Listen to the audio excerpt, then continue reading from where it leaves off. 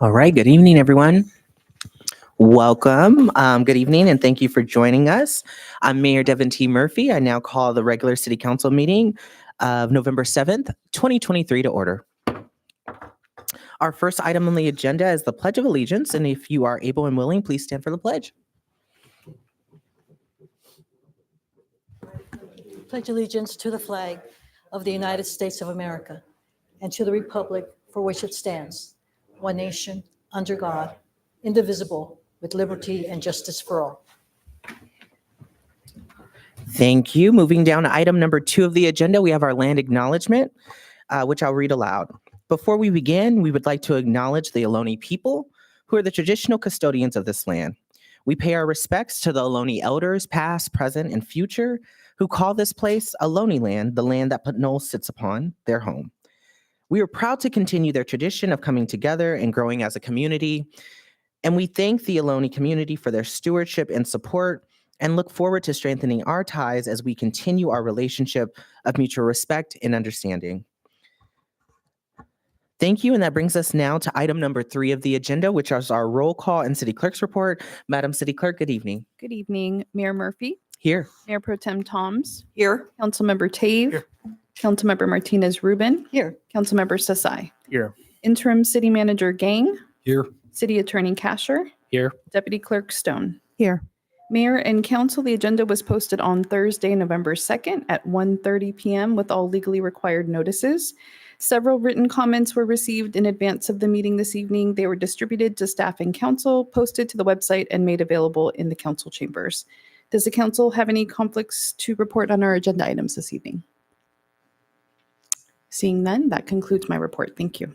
Thank you, Madam City Clerk. Next, we'll have closed session. We do have 3 items of closed session this evening. The first is item number 3A, conference with labor negotiators pursuant to Government Code Section 54957.6. The agency designated representatives include City Attorney Eric Kasher, and the employee organization is the interim city manager. Item number 3 is item for public employment pursuant to Government Code Section 54957. Title is the city manager. Item 3C is the conference with legal counsel on existing legislation pursuant to Government Code Section 54956.9 D1. MVP construction. Madam City Clerk, are there any public comments on any of these items this evening? No, there are no public comments. All right, not seeing any online or in person. I'll say that we will now convene to a closed session and should return back to City Hall chambers by 7 p.m. for the open session. So looking forward to seeing everybody at 7 p.m. Thank you.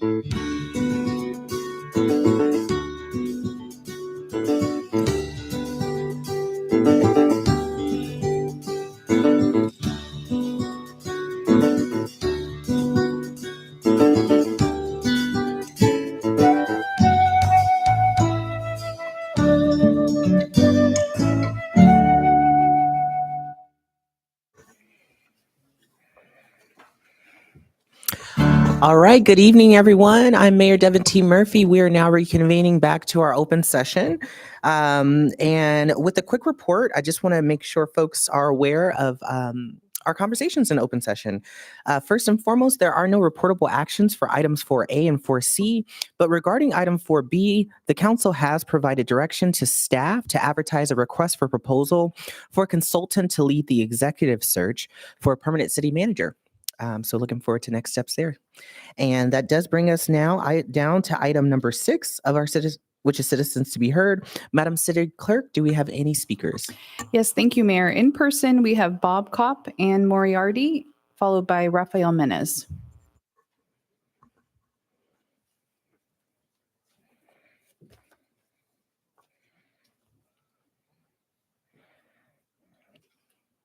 And Madam City Clerk, it seems like we do have a few folks in the audience. Is it possible for us to read aloud our agreements for our citizens to be heard this evening?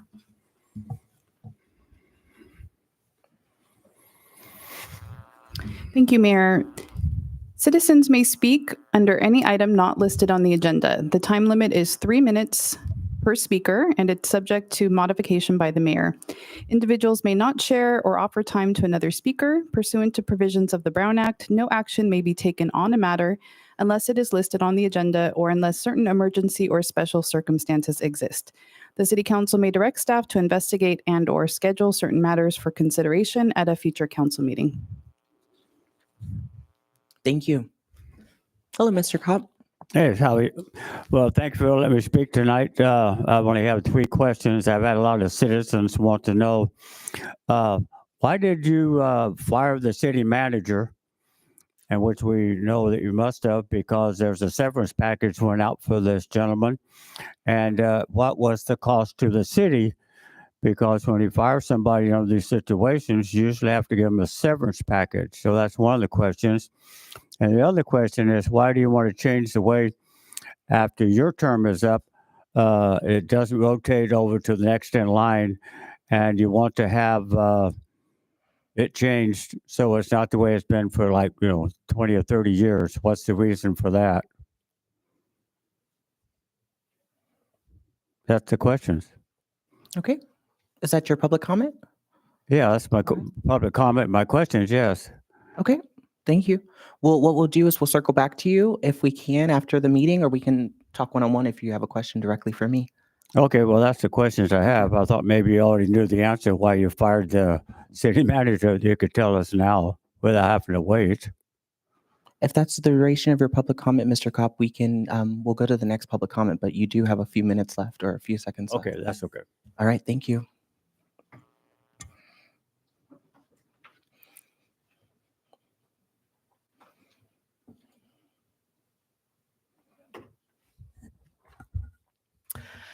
Good evening, Mayor, Council, staff, and citizens of Pinole.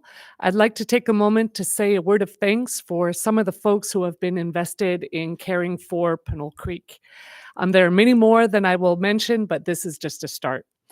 Like the journalist Jasmine Hughes, I've started to understand home not as a site of memory, but as our place of participation. Now I pick up my neighborhood's trash because I feel rooted. My desire for pride in my home is outpaced only by my commitment to my involvement.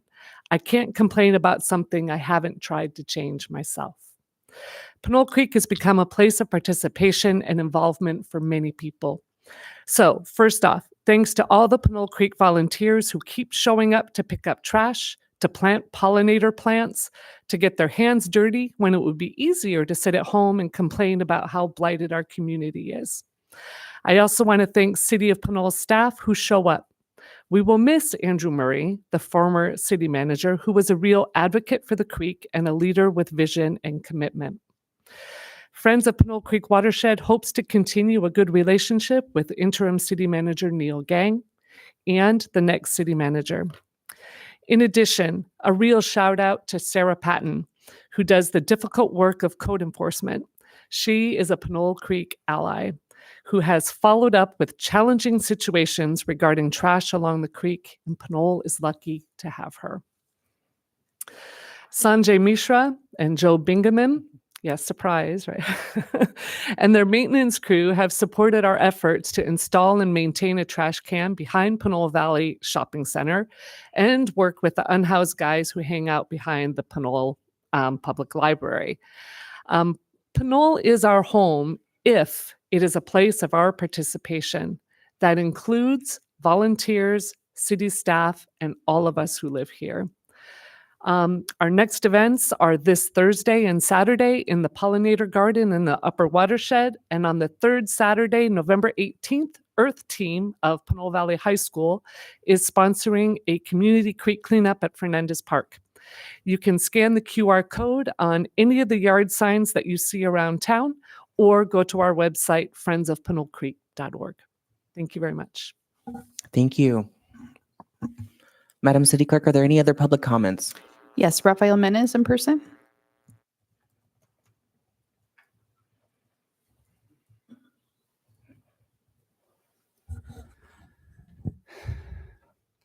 Good evening, Mayor, Council, staff, and members of the public. My name is Rafael Menes. I'm a resident of Pinole. And tonight, for Citizens to be Heard, I'd like to talk to you all about the difference between operations and strategy, and a mistake a lot of people have been making lately of confusing the two. Strategy, broadly speaking, can be defined as the ends you're seeking to accomplish in any given conflict. For example, Russia's original strategic aim in the Ukraine war was the conquest of Ukraine. Israel's strategy in Gaza is unclear. Then there's operations. Operations are individual actions that lead towards a strategy, stuff like a drive towards Kiev or cutting off Gaza City from the rest of Gaza. Now you might ask, what does military action have to do with everything else? Because the problem is, far too often people see we can do something. We can pass a law to deal with some issue. We can undertake some action. We can react to some event. And they do it because they confuse the operation with the strategy. They think, oh, I'll deal with this thing, and then what will happen will happen. We don't need to worry about the next steps. But that's fundamentally a flawed way of looking at things. Take, for example, what Israel is doing in Gaza. The Israeli government has openly stated that they're still working on developing their ultimate strategic aims for the war there, besides the defeat of Hamas, which they may or may not be able to accomplish. What happens after that? Do the Palestinians return to Gaza? Does Israel ethically cleanse the entire strip? Does it occupy it? There's a whole bunch of different potential strategic outcomes, and they haven't even decided on which one they want to accomplish before they begin the operation. So now they're left in a situation where they're burning international goodwill as well as their military capabilities to undertake a reaction to the horrific attacks on Israel a month ago. But they don't have an end goal in mind. They've confused operations with strategy. So I would urge the council, as it's considering various actions it can take, methods it can approach, things that it's going to undergo, not to confuse operations with strategy. Just because we can do something doesn't necessarily mean that we should do it if it isn't leading towards what we ultimately want to do. And we should also strive to have some idea of what we ultimately want to do. Thank you. Thank you. Any other public comments in the chambers? No, there are no more public comments. Thank you. Oh, so we have actually one more in person for Citizens to be Heard. Peter Murray.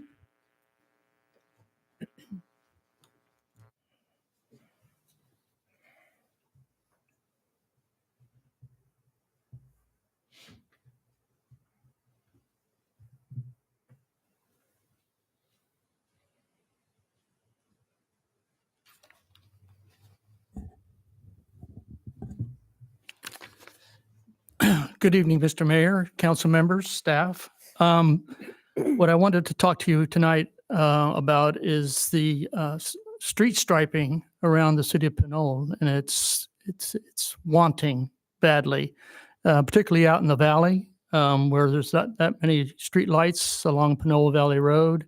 And as you get older, you will find this out someday. It becomes harder and harder to visualize the road in front of you when there's not enough light to cast upon any kind of striping that's really not there. It's a safety issue.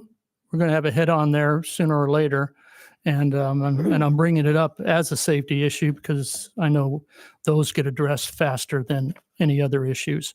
But this isn't just to Pinole Valley; it's indicative around town. There's a lot of places where the striping has been let go, and it needs to be addressed.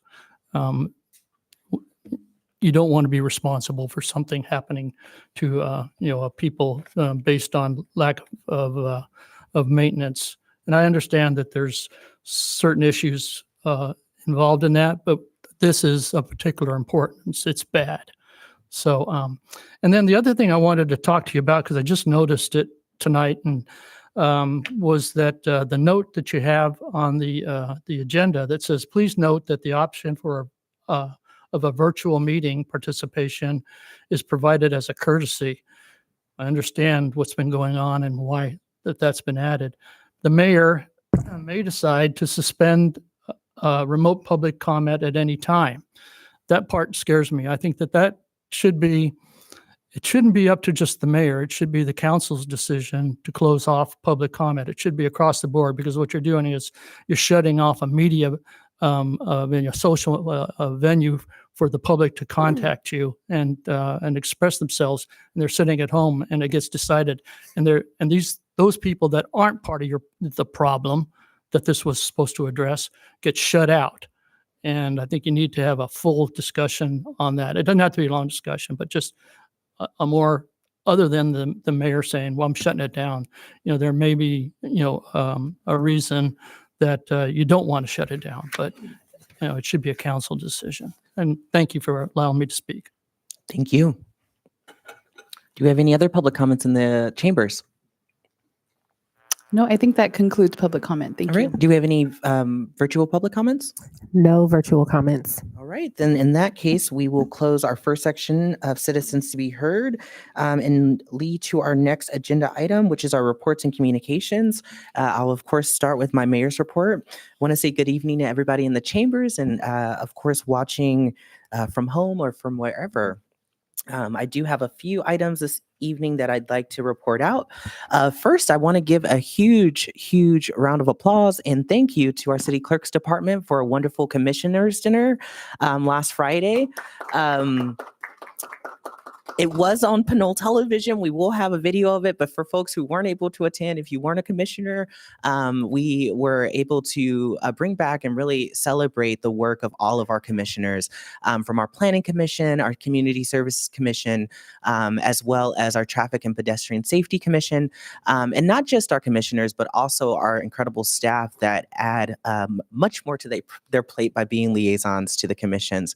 And so just want to again commend our city clerk, our city clerk's department, of course, our interim city manager, Neil Gang, who also supported in that new program that we have as you just joined this new role. And so, again, it was a wonderful celebration, a great way for our community to come together, also just to celebrate our successes this year. And I just want to commend our staff for putting that together. And looking forward to next year, because it looks like we're gonna keep growing the party, it seems. So looking forward to, again, just honoring the incredible work of our commissioners. For those who don't know, we have several commissions, as I mentioned, and it's not easy work. These folks are reading 1,000 pages sometimes in a month for free. They're doing it because they care about this community and they are just volunteers who are supporting our work. So I see some commissioners in the audience, not to point you out. I see, of course, Rafael Menez and Irma Rupert in the back. And I think that's all of our commissioners in the room right now. We had one who she stepped away, but just want to again commend you all for the incredible work you do. It does not go unnoticed. We listen often to your advice. So thank you for giving us that. And as mayor, it's certainly prepared me around certain issues that come to our table and our dais to hear you all out. So thanks again. Just wanted to let folks know that recently I joined 50 other U.S. mayors and council members in advocating that the president and EPA administrators support local governments in reducing methane emissions for landfills. Right now, the city of Pinole, as well as our JPA Recycle More, we do a lot of work around this issue, but of course, it takes money to make this happen and to reduce methane emissions. And so it's really, at this point, pertinent that our federal government really bring down some dollars to support us in doing so. And so I joined several other mayors, including the mayor of Seattle and other council members, and we wrote a letter to the president of the United States, Joe Biden, as well as EPA Administrator Michael Reagan. And we're looking forward to having a more robust conversation next week, which is going to be, I'll be attending the National League of Cities Conference on behalf of our city and discussing these type of issues more. So looking forward to that. Many of us usually we attend the California League of Cities, which is one of the affiliate groups of the National League. So again, looking forward to having these incredible conversations and more importantly, bringing back the knowledge and relationships back to Pinole. And that'll be next week. And then my last update as a mayor is just wanted to say how incredibly proud I am around the work that we've just done with MCE Clean Energy. I reported back a couple of months ago, or maybe last month, the time is all warping, but I reported back that MCE at this point, we've really honed in on lobbying for more resources for our communities so that we can build more projects, solar projects, wind projects, clean energy projects. And recently we just awarded a contract, or at least received a contract of $1 million from the Department of Energy, which will go back to supporting cities and our member communities to deciding how we want to use the rest of our money in the next decade. What's really exciting about this is centered around participatory budgeting. As I've talked to you all in the community around that, as a council member and mayor, participatory budgeting is a critical piece of really engaging our communities beyond just our typical process of public comment, which is not always suitable for everybody. And we recognize that as a council. And so now MCE as an agency, we have $1 million to really execute a strategy to help more local governments, more small governments like ours, make an impact to decide how we're going to use our money in the next decade. So looking forward to all the conversations we're going to have, and also hopefully we'll be doing some workshops and public engagement here in Pinole with that pot of fun. And it also goes to show again the importance of what grant writing can do. MCE in this last 2 years has really set the tone in developing and making a model to ensuring that we have a grant writer and of course leveraging the relationships of our board to talk about some of these issues and these visions that we have within the agency that supports our member communities. And we're really proud here on this council that recently we approved a grant writer for Pinole. And we will be moving forward on processes in a managed grants management system that allows us to think about some of the big ideas we have in the city, including on our capital improvement plan, and really leveraging conversations, relationships, and also, as we know, writing, which is part of a critical piece of it, to make sure we win those grants and bring them back. So really, very much looking forward to doing that at the city level. But we also, of course, represent you on several different bodies, and we will, as a council and certainly as a mayor, we will be working to make sure that we get Pinole the resources it deserves in the next decade. So just wanted to give that update. Again, I'm so grateful to be here, looking forward to the holidays as well. And that concludes my report. I'll go next to mayor and city council appointments. There are none this evening, so we'll go to city council reports, and we'll start off with Mayor Pro Tem Toms. Okay, thank you. I have a couple of items that I wanted to report on. One was that I attended the Contra Costa Transportation Authority workshop, and the title of the workshop was Changing the Landscape of Transportation and Advancing the Organization. The 2-day workshop discussions included the county transportation plan and future funding to implement the plan. And also note about the current Measure J that supports transportation expenditures in the county and including in the city. That expires in 2034. There was some discussion about the 2% cap of the sales tax in California, in which enabled Measure J to get on the ballot. CCTA, the acronym for the Transportation Authority, they can't put a measure on the ballot to seek funding to implement a transportation plan unless there's legislation to exempt that tax cap. Today, I attended the Shaping the Future, which was the key trends in real estate, finance, and economic development, sponsored by the Institution of Local Government. There was a look at development trends in the county, talking about industrial development, retail, the change of landscape in retail development. And the key takeaway there was that housing is the economic driver currently. And then the last thing I wanted to report on is that the County Office of Emergency Services is engaging in preparing the local hazard mitigation plan. They currently have a survey out for the community, and I will get that information to city staff so we can put that out on our social media and perhaps the weekly or biweekly report.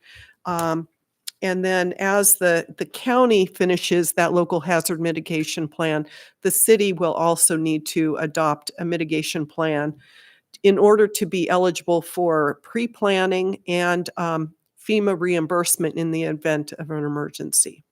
So that's the end of my report. All right. Thank you, Mayor Pro Tem Toms. We'll go to Councilmember Martinez-Rubin. Thank you.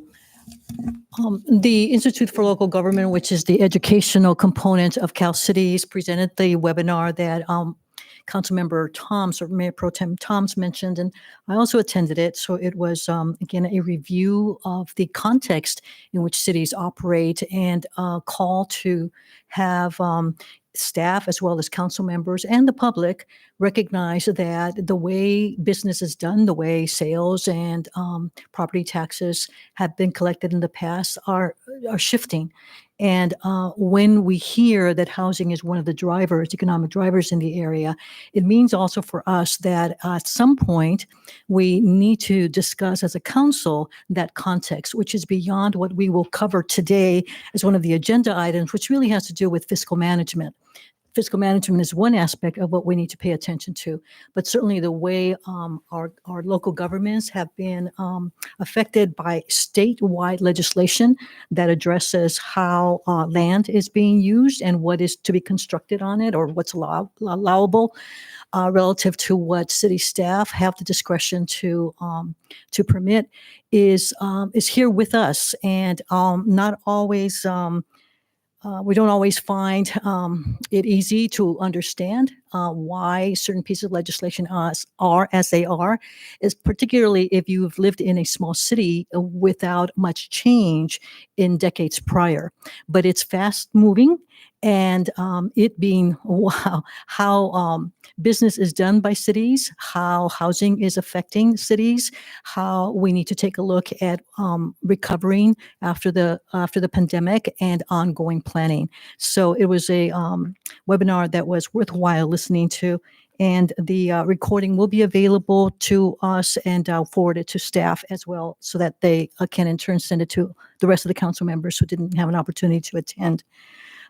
I would like to invite the public to join me this coming Saturday, November 11th at 11 a.m. will be the 15th event in honor of veterans. It will be the Veterans Day Memorial and Flag Retirement Ceremony that the Pinole Historical Society and the City of Pinole invite you to participate in. Saturday, November 11th at 11 a.m. at Fernandez Park. Join us as we honor our veterans, past and present, living and deceased. And it is also a flag retirement ceremony, and that aspect of it means that there are ways that honor the when flags are no longer in pristine condition. There is an acceptable way to to take care of those. And so that's what the flag retirement ceremony is about. Boy Scouts will be conducting that. If you've not been witness to it, it is a beautiful occurrence, and also an opportunity for you to see the proper way of handling that. And we invite you to bring a flag if you have one that is waving outside of your home or business that is no longer in pristine condition. That means that it's tattered or otherwise needs replacement, that you can bring it to the park on Saturday, and the Boy Scouts will be pleased to have another one that they can include in the flag retirement ceremony. So I will see you there, 11/11 at 11 a.m. Fernandez Park. Thank you. All right. Thank you so much, Councilmember Martinez Rubin. We'll go to Councilmember Tave. Nothing to report. All right. Thank you, Councilmember Tave. Councilmember Sasai. Thank you. Firstly, I wanted to report out that I attended the WICTAC board meeting on October 27th. Of the regular agenda items of this meeting, we received from staff a comprehensive program review for the WICTAC travel training program, which recently concluded its 5th season. We also reviewed the City of San Pablo Medical Trips one-seat pilot. And for those who are not familiar with the one-seat pilot, these programs have been established in other subregions, but not yet in West County.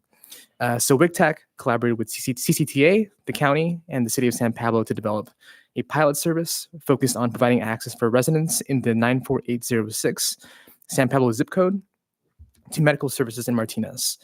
We had some great comments, great questions. I made sure to ask that staff not exclude unhoused people from the program, those who formerly had a 94806 home address, but have become unhoused, and those who reside in the 94806 area, but have become unhoused as well. So healthcare is a human right. Those folks should not be left out of the essential service.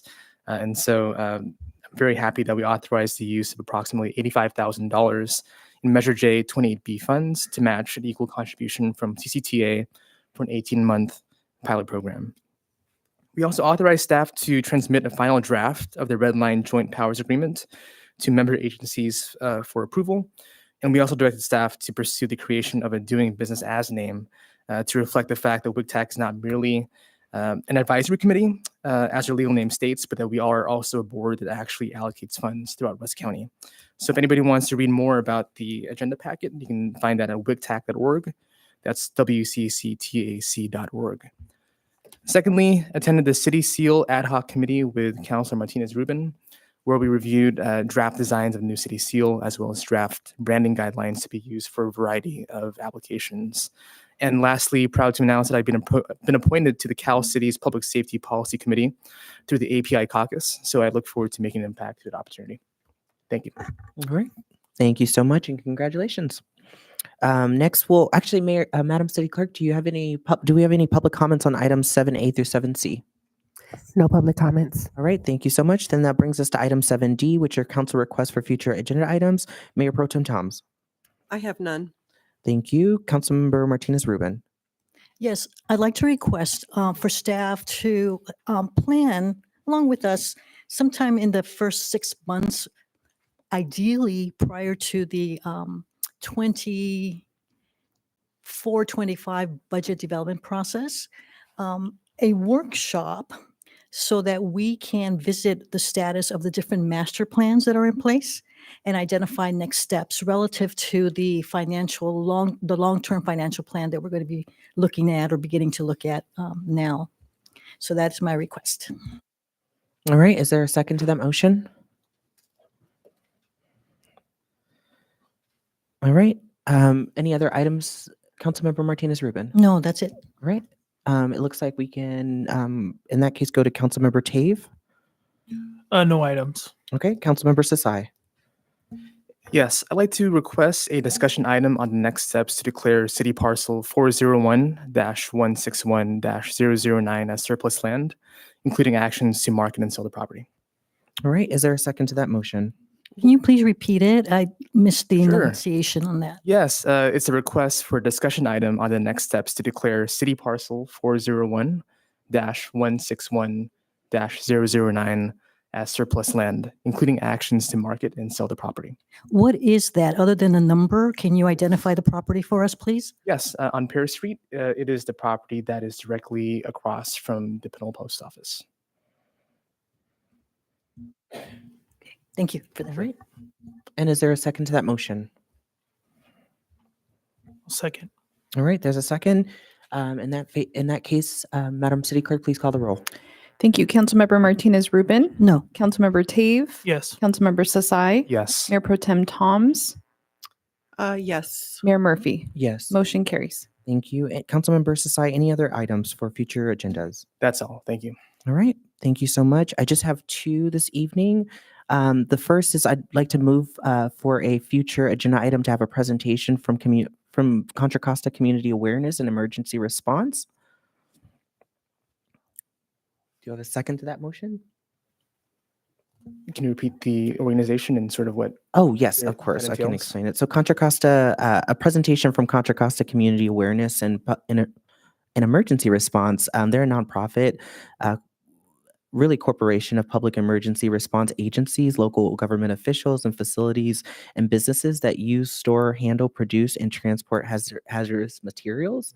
They are a few cities and jurisdictions that are represented on the body include Pittsburgh, El Cerrito, San Pablo, as well as many other agencies as well. We are not currently a member, I think we know. Gotcha. Sure, I'll second that. Okay. Any questions? Additional questions? Just a question. Are we a member of, We are not. That's why I would like a and presentation. do we need to be? I think it seems like we need to have those questions asked. Okay. Yeah, I'm vaguely familiar with that. It's a statewide organization, largely composed by, whoever's interested. I don't know that cities are ordinarily part of that. It's one of those groups where they're trying to continually increase public awareness of what emergency response is and how volunteers can take part in that. I think perhaps the better approach would be for us to visit their website and find out and determine based on that what their objectives are, align with what emergency plans the city already has. Thank you, Councilmember Martinez Rubin. I just respectfully to correct you, it's not a statewide organization, it's a countywide organization. There are many members locally. We're not a member. And given the conversation that we're having right now, it may be an opportunity for all of us to educate ourselves about the agency that it is. I'm sorry, what conversation are we having right now? It seems like there are questions from Councilmember Sasai. I think you may have misspoke and said it was a statewide organization, and it's not. Well, it would be a matter so- of clarifying that on their website had I known that. Yeah, Okay. very easy enough. Wonderful. Yeah, Okay. my preference is that information that could be obtained about them on their publications, I imagine they would be a time savings and staff time savings to have them here. The public as well can conduct that. And after we do that kind of research, then we can come back with specifics as to how we might work together. Okay, thank you. There's a motion and a second. Are there any other questions about the motion? All right, Madam City Clerk, please call the roll. Thank you. Councilmember Martinez Rubin, No. Councilmember Tave, Yes. Councilmember Sasai, Yes. Mayor Pro Tem Toms, No. Mayor Murphy. Yes. Motion carries. All right, thank you so much. And the next motion I'd just like to make is we used to have a tradition in this council of having departmental updates. I wanted to move that we do arrange in the next year a rotation of departmental updates to learn a little bit more about what each department is doing and also hopefully provide a space for them to gloat about the amazing work they're doing. And yeah, I'm looking forward to those presentations in 2024. I'll second. Wonderful. There's a motion and a second. Any questions about the motion? All right, Madam City Clerk Bell. Thank you. Councilmember Martinez Rubin, Yes. Councilmember Tave, Yes. Councilmember Sasai, Yes. Mayor Pro Tem Toms, Yes. Mayor Murphy. Yes. Motion carries. All right, thank you so much. That brings us to, are there any public comments on this item? No public comments. All right, then we'll go to 7E, City Manager's Report and Departmental Staff. City Manager Neil Gang, good evening. Good evening, Mayor. Thank you very much for the opportunity. And of course, I will take the opportunity to highlight some of the things that have happened in the last couple of weeks. So you already mentioned the commission dinner. And I just want to reiterate the work that was done by the city clerk's office, Heather and her team. They did an amazing job. So I want to highlight that work that was done and also just the opportunity for us to allow the commissioners to know that we really appreciate the service to our community. There's no greater service than to service others and service the community. So thank you very much for all you did. And it was a great event. And I'm hoping that will increase next year as well. Our United Against Hate Week is coming up. As you know, we're doing an event called United We Heal. Fiona Epps has taken up the lead on that. And she wanted to report out that the Sunday event actually sold out with 45 attendees for the sound bath that we're having. So we offered a second United Heal event, which is Wednesday, November 15th. That event is from 6 to 7:30, and we currently have 8 people signed up for that, and also a capacity of 45 for that. So if that's something that interests the community, please sign up, and that should be a great event as well. You mentioned something earlier about grants, and Markeisha has taken the lead for us on that. And the city has engaged the professional services, the firm of Townsend Public Affairs, to support the city with grant services. This effort will include researching and identifying grants and federal and state earmarks, writing, submitting applications, and assisting with the management of complex grants, as well as tracking grants that the city wants to pursue. To kick off this event, the management team met with them, TPA, to review the scope of work, roles and responsibility of the TPA, and city staff.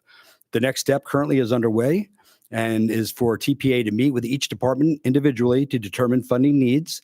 And then the goal will be to develop a comprehensive needs assessment to best match the city's funding needs with available funding opportunities on an ongoing basis. So we're excited about that opportunity to kick off. The next update is Confire update. As you know, when I took over the opportunity to be the interim city manager, I made a commitment to continue to foster that relationship and build a relationship with them. I had a personal relationship with Chief Helmick. Him and I go back a couple of years, and just had an opportunity to have him come to the management meeting last week. And it was just really nice to have him present there, and gave us an opportunity to kind of just really engage and get to know each other on a one-on-one basis with the entire staff. So that was very, very meaningful. Some highlights from that I'll share is that we discussed ways to continue to build our relationship through collaboration. And then we also, just so we lay this to rest for the community, we gave them an open invite to any and all citywide events. They know that they're invited. But he did want to share that at any given time, they have over 33 attendance requests throughout the county, and they have to fulfill many of those requests as well. So he said they may or may not be able to attend some of the city events, but they will try and make an effort to do so. But be understanding that if they're not able to make it, it's only because they have other events that they have to commit to. So if that makes sense. And then he also said that understand that these are all county-wide employees now, so the efforts have to be dispersed throughout the county. So it's really important that our community understands that. And then we also spoke about an open house at the 1-year anniversary mark of opening of 74, and we're going to work collaboratively and doing an open house at that time as well. The last, I have 2 more things. One is the National Night Out. I have PCTV is going to show us a short video just to give the community a little bit of a comprehensive summary of that event. As we know, it was a great event. And I think the key is that it's beyond a police department event anymore. It's now a community event. It's now a city event. And it highlights just the great work that's being done throughout the city. And now it's a signature event for the city of Pinole. So I'll have Dave Snell play that for us, please. Thank you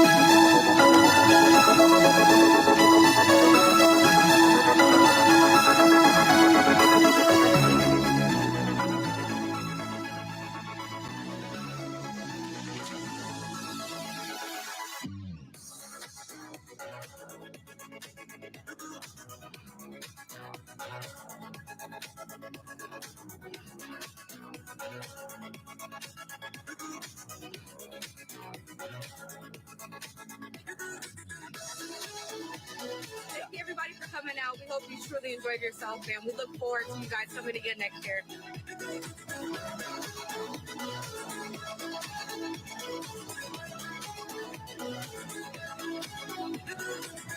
Hey, what's going on, guys? My name is Anthony Padua with REF Real Estate Fitness. This is my first time here in Pinole, and holy smokes, man! Like, this is a really, really cool event. Like, I did not imagine it was going to be this big of a spectrum.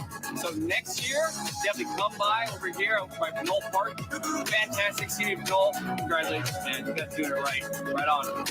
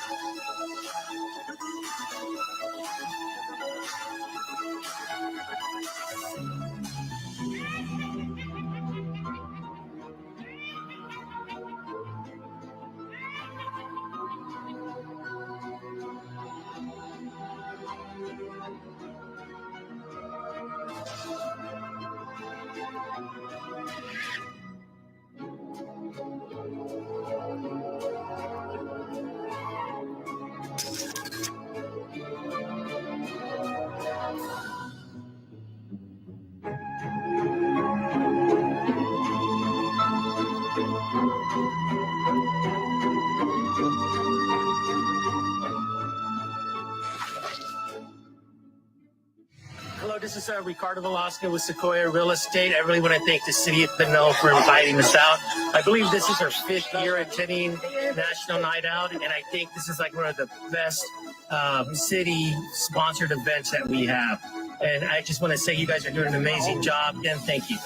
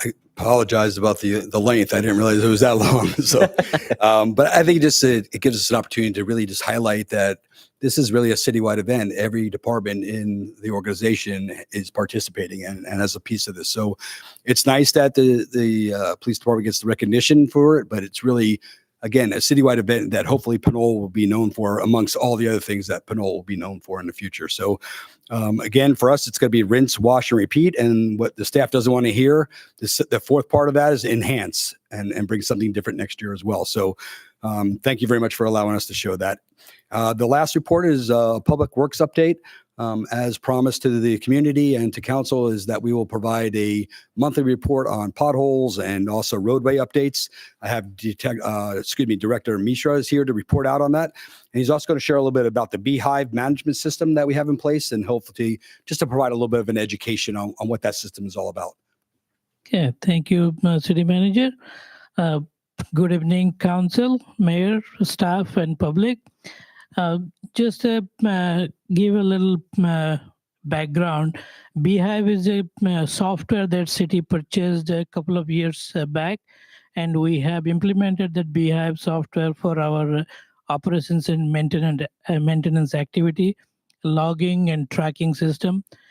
But we are still not completely able to utilize all its functions.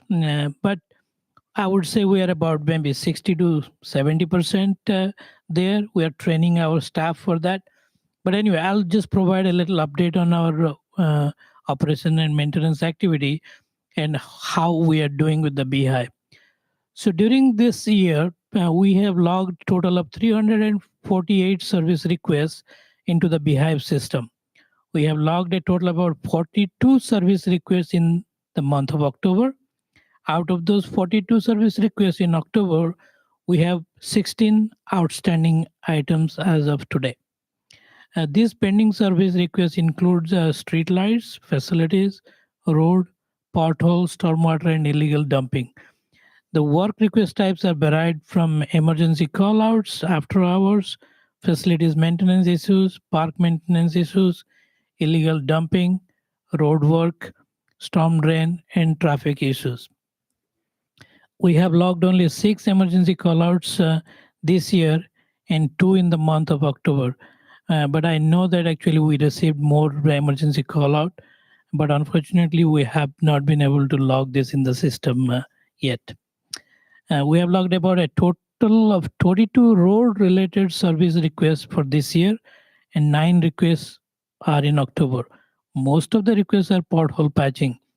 We completed a repair on APN Way, where we have been receiving a lot of reports regarding the damaged road condition. This APN Way, also this section of the road, is going to get a little more repair than what we temporary repair we did. And we're working with FEMA and our own sum of cities dollars to actually put out a project for that, some of the major repair works. Public Works staff completed the road repair work, and we actually had a contractor refresh the thermoplastic striping on APN Way from Allview Road to Michael Drive in the last month. Apart from these service requests, Public Works staff notices potholes and other deficiencies during the normal work, and we do complete those tasks, but not necessarily all those are being logged in the system right now. We're trying to train our staff to use the system through their mobile phones so that we can be, able to upload all the tasks as we can. But as I said, it's a work in progress and it will take some time. And I have provided a sample of reports how we get from Beehive as a part of some handouts. In the second page, you can take a look at that. And there are several other types of reports we can generate from that too. I'm happy to answer any questions you may have.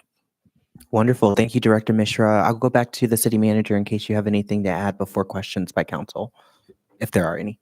No, I think one of the key elements that Director Mishra brought up is that providing our staff, not just staff, the workers that are out there doing the work, phones so they're able to log in proactivity. That was something that was missed a lot of the years. So, obviously when they see something and they actually handle those, it was never really being recorded. So there's a lot of proactivity that wasn't being recorded. But now that they have the access to the phone and be able to do these and create their own Beehive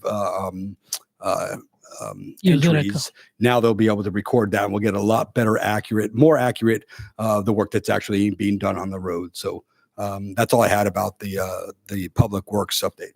Thank you. We'll go. Oh, sorry, Director Mishra. No, thank you.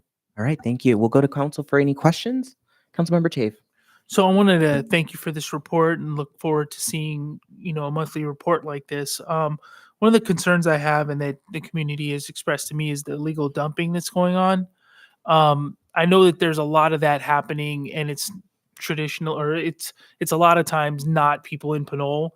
They're driving through and throw a couch out of their truck, or even worse, I saw in San Pablo Dam Road today that was pretty much going up there by the reservoir. Someone literally just backed a truck up and a whole load of trash was dumped on the side of the road. How do we as a community address that? Is it a license plate that the citizens should be looking for and reporting it? I mean, what is your recommendations for if somebody sees somebody doing that, and how to report it? Yeah, if somebody sees the license plate and takes a picture or reports the license plate to us, we can actually give it to our PD to investigate. But I believe there's a lot of problems without a proper, say picture or something. It's hard to pin down somebody. You will run into that problem for sure. So is it you need a picture of that person's face dumping in the action of dumping the trash? Yeah, it's fortunate that I get to wear another hat here. So one of the things is that just because a vehicle created maybe a violation, we'd have to prove the person behind it. Doesn't actually mean that the owner is the one that created that violation. So there had to be some positive proof of the person who actually committed the act.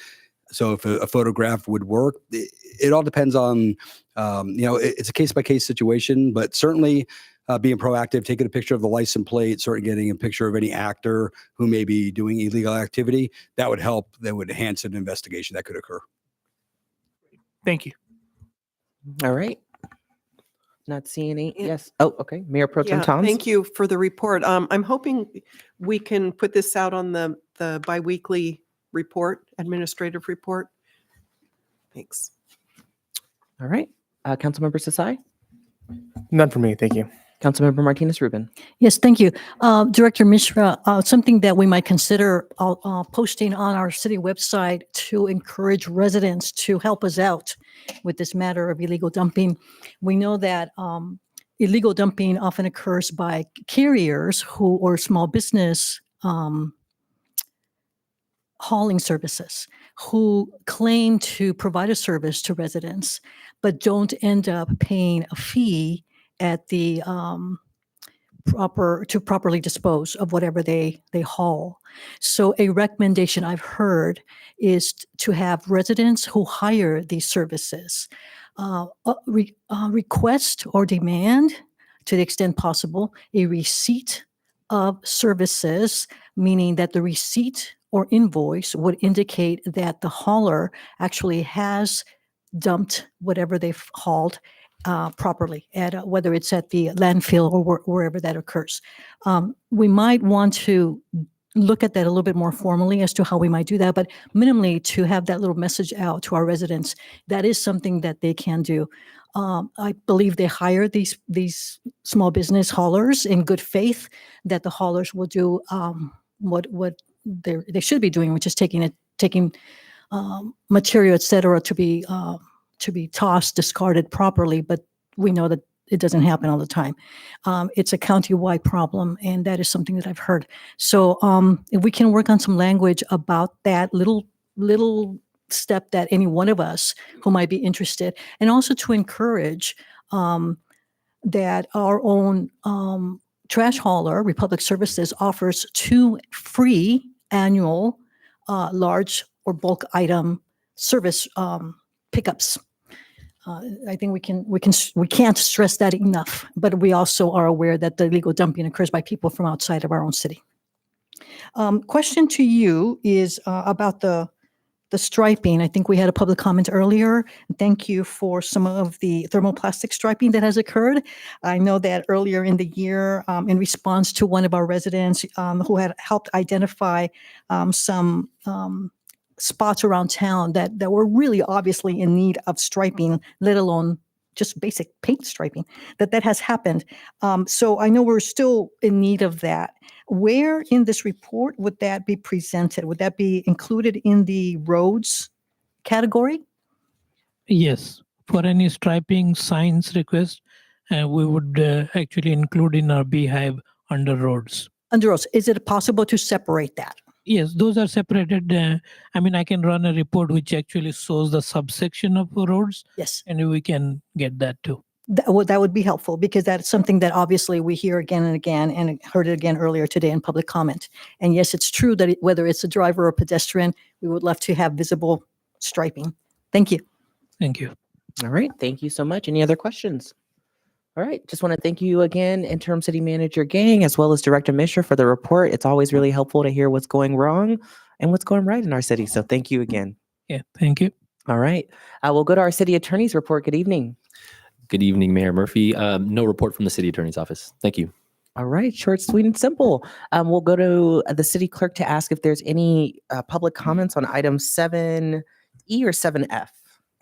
There are no public comments. All right. Well, that brings us to our next item, item 8A, proclamations. We have only 2 proclamations this evening. The rest will be in the record. The first proclamation that we have this evening is for Pancreatic Cancer Awareness Month. And it is a very important proclamation that we'll read aloud as a council. Pancreatic Cancer Awareness Month is in November of 2023, whereas Pancreatic Cancer Awareness Month 2023 is an annual observance dedicated to raising awareness for pancreatic cancer, one of the deadliest and least understood forms of cancer. And whereas This month-long campaign aims to educate the public about the risk factors, symptoms, early detection, treatment options for pancreatic cancer. It also serves as a platform for honoring those affected by the disease and supporting efforts to improve outcomes for pancreatic cancer patients. And whereas symptoms of pancreatic cancer include stomach and back pain, jaundice, weight loss, gastrointestinal problems, fatigue, and Whereas the National Cancer Institute Surveillance, Epidemiology, and End Results (SEER) program estimates that 64,050 people will be diagnosed with pancreatic cancer in the United States, and 50,550 will die from the disease, with approximately 4,970 deaths occurring in California. And whereas pancreatic cancer is projected to become the second leading cause of cancer-related death in the U.S. by 2030, behind lung cancer, according to data published in Cancer Research, a journal of the American Association for Cancer Research, AACR, and Whereas when symptoms of pancreatic cancer present themselves, it is generally in later stages, making long-term prognosis and survival rates much lower than other cancers. In fact, 88% of pancreatic cancer patients die within the first 5 years of diagnosis. And whereas the good health and well-being of the residents of the city of Pinole are enhanced as a direct result of increased awareness about the symptoms and risks of pancreatic cancer and research into early detection, causes, and effective treatments. Now, therefore, I, Devin T. Murphy, Mayor of the City of Pinole, County of Contra Costa, and State of California, on behalf of the Pinole City Council and the entire City of Pinole, do hereby proclaim November 2023 as Pancreatic Cancer Awareness Month and encourage all residents to join in this observance.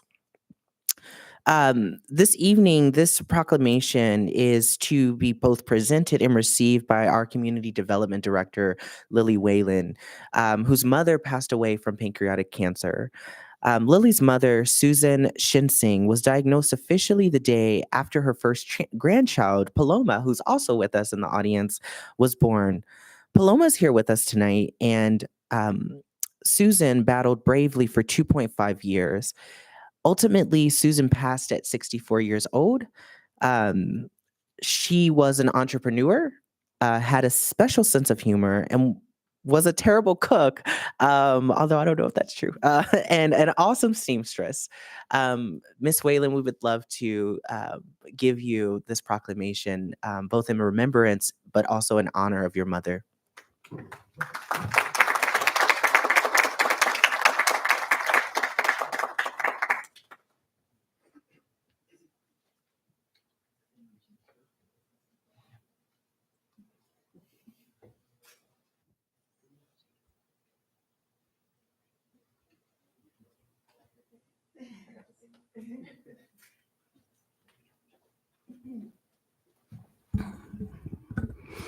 Mr. Mayor, council members, thank you very much for recognizing this month as Pancreatic Cancer Awareness Month. It means a lot to me and my family. Thank you. Absolutely.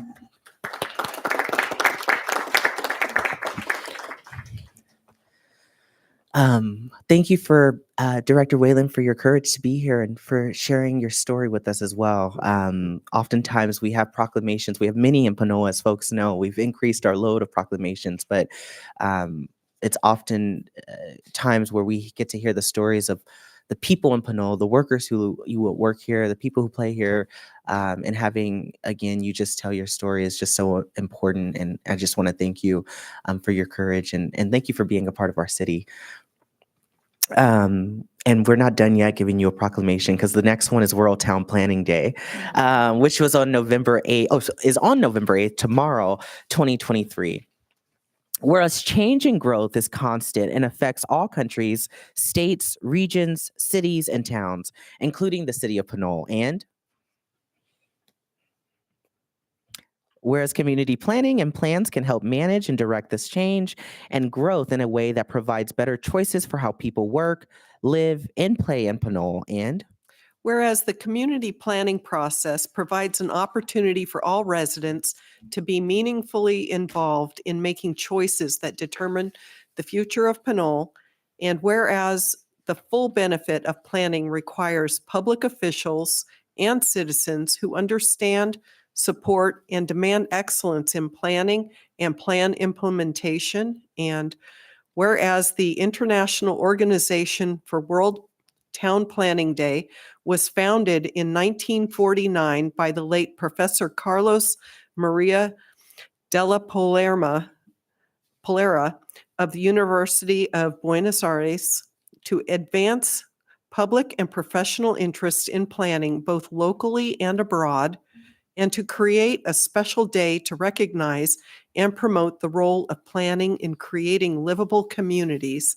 And whereas the celebration of World Town Planning Day is growing worldwide and is promoted each year in the United States by the American Planning Association, APA, and its professional institute, the American Institute of Certified Planners, AICP.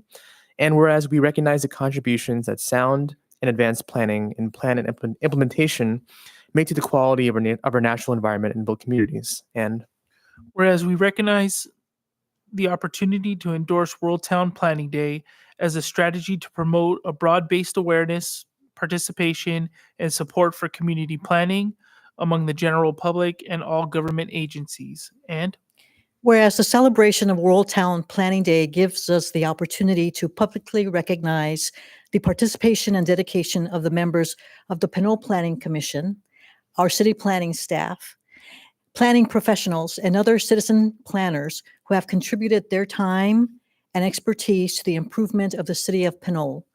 And whereas it is our hope that yearly celebration and recognition of World Town Planning Day will foster increased participation in our local government and planning processes.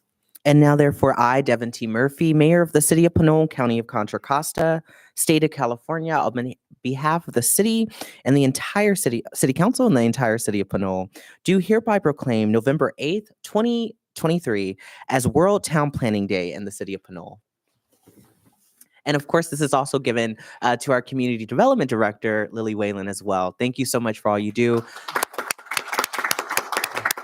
And wanted to also, of course, acknowledge our Planning Commissioner, Raphael, who is also in the audience as well. Raphael Min, excuse me, who's also in the audience as well, for your contributions to our city as well. Thank you. And I'll give you this.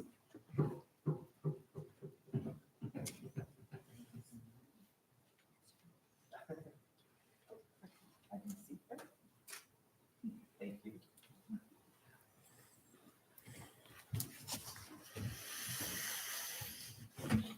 All right. And as a note, again, we have many proclamations this evening. We won't read all of them, but just to ensure our community is aware, Sikh American Awareness and Appreciation Month is November 2023, which is a tradition, really. The Sikh tradition is a relatively young tradition that was founded over 500 years ago in the Punjab region of South Asia. We also have United Against Hate Week, November 14th to the 20th, where many of our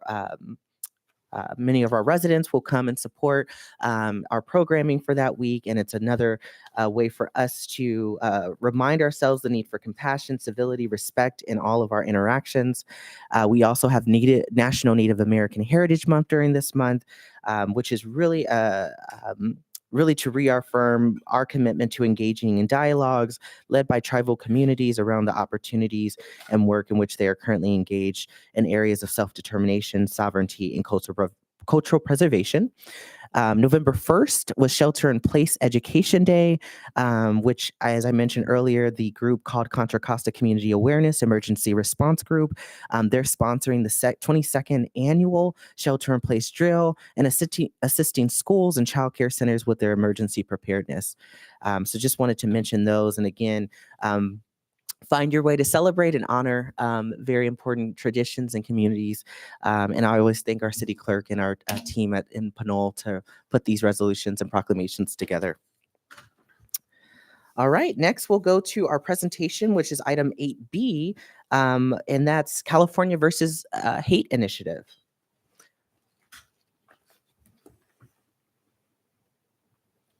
Good evening, Ms. Monroe. We can see you. Okay, great. Can you hear me? Yeah, we can. Excellent.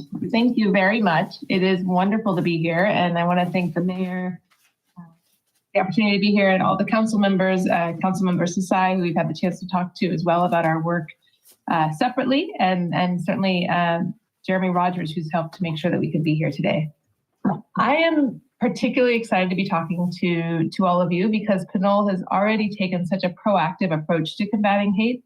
And I think having the opportunity to hear the meeting today, it's evident you have a city full of very active, committed people who care a lot about their home. And so I think my goal today is to make sure you have information that you can share with your constituents, that leaders can share about resources for people who may be targeted for hate. So I'm going to go to the next slide.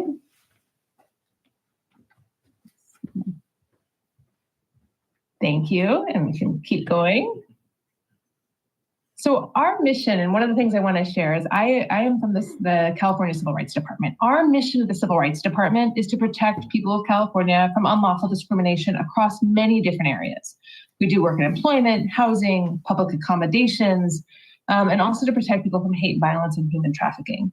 I share that mission because I want to emphasize that when I'm sharing these resources, we know that hate does not happen in a vacuum, and that part of our mission as a state civil rights agency is to ensure that people's civil rights are protected across the board, so they can, so we can create a climate that is more resilient, and also a climate that will help to prevent hate. So the next slide, please. So I'm just going to give you a very quick overview of what we do. So the next slide, you will see a little bit more information about our comprehensive approach to combating hate. So in the next slide, I will share a little bit more information. These are some of the laws that we enforce. Again, I think because it's obvious that people in Pinole are very active and know more about sort of their rights, we wanted to share all of the different laws we enforce. The last one is one called the Ralph Act, which provides people with the opportunity to collect damages and injunctive relief if they are in fact targeted for hate violence. So this is a civil claim, meaning it's separate from the criminal legal system. But we want people to know that they have these rights. And again, we see protection of all of these rights as central to combating hate. The next slide, please.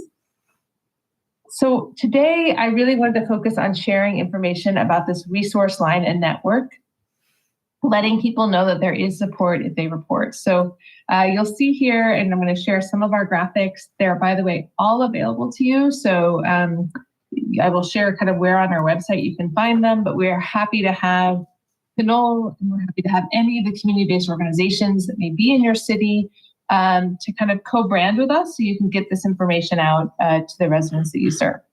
So we'll go to the next slide.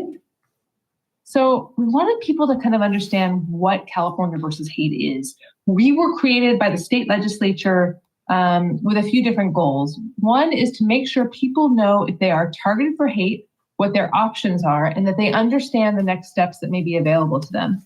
Something that's really important to me as a civil rights attorney, I've been doing this work for about 20 years, is to make sure people understand you do not have to be an expert in the law or to know whether what happened to you was a crime or an incident. All you have to know is if you were targeted for discrimination, you can reach out and we can identify resources and support for you. The other thing that we think is important to note here is that there are many options. Some people may have been targeted for an act of hate that does in fact rise to the level of a crime. Some people will then want to contact law enforcement. We occasionally get people who reach out and are nervous about that. So we explain what the process is. We can help them to do that if they want to. Others are not yet at the point where they feel safe going to law enforcement. So we let them know about other options that they can use to get support. And that is the piece where we kind of are connected directly to connecting with culturally competent resources and support. Again, sometimes people want help with law enforcement. We just had a case recently where someone reached out and they had been targeted for an act of hate at their place of business. It was a transgender woman. The law enforcement had responded and she needed support and sort of connecting again with law enforcement. She was having a hard time talking to the detective. So we helped her to do that and to connect with the liaison. Other times people are looking for mental health services and specifically looking for mental health support that might be provided by people who maybe have a similar shared experience of discrimination. So helping to connect there. We also, and one of the things we emphasize is with respect to cultural competence, it includes language. So if people speak another language, we want to make sure we offer those services. If people call the 8338 no hate number, we can provide services in over 200 languages. Online, currently, people can submit in 15 languages. But it also means, again, recognizing that people who have a shared lived experience of discrimination may be in a different place to provide culturally competent resources. And finally, one of the things we want to emphasize is that we want to improve the data around acts of hate. We know the data that we have from law enforcement, we know that it is underreported. We know that for a few different reasons. One is, if you look at the federal data, the same U.S. Department of Justice that reports that data recognizes that the reality is it's severely underreported. One of the things they will note, you will see generally between 8,000 and 10,000 hate crimes reported across the country. But the same Department of Justice recognizes that it may be closer to 250,000 acts. So that's a huge difference, and that is due to people fearing reporting. But sometimes it's also due to when there is an act of hate, sometimes law enforcement may not have the training they need to recognize it.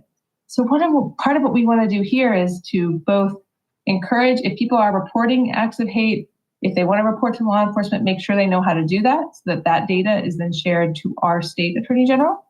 But also to recognize that for people who maybe are targeted for an act of hate that violates a civil rights law, but not a crime, or maybe that is not against the law, but still causes harm, that it's important for us to track that. I was just at the International Association of Chiefs of Police meeting in San Diego this year, where there are thousands of police chiefs from across the country. One of the things that was recognized was that it is considered a best practice to track hate incidents. So again, acts of hate that are not crimes, as well as crimes by law enforcement. One of the reasons, and this was very powerfully demonstrated by a sheriff's deputy who she spoke about the fact that when there are hate incidents, she's been able to use that evidence in order to support criminal prosecutions. So I just want to make the point that we think it is important to have a better and fuller understanding of what acts of hate look like by having a fuller picture and capturing incident and crime data. And finally, one of the things I want to note that I think is important and that I think kind of based on what I've heard tonight here, I think will resonate is a recognition that we need to have trauma-informed training and cultural competency training regularly with the people who are answering the phones, who respond to acts of hate, and to the people who provide care coordination services. And we do that regularly in partnership with organizations, with community-based organizations. Something that helps us with is, if people reach out and they report an act of hate, some people want to report and that's all they want to do. They want it noted that this happened to them, but they do not want any further contact. However, many others, and we're seeing a growing percentage of people who report to us, do want additional support. We assign care coordinators to support them, which means a person stays with that person. So they call, they say, I want legal services. Rather than just giving them the number, we get on the phone with them and call. And if that organization can't help, we help them find another. So one of the things that's really important in providing effective care coordination is having that effective cultural competence training. And the next slide, please. So again, just to let folks know how to reach us, we have an online portal in 15 languages, the 8338 number in over 200 languages, and you are connected with a statewide network of trauma-informed agents and care coordinators.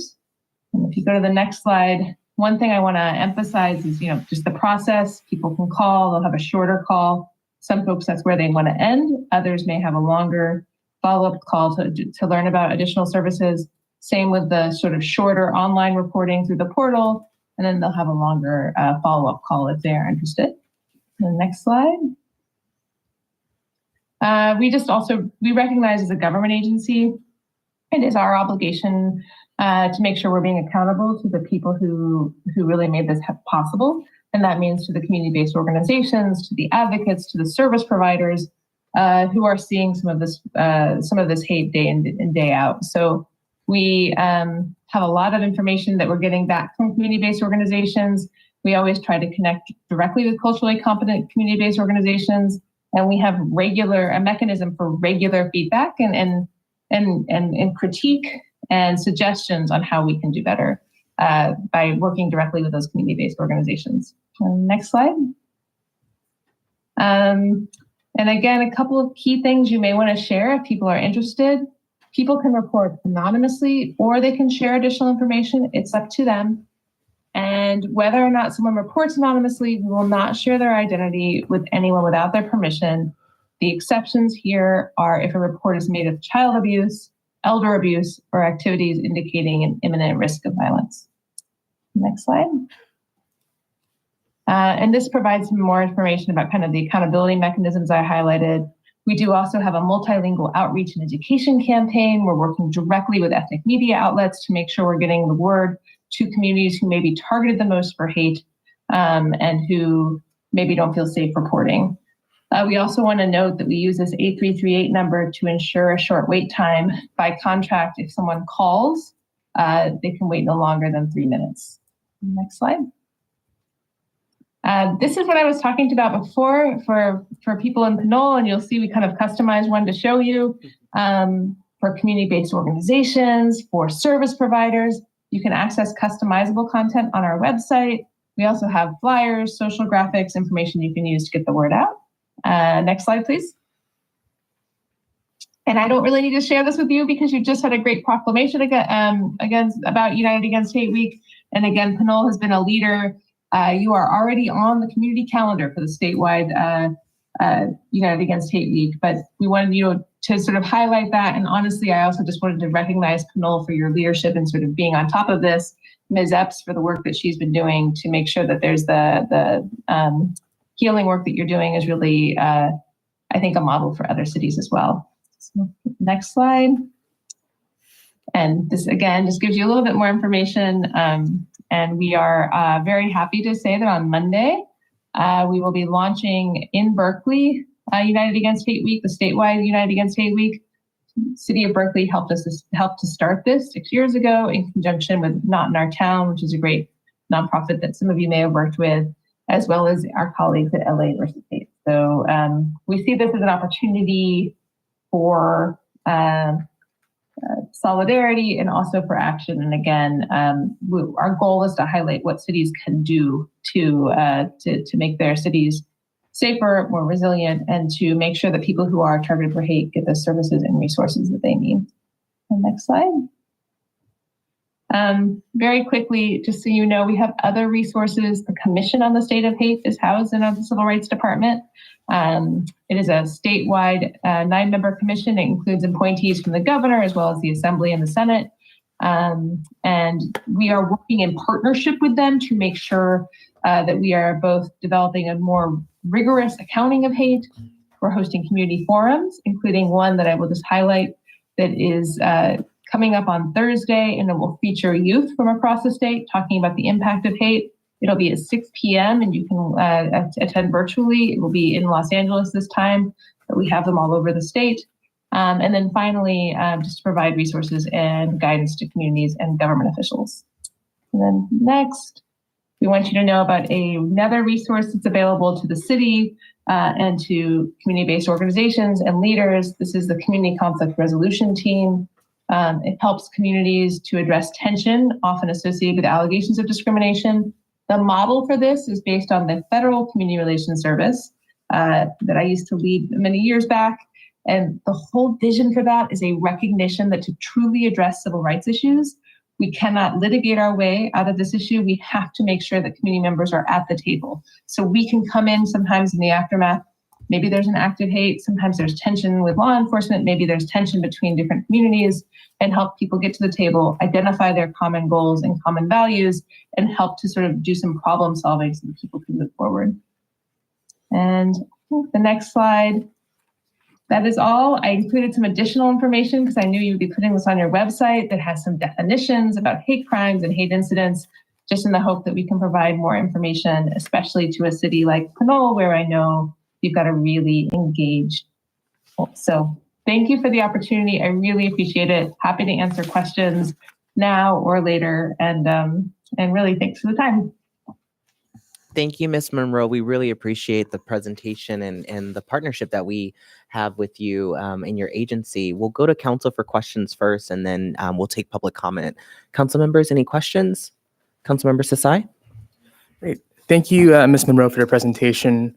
Great to see you again. Last time we met was in July with General Manager of WestCat, Rob Thompson. And ever since then, you've been so incredibly helpful with the follow-up and getting this interagency collaboration going with not just the City of Pinole, but also West Contra Costa Transportation Authority. One of my questions, well, first off, this is incredibly timely with the Israel-Palestine conflict.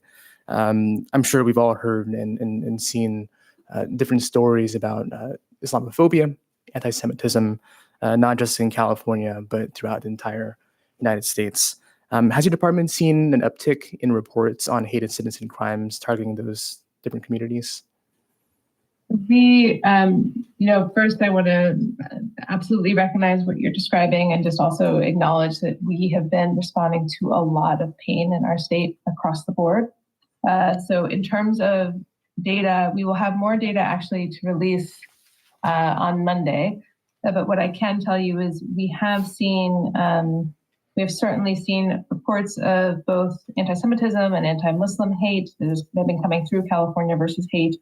I can also tell you, if you look at data, so Brian Levin, who is at Cal State San Bernardino and has established a center on hate and extremism, has frequently reported that when there is conflict in the Middle East, we see an increase in both anti-Semitism and anti-Muslim bigotry. And unfortunately, we are seeing that again. And I think it is incredibly important that we recognize that this is the opportunity that we see with United Against Hate Week and others. We have to come together. We cannot, this is a time when all communities that are targeted for hate have to come together in solidarity. We are seeing that. We are also seeing a significant amount of pain in communities where people are feeling unsafe across the board. And that is when it is particularly important that people feel like they have a place to go, not only to report, but to get genuine support. And that is partly why we are, as you mentioned, Council Member, it is particularly important that we get the word out now. And so I think I can just say we are definitely hearing both through the reporting line and also from that we are fortunate in California to have incredibly active advocates and leaders who are making sure that we do everything we can to combat hate. I would also say, to the extent that there is anyone listening who is a part of any community that's feeling threatened and would like us to join, for example, a webinar, to come in person and share information about resources. We are also hearing that there are far too many people in communities across our state that are feeling isolated right now and not feeling like they have an opportunity to be heard. And we want to make sure, at least at the Civil Rights Department, that we are doing everything we can to get resources out to anyone who needs them. Absolutely. Thank you for that. My final question is about how can local law enforcement agencies leverage and expand access to these state resources to those who report hate incidents and crimes to us locally? And do you have any recommendations on improving local law enforcement agencies' hate crime policies? So I think a few things. One thing I will say is I've been a civil rights lawyer for 2 decades. I've also had the opportunity to work with some extraordinary first responders, including law enforcement, who are committed to combating hate. And so we have a few different recommendations. One is, I mentioned that we have these free resources and support. We can get materials out to law enforcement.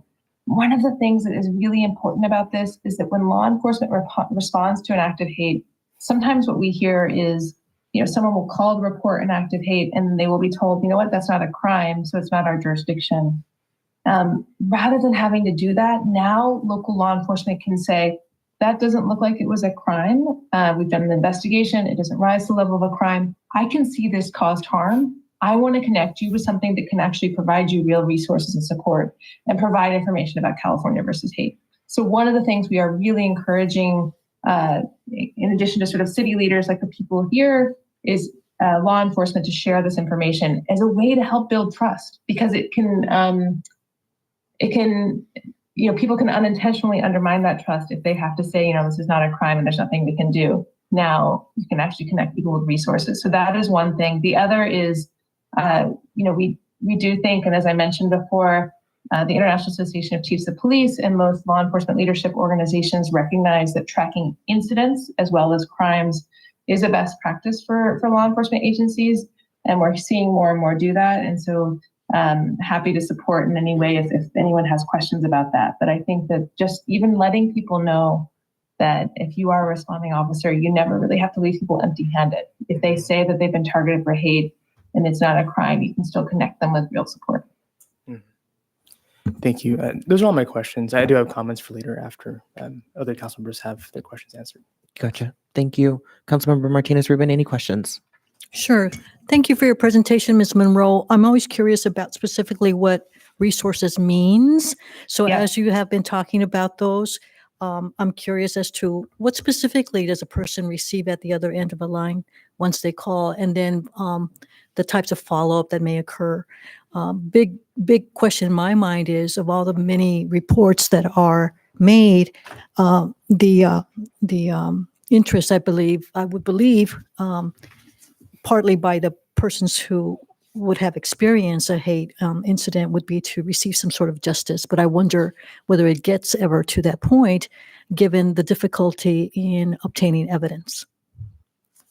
These are all very important questions. Let me start from the beginning in terms of resources. What I'm talking about is generally, so someone reaches out, sometimes they want legal resources, meaning legal services, civil legal services. So one of the things we often are connecting people with is they experience an act of hate, and maybe it's not a hate crime, but it's an act of discrimination. It happened at work, it happened with housing, it happened in other areas where we can access civil legal services. So that's one piece. Another kind of connected is that people maybe don't want an attorney, but they do want to file a claim to collect civil legal damages without an attorney. And so what we can do is let people know about what their rights are under the Ralph Act, as I mentioned, and under other provisions where they may be eligible to file a claim directly with the Civil Rights Department. Another place where we're hearing a lot of demand for resources is mental health services. And again, I mentioned before, we are always trying to expand our network of mental health services to make sure not only that we provide them in language, but also that we can provide culturally competent mental health services. So that's another big request that we often get. Another thing we often hear about is people who maybe were a victim of a crime and are trying to navigate the California Victim Compensation Board. We are fortunate in that we have on our staff someone who spent 2 decades there and can really help people sort of navigate that process, understand what it means when they hear back and what they're hearing from them, and help them to go through that. To answer your question about sort of how we help them navigate that, again, if someone asks for it and they're comfortable with it, we assign a care coordinator. That person is sort of assigned to that person until we do everything possible to get what they need. So that may mean, like I had mentioned before, getting on the phone with them and calling around to legal services agencies that we identify until we find one that will serve them. It may mean helping them to access mental health services. It may mean helping them kind of go through the journey of understanding exactly what it is they need. Another example, we had someone in another part of the state who had reached out and they wanted to report the act of hate. They said they wanted care coordination services. But when we would follow up with them, they were somewhat reluctant to share additional information. They were undocumented. We can help people regardless of immigration status, but it took him some time to feel safe to share enough information that we could connect him, for example, with the information he needed to file an employment claim where he had an employment law claim. He was eligible to file that. We helped him do that, the employment discrimination claim. So those are some of the ways that we do that. So one of the things that you got right to, which I really appreciate, is what is the person's goal? And that is one of the first questions we ask them after we find out what language they want to speak during the process is, what is your goal? What do you want to see?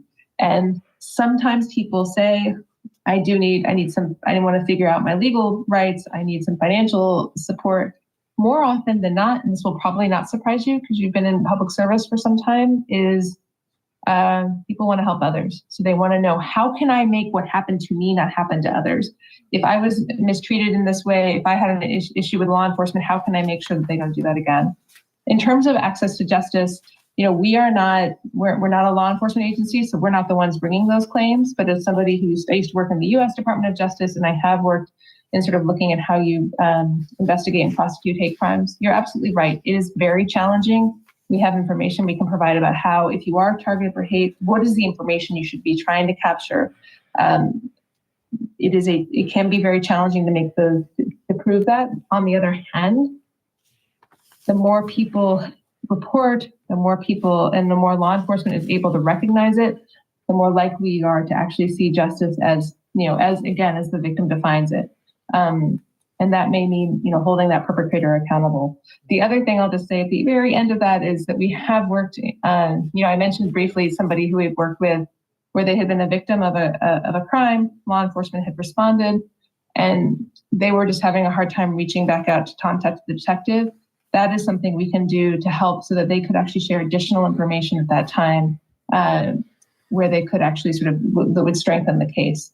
The final piece on the sort of justice piece and capturing hate incident data, as I mentioned before, I was talking to a sheriff's deputy at this most recent meeting I was attending with law enforcement, and they were highlighting how the incident data, so meaning the incidents when people report acts of hate that are not crimes, but are still, that may be a violation of civil rights law, not a criminal law, or may not be a violation of law, but are still causing harm, that they can use that sometimes to develop a pattern if in fact there is a case that's brought later. So I don't have a great answer to your important question about, it is challenging to make the case often in these hate crimes cases, but we can't do it unless we start to get the reporting and we start to help people feel safe in reporting what happened to them. And a key way to do that is to connect them with the resources and support that they need. Thank you, Ms. Monroe. We'll need to continue, so we'll go to... Thank you for your responses, Ms. Monroe. Thank you. Thank you for the Mayor question. Pro Tem Toms, do you have any questions? I have no questions. Thank you. Councilmember Tave? No questions. All right, we'll go to public comment. Madam City Clerk, any public comments on this item? Yes, thank you. Rafael Menes.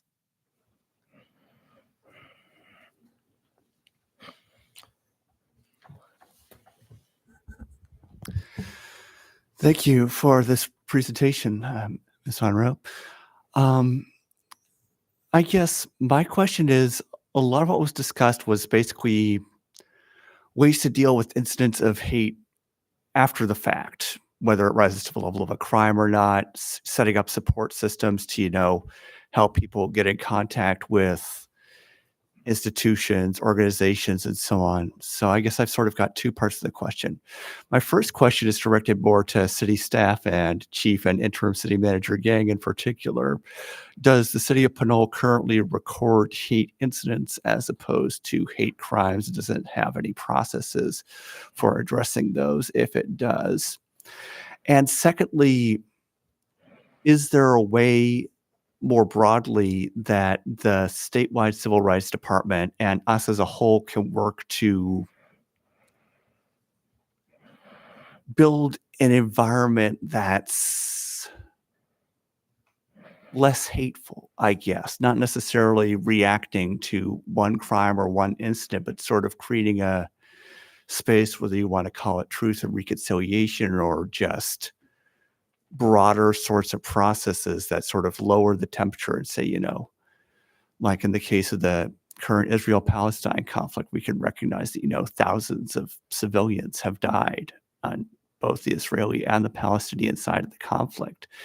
And that doesn't mean that, we should be attacking people of either origin because, they're not the ones responsible for what's happened. They shouldn't be attacked because of where they come from or what they believe. But just saying that we can report attacks feels like it isn't quite enough.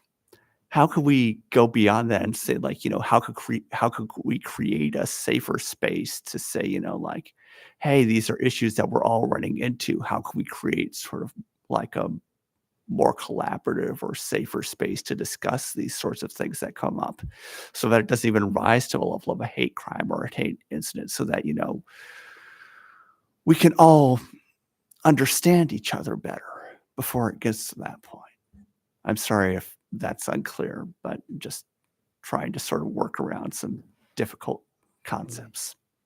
Thank you. Thank you, Mr. Menes. And before we answer any questions, we'll compile questions and circle back. Are there any other public comments on this item? No, there are no more public comments. Right. All right. Given the public comment, does staff and or Ms. Monroe want to tap into those two, what I heard as two questions? One was around recording hate incidents in Pinole. The second was around building, or is there a way to build a less hateful environment? And if you, Thank you. Thank you. I can, I think I can respond to the second question. I would defer on the first one, but I think with respect to the second one, thank you. Yes, prevention is absolutely what we need to be thinking about. And we are trying to do that through some of the work that I described. I'll just take a step back, and first, I just want to recognize, and I think you really powerfully pointed this out, this is an incredibly painful time for people. So one of the things that we think we can do in terms of prevention is helping people to sort of, helping to support people when they are in that pain, and whether it's because they've been targeted for a crime or an incident, that is one way to do it and to build trust. But another thing I wanted to elevate, I mentioned briefly the Community Conflict Resolution Unit, which is a mouthful, but it is, I mentioned that it's based on the idea that the wisdom to address civil rights issues really does reside in the community, and that we need to make sure community is at the table to address those issues. The Community Conflict Resolution Unit is not a criminal nor a civil legal enforcement option. They are community civil rights mediators who help people come to the table and identify, underneath whatever the sort of issue that they may be discussing, identify what those common values are and help people come to address those. And it also includes a lot of tips on de-escalation. So, one of the things we can do is we can work with cities. In my past life, when I worked with the federal government and when I worked with nonprofits, one of the things we can do is help cities, kind of proactive cities like Pinole, think about how would you prepare if there was an act of hate, a high profile act of hate? How do you make sure that you're effectively kind of communicating across the government and communicating with the community members who would be most likely to be affected by an act of hate? Are you building those relationships in advance? One of the things we talk a lot about is the time to, when you need a friend is not the time to make a friend. So really emphasizing the importance of building those relationships ahead of time. Just the act of building those relationships, those sort of times, making it sure that people feel comfortable reporting, whether it's to law enforcement or to others, if they're experiencing discrimination, that can help to prevent acts of hate in the future. I also feel very strongly that enforcing other civil rights protections is critical to creating a climate that combats hate. So those are just a few ideas, but you're absolutely right. The other thing I should also mention is that the Commission on the State of Hate, part of what they are looking at is what prevention works. We know we talk a lot about education. Working with young people is critical. That's why I would commend everyone to attend this Thursday meeting, even remotely. It's Thursday, 6 p.m. The Commission on the State of Hate. If you kind of look that up, I can also get you the information for that. But you can learn more about kind of how young people are affected by this and what young people are doing to address it. That's one piece of prevention. The other is really helping. How do we identify de-escalation techniques to prevent acts of hate from happening in the first place? So thanks for the question. Thank you. Chief King or interim city manager? Whichever hat. Both. Thank you. So, first of all, I have to say thank you to Ms. Monroe. I mean, a great presentation, and certainly understanding the collaboration is really important. And that's an area that we can use growth in and be able to do that right before an incident happens. So thank you for the opportunity for that. And we will definitely be following up with that as well. Luckily, tonight, we have a special person in the room. He's actually our hate crime coordinator, Commander Avery. So I'm going to ask him to step up. And as he does, I just want to talk about, and I think Ms. Monroe would agree, is that, this is a community-wide effort, right? It's not a policing program or initiative. So I think people really have to understand that. The police is one component of that. We are going to be handing out crime versus hate resources at our United We Heal event coming up. We'll have those resources available at City Hall as well. And I think Commander Avery is really just taking a passion to this. He'll talk a little bit about the training that we go through and also talk about how the theory of no call too small, that every incident, regardless of whether we think it's a crime, we don't think it's a crime, gets documented and gets reported out. So he'll talk a little bit about that. And then as he does, and I know we have to think about for a moment the underreporting factor of this, but since 2015, we've recorded 5 incidences in the city. Again, understanding that there's going to be underreporting, but we've had 5 in those amount of years. So I'm going to turn it over to Commander Avery, who may answer questions a little bit, the difference between incidences and also crimes, and then also our documentation and our training process. Good evening. And I too want to thank you for the presentation. Very helpful. Learned more than I already knew, so that's always beneficial. I'll be taking it back to the police department and including it in the training that we do. Speaking of the training, we do at least annual training on identifying hate crimes and the proper steps to investigate them and document them. So that's at least annually. I say at least annually because I know this year we've done 2, which do include post videos, as well as briefing training, review of our policies, review of best practices and investigations. Part of our policies and our investigations is that we follow up with the victims. So we don't just go out and take the report, but we follow up about a week later, either the original investigating officer or a detective. We do have a brochure that provides resources. So we'll be making sure that it's current, including the information that I got tonight. To include that information, we did just update the brochure. And with interim city manager mentioned, we respond to all calls, whether it's determined to be an incident or a crime. We respond, we document it. The report goes through a review process. I'm ultimately the one that makes the final review of it. In collaboration with the investigations division, we determine whether it's a hate crime or a hate incident. We document it. And so we as the interim city manager said, no call's too small for us. Thank you. I will go to Councilmember Sasai. Thank you, Mayor Murphy. This is an incredible presentation, and I want to thank my colleagues on the City Council for allowing us to have this. I know that we have a lot of items to get to this year, but this is worthwhile.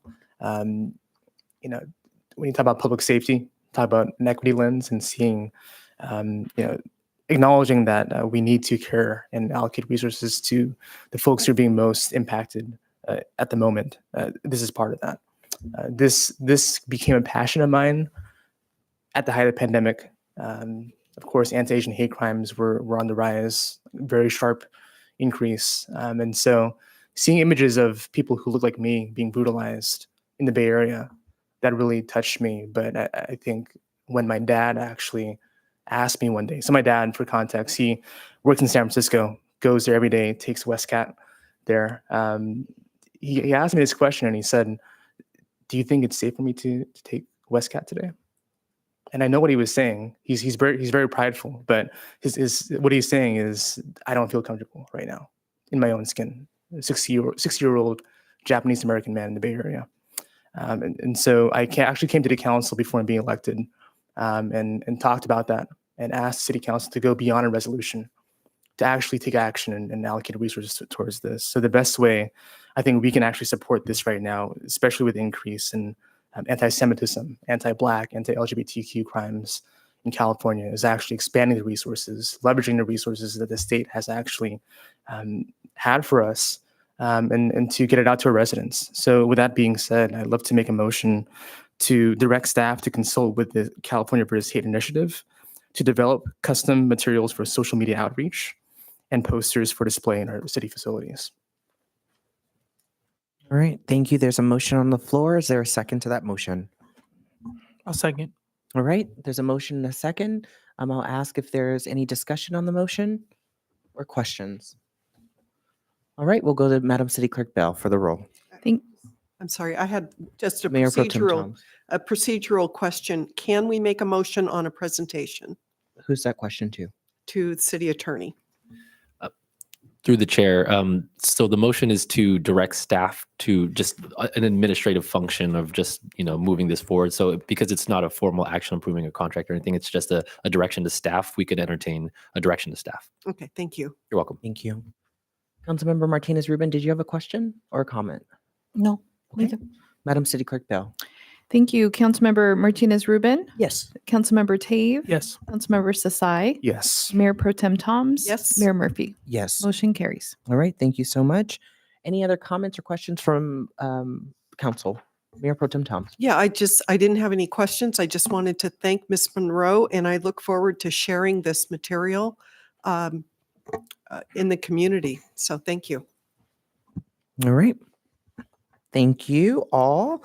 That does bring us to our next item number 9, which is our consent calendar. Oh, I'm so sorry, Ms. Monroe. I know we have a lot going on, but thank you so much. You're virtual to us. We have a bunch of folks in the room that I know I see body language vary, and I'm reading it a lot. But we really thank you for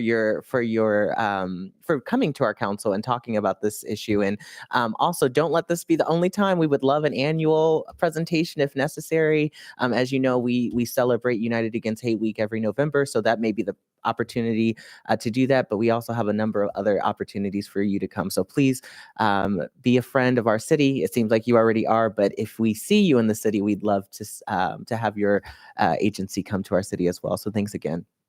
Thank you. We would love to do it, and I'm really looking forward to working with you all. Absolutely. All right, that gives us our next item, our consent calendar. We have several items on the consent calendar, so I'll first ask if there are any council members who'd like to pull an item. Mayor Pro Tem Toms? No. Councilmember Tave? None. Councilmember Sasai? No. Councilmember Martinez Rubin? No. Okay, then I'll go to City Clerk for any public comments on the consent calendar. Yes, thank you, Mayor. I will start, actually, I have some minor revisions to item 9A, which is the minutes, in particular, the minutes for October 17th. The draft is in the packet, and I'm looking at page 29, where Rafael Menez, member of the public, is commenting on community services and their discussion of the sister city policy. I'm going to clarify the language. We have, let me just find the right sentence for you. The text currently reads, since it would be using city funds, that could be better used for other purposes. And I'm going to suggest a change to since they felt that it would be using city funds. So that's just one small clarification. And then the second clarification is for the sentence that reads, Mayor Salimi, who had contacts with other cities and other counties, and that should read countries. So just those two minor changes, please. Thank you, Madam City Clerk. Thank you. And then additionally, we have one public comment for item 9D and one staff comment for item 9D. Okay, we'll take the staff comment first, and then we'll take the public comment on item 9D. Okay, thank you. So this comment regarding item 9D is a correction memo. It is just an addition to the capital improvement plan status update. The City Council received a report and directed staff to take necessary steps to sell Faria House on September 19, 2023. City staff will be working on the next steps and will update the council in the future. There are no other updates at this time, and this project will be removed from CIP project list in the next budget cycle. That's all the update I have. Thank you. Thank you, Director Mishra. We'll go back to the public comments on this consent calendar this evening. Thank you. And I see her, Irma Rupert.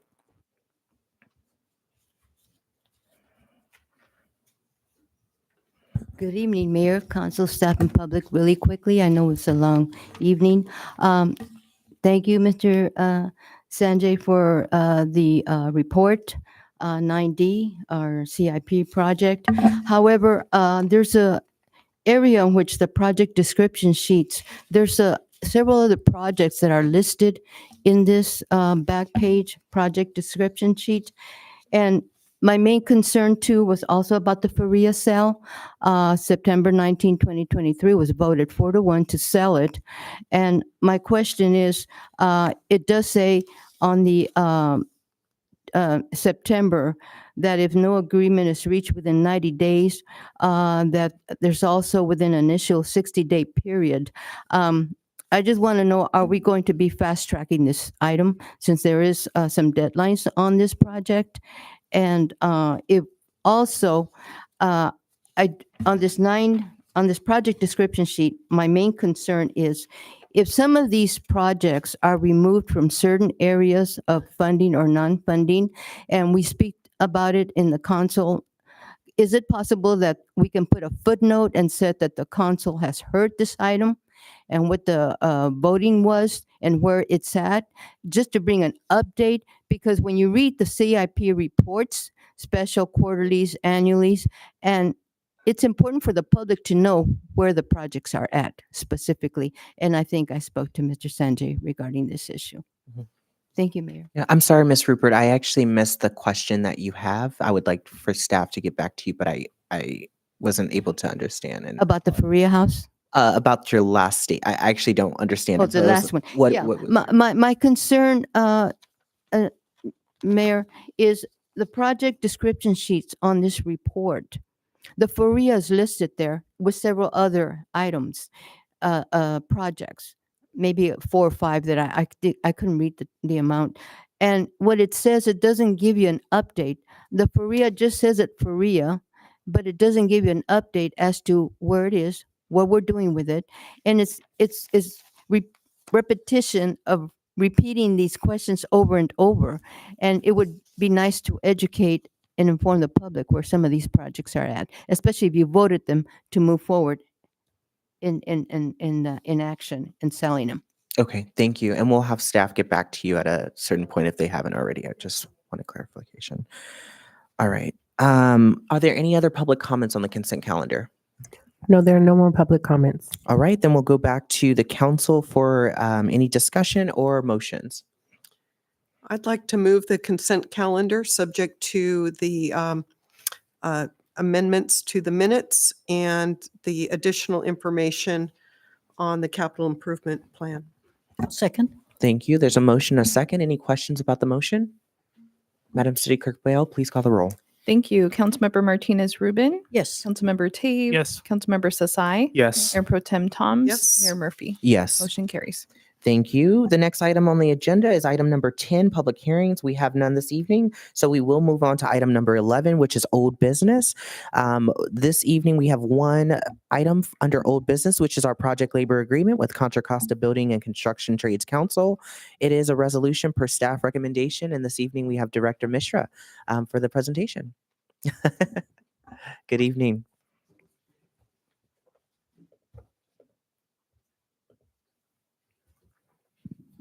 Thank you, Mayor, Council. I don't have a prepared presentation for this, but this is, we're bringing back this item to Council for approval. And we completed a task that was asked of a ad hoc committee. And we went through the process of drafting a PLA agreement, a project labor agreement, and then we actually discussed and negotiated with the building council, and we finally presented this to the council for adoption today. And we're happy to receive any questions. And I worked with the city attorney and the ad hoc committee members to come to this. So if you have any questions, I'm happy to answer them. All right. Thank you so much, Director Mishra. We'll go to the council for any questions first. And we'll start with the non-committee members, maybe, because you all probably have more questions. Councilmember Martinez Rubin. Yes, thank you. That's a cue because the subcommittee reviewed the PLAs from neighboring cities, and I wondered what it was about the ones that were not considered most pertinent, that was unacceptable or not relevant, and why the city of El Cerritos was the one on which you focused. What was it about that PLA that made it most appealing to work off of? That's one question, and I have other questions. All right, Director Mishra. Yes. So city of El Cerrito being in Contra Costa County and being in the same same county and very similar to our size, and being their projects also very similar size to ours. So we thought that that would be the resolution, which would be very close to what kind of projects we do, and but that was only our base document. But we did add a local hire component, which was not part of their document, and those are the few added clauses which we took it from our previously the wastewater treatment plant PLA, and those are the few additions that we did to our new document. Follow-up question to that. I did look for this, but I didn't find it, so pardon me, I didn't find it in the report. Local hire. I think that's often a question that the public has, what local means and the extent of what geographically what that is. I believe in our PLA we said 30 miles radius. That is people who live within 30-mile radius of city of Pinole or the project location, we call them as local. Unrelated question, different question. One purpose of a PLA, as I understood what was presented to us, was to avoid the possibility of labor strikes and any other activity by contractors and their workers that might impede the timely completion of a project at any one of its phases. Has that been a problem in the city of Pinole? Historically, I don't recall that there has been. There have been other reasons why there has been a need for changes in the I'm blocking the name, change orders and such, and therefore extended the timeline and also the overall cost of the project. So the crux of my question here is, has Pinole experienced any problems in projects that would be at the level that is being identified here as minimum $1 million plus? So we're talking about good sized capital projects where there has been labor disruption. So no, not in the recent past or not even in the last, I would say, major projects. The wastewater treatment plant was the biggest project that city Pinole did, and that was under a PLA agreement because it is a huge project during that time. But in my understanding of history of Pinole, I don't believe strike was the issue for any of the projects. If I may turn to any other staff with the longer history in the city, you would have been part of that, I think, if it had occurred. Any recollection, or just, again, in terms of understanding why this is an approach that we would like to take proactively? Because it seems to me that that's what we're doing here.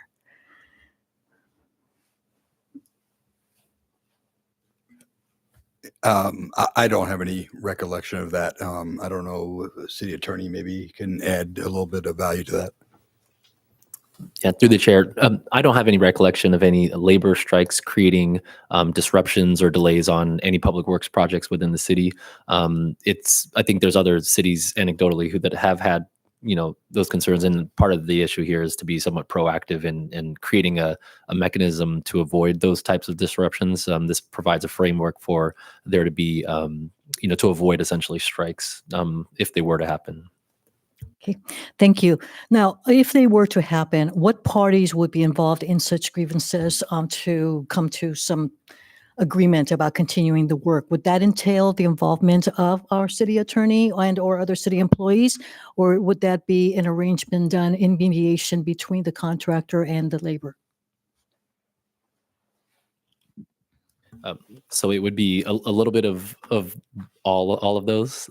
I mean, it would be a city project, so we absolutely would be involved at the city staff level. But oftentimes the striking laborers are going to be the tradesmen and women who are out working on the project. So they would be engaged. Their union would be engaged. The city staff would be engaged, and it would be a kind of all hands essentially. So I am, just for reference's sake, I am reading off of the staff report and am on page 2 of the staff report and onto page 3, where there is a listing of 1 through 8 statements about the PLA. It's a summary of what it is about. One of the areas that caught my eye was statement number 3. The PLA requires the facilitation of employment of local area residents and promotion of local hire as defined in the attached PLA. And we just heard from Director Mishra that that means 30 miles within a 30-mile radius of the project site. So in the interest of finding ways to increase revenue to the city, I don't know much about this, but I'm wondering if staff could pursue this as a follow-up to this presentation, or whether it has any place in drafting an agreement about and perhaps the representatives of the trades could speak to this, about the purchase of goods used in any construction project. My very small understanding of this is that thinking about where the purchases are made and where the taxes are paid, I understand that there is a role by either a construction firm or a contractor to prepare some paperwork with the CTFA, California Tax and Finance Administration, so that the taxes, sales taxes here that are generated from the construction project go to the city where those purchases are made, rather than, go to where the purchases are made. So, we don't have large industrial sites where construction material can be purchased, but there are a few small ones, and even that might be helpful. Is there anything that you can enlighten us about, or tell us more about, or perhaps consider as a follow-up, and possibly include as a requirement in this agreement? So the project level agreement is not going to address the material purchases. Okay. I mean, as a contract, when we actually advertise a contract, in the contract specification, we can say so if we wanted. But I would believe that that would be pretty restrictive. Nobody does that, just because for a city size like Pinole, we may not be able to procure the bigger project equipments or materials that we use. Yes, most of the contractors will purchase if it is readily available, cheaper, and their dealership is in town, they would probably procure from them, and that we get the tax benefits. But if it is a bigger supplier is somewhere nearby town and they have a relationship there, they would probably most likely purchase from there. But if we wanted, we could actually specify in the contract our general conditions of the contract itself. So such as it is not really relevant only for a city, but such as Buy America requirements, meaning manufactured in America, and those things are mandated for federally funded projects where they want us to buy certain material that is being produced in US. Thank you. That's helpful. We can flag that for future projects. The example City that Attorney Castro, did you have a question or comment? pardon me. Just through the chair, I did want to mention, Director Mishra is exactly right. So the project labor agreement does not kind of cover local purchasing, but our procurement policy does have a section that creates a local purchase preference. And so that is something that the city, certainly in the contracts that we have where we're contracting for services and supplies, we absolutely do that through our procurement policy. And to the extent that that has an impact on these related projects, that policy does exist in the city. Thank you. On that same page, item number 8 or statement number 8, the PLA requires that the City Council receive a report on the status of the PLA no later than 6 months prior to the 5-year term expiring, and either party can terminate the PLA with written notice to the other party. So, report on the status of the PLA no later than 6 months. So, prior to the 5. Okay, so let's say I am the contractor. Yes, and I report 6 months prior. That, if I'm understanding, that leaves me only 6 months to complete a project, and I could I could prepare a report and just say that. I might be oversimplifying this, but I would prefer that we know beforehand. No, actually, that clause is for staff. For the staff has to report to the council 6 months prior to the expiry of this 5-year PLA agreement. That we will come back to the council and say, did it work for the city, or what benefit it brought or didn't? If it didn't, then whether the city council want to complete this, go further with the next round of extending this PLA with the trade council. So that's what that clause really says, that the city staff will bring an update to the council. Thank you. And that would be different than reporting on the completion phase of a project, which would occur at each phase. Each phase, yes. Those projects would be, as we update the CIP projects, those updates you will get quarterly. Thank you. All right. Councilmember Martinez Rubin, did that conclude your question? I may have some more, but please go ahead. And if I do, we'll come back. Thank you. Councilmember Sasai. Great. Well, thank you to our council members, commissioners, staff, and also the Contra Costa Building and Construction Trades Council, who has really been diligent in developing this PLA. I know on the May 8th meeting, you all had reviewed the various PLAs from Richmond, El Cerrito Martinez, and others in Contra Costa County. Is there any strengths to those other PLAs that may have been excluded in this PLA that is up for adoption here in the council?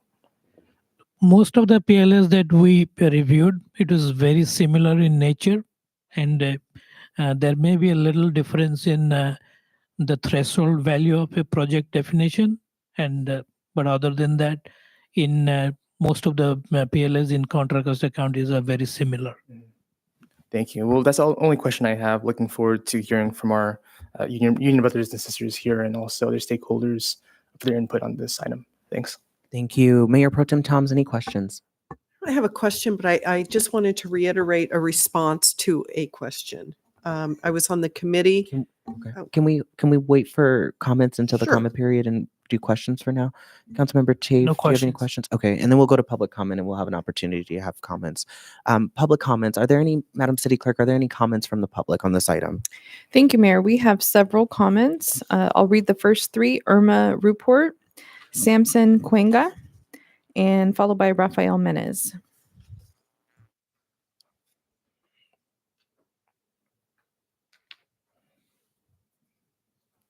Good evening, Mayor, council staff, and public. I was in the PLA subcommittee. I represented the Community Services Commission. And my background, I'm a government employee retiree. I served also as a chief steward, union representative in my job. So having said that, thank you very much for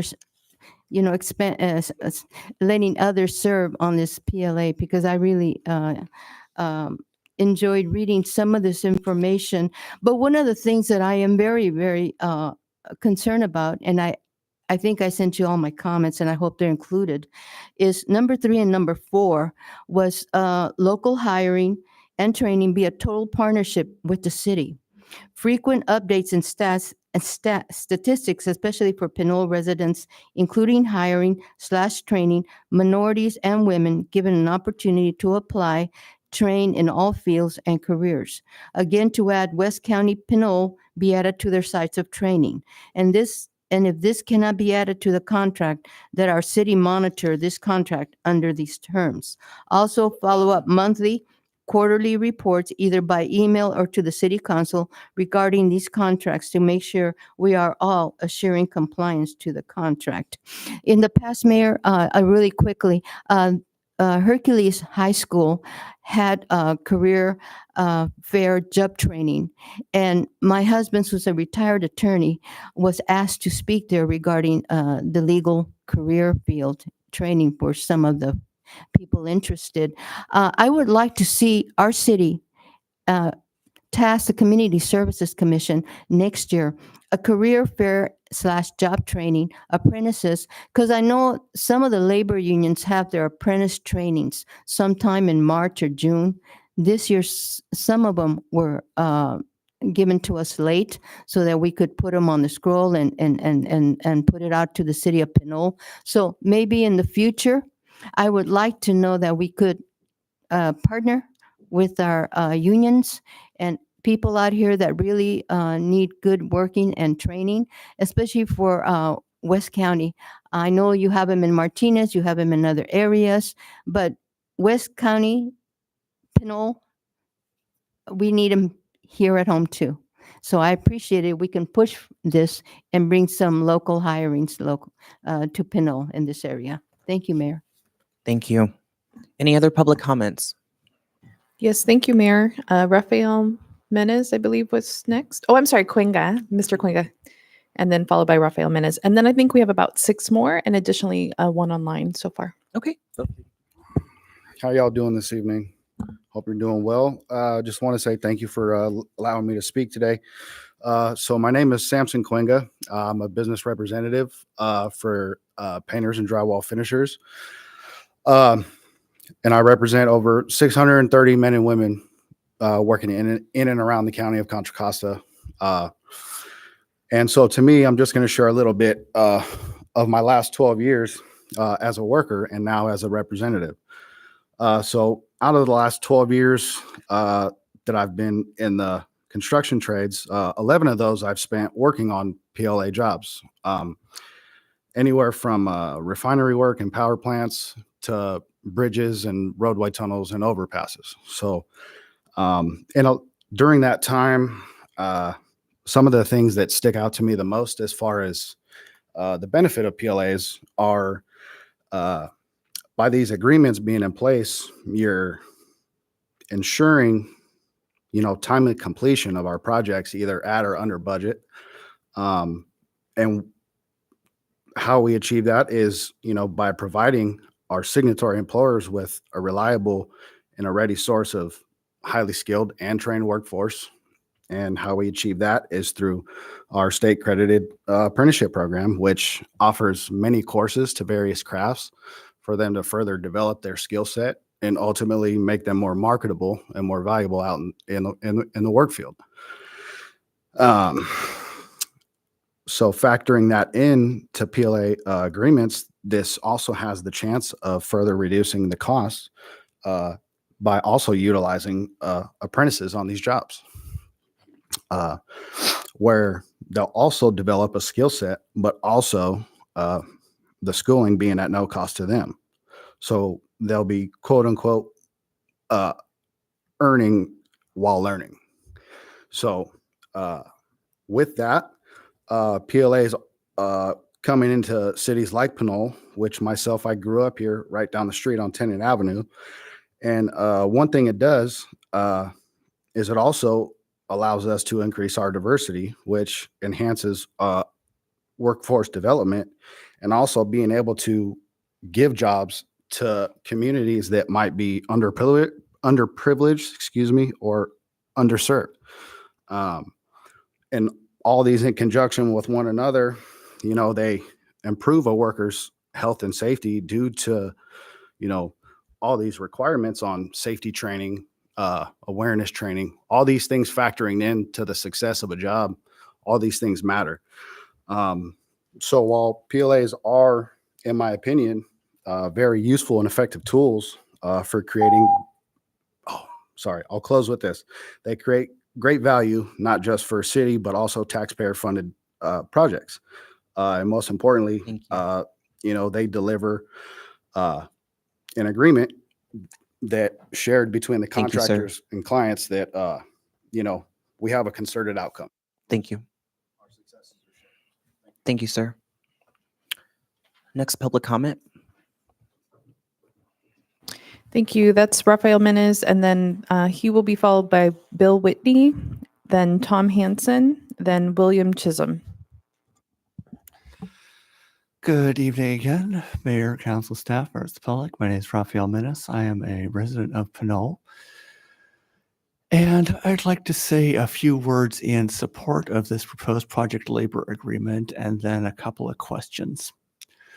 First off, I think it'll be beneficial for the city to adopt this proposed agreement because not only does it prevent strikes, lockouts, which is one factor of it, but it also works to basically regularize processes. There's not a debate about which union is going to be representing which thing, whether it's going to be some stuff union, some stuff non-union. There's not going to be all the sort of logistical complications of negotiating out who's involved with what contracts. All that is sort of covered under the master level project labor agreement. It's all this union is covered under the agreement, this union, this union, this union. So you don't need to worry, like, for example, about differential pay rates. You don't need to worry about, like strikes. There's a bunch of potential conflicts that could arise separate from the quality of union work that, this sort of an agreement simply negates. I do have a couple of questions. First off, with regards to the equity lens that prior commenters brought up, I noted that there was a non-discrimination clause, I think number 8, not quite sure of the exact one, but it stated basically that the various elements of the agreement would be in compliance with local, state, and federal non-discrimination law. Now, I know that the state of California has rules in certain fields banning affirmative action type programs. Would that sort of thing apply to the project labor agreement if the city and/or unions or partners under the agreement wanted to focus on hiring apprentices from certain underrepresented backgrounds, genders, etc.? And my second question was with regards to subsection 2.3.1 on page 187 of the agenda packet. The after completion segment talks about how maintenance, basically everything after the project's done, is done by either covered union people or by city employees. And I wanted to ask, does the city currently, or does it intend to in the future, have any contractors that it would have doing this sort of work that would conflict with this clause? Or is it all city employees and that's not going to be an issue anyway? And finally, on page number 202, there's a note that says needs to be removed. Is that going to be in the final document? Thank you. Thank you. Our next public commenter.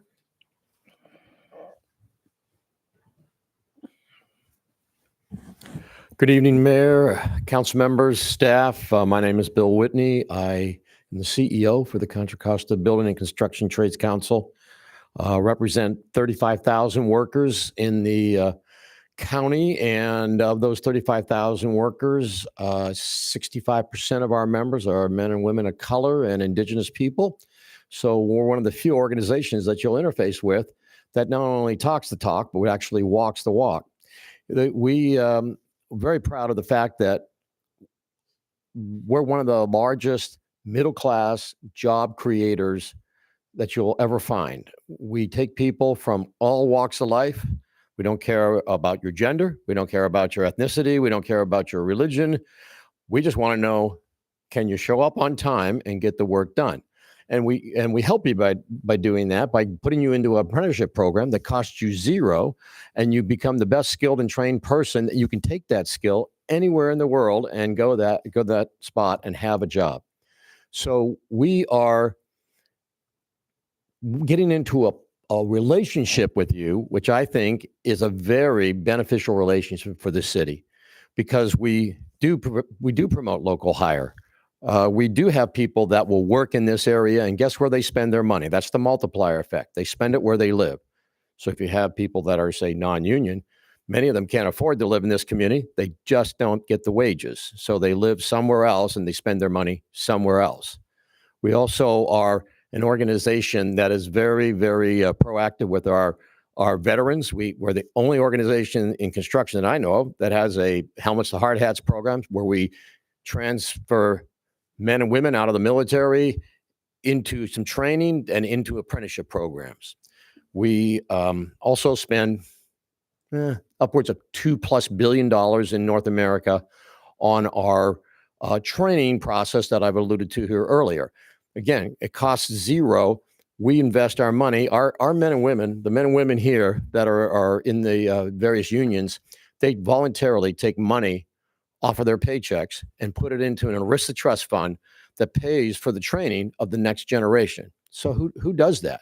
Well, it's people that are forward thinking, that are committed to the community, committed to the workers, and are looking forward to an opportunity to working in this community. I cannot see the PLA that we have negotiated, and your staff did a wonderful job, and I want to thank you for that. They were very cooperative, and so was the ad hoc committee. And those folks, you have a PLA that is fair, equitable, balanced, and is essentially the same PLA that we have everywhere else. We pride ourselves in giving everybody a fair, square deal.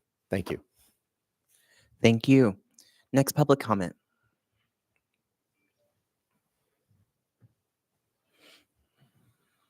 Good evening, Mr. Mayor, council members, staff. Thank you for allowing me to speak tonight. My name is Tom Hanson. I'm the business manager of IBW Local 302 and also the president of the Contra Costa Building Trades. I want to thank you for bringing this item forward tonight. This is a great thing for both the workers of Pinole, but also the rest of the county, the Contra Costa Building Trades, and for the city of Pinole. You think about PLAs, the Pinole High School is built under the PLA that West Contra Costa School District has now had for over a decade. $2 billion worth of work has been done under that PLA, rebuilding all the schools in West County. They went from old schools to brand new high schools. El Cerritos High School has been built under that PLA. Multiple schools have been built under that PLA. And Pinole residents have worked on those. West County residents have worked on those. And that's what the real power is putting people to work at home, near their home. But then also the definition of journey per worker is that they journey to work. So right now in Rodeo, there's almost 1,000 workers working on that rebuild of the refinery. And someday they'll go someplace else. So there's this movement of workers throughout the Bay Area and throughout Contra Costa County. And part of it, the local hire provisions prioritizes getting Rodeo and Pinole and Hercules residents to work in these communities at home so they don't have to travel 2 hours to get to work. You're getting all those things under the PLA that before you didn't know where your contractor was coming from. And if a contractor under this PLA comes from someplace else in the Bay Area or someplace else in the state, they're going to be workers from Contra Costa County and from West County. And that's what you're getting by doing this. But I want to thank the staff and your city attorney for doing a great job for your city and being really easy to work with. And we really appreciate their support and your support. Thank you. Thank you. Next public comment. Hello, thank you for letting me speak. My name is William Chisholm. I represent the International Union of Elevator Constructors in Local 8, and our jurisdiction covers Contra Costa County. As all of these guys have explained, I don't need to really get into detail too much and continue to reiterate. What you're getting when you participate in a PLA is you're getting an insurance policy. That insurance policy is ensuring that the money spent is going towards a skilled craftsman who's going to do the work first time, the right time.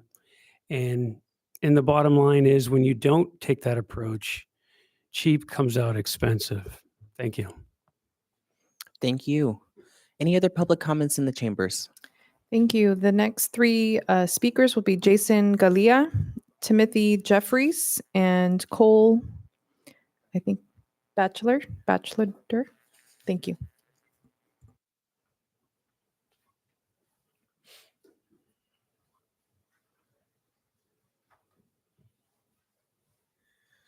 Hi, I'm Jason Gallia, Pinole resident, 23 years. I love this town. I moved from Richmond into Pinole a long time ago.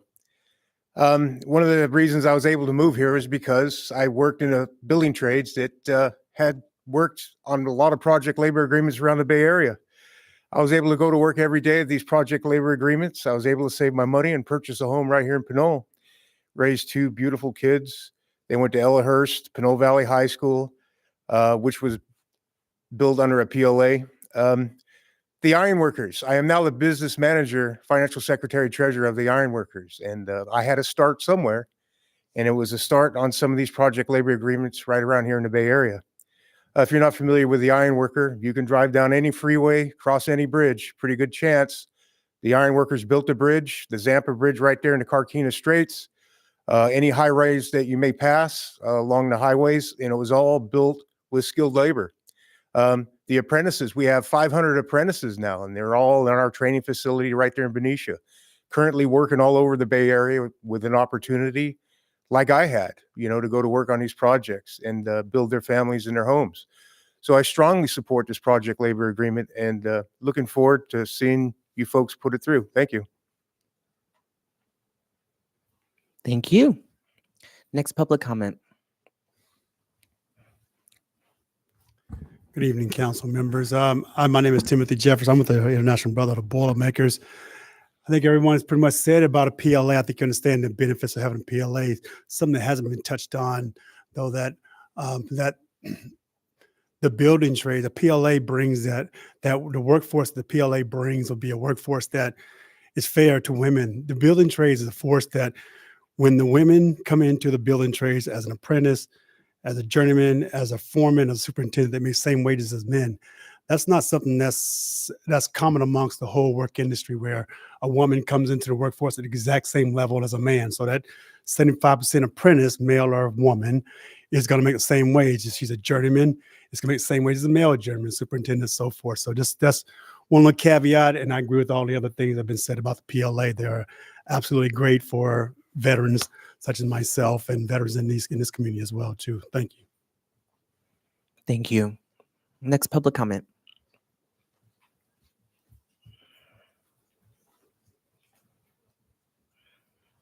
Good evening, Mayor, Council, and staff. My name's Cole Batchelder. I'm a resident of Pinole and 22-year member of the IBW. I'd just like to say thank you for saying yes on the citywide PLA.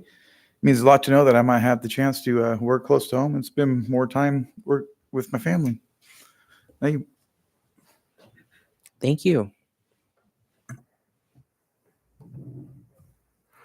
We have a couple of comments online. Doug Lemoyne.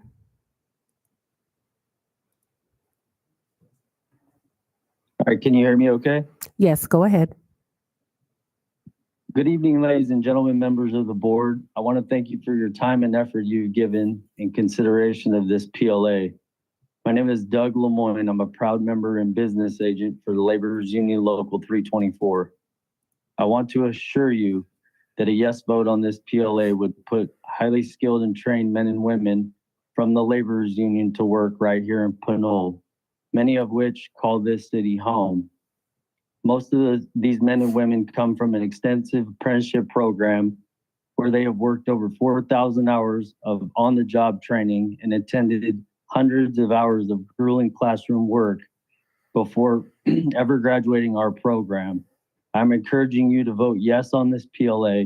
There is no question you will be getting the very highest quality, skilled workforce there is, and allow these men and women an opportunity to work right here in the city they call home. We kindly ask you to vote yes tonight. Thank you.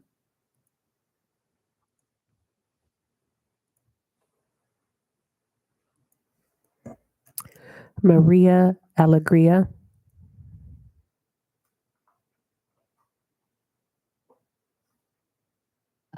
Can you hear me? Yes, go ahead. Oh, great. Excellent. Thank you. I'm sorry. Good evening, Honorable City Council, Mr. Mayor, members of the public, and my labor brothers and sisters. I just want to affirm everything that has been said in support of the PLA.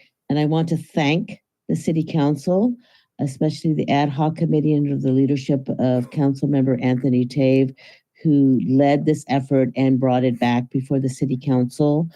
I think it's almost over a decade, long overdue.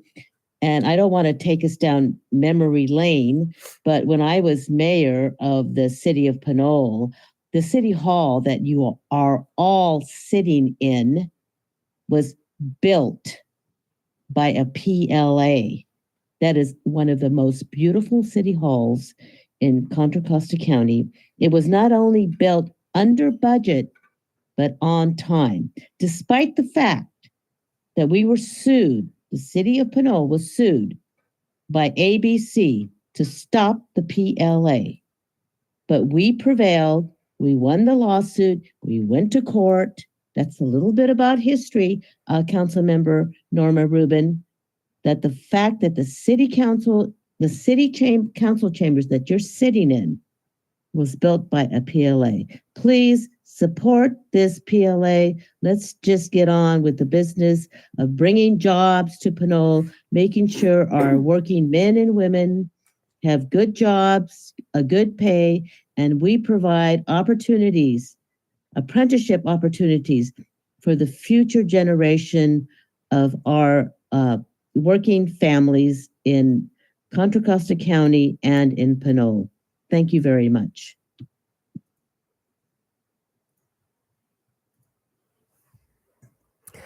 Mayor, there are no more public comments. All right. Well, then, thank you for all the public commenters this evening on this item. We'll bring it back to council for discussion and deliberation, and I'll go back to Mayor Pro Tem Toms. Sure, thank you. And thank you for all of the public comments. I wanted to recognize the committee members, the subcommittee members. I was a part of it, as was Council Member Tave, Irma Ruport, and Tim Banuelos. We had a lot of good discussion. And then I think Tim Banuelos and I both had history on being on the Citizens Bond Oversight Board that rebuilt the schools in the district and had some experience there as well. So, I think everybody brought something to the table.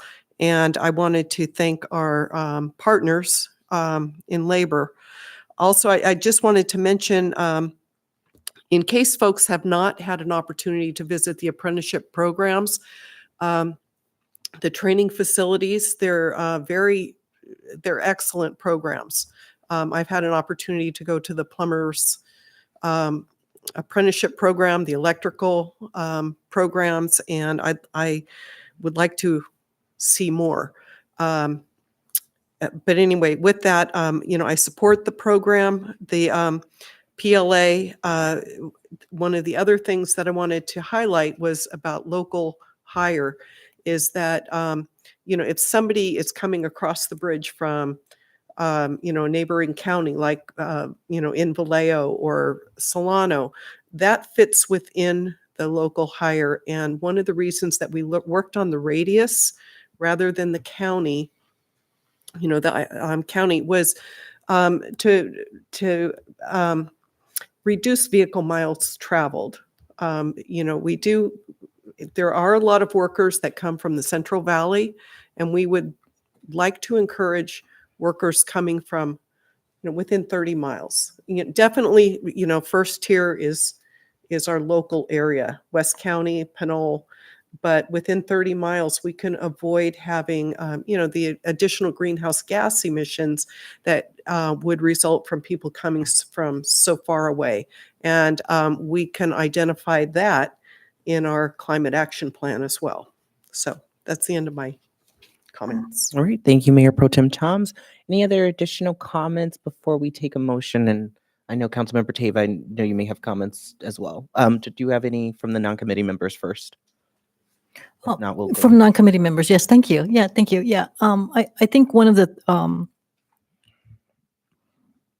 expense areas that all of us have in labor as a profession or otherwise is the tremendous cost of health benefits that we have to pay for unless our employer provides them.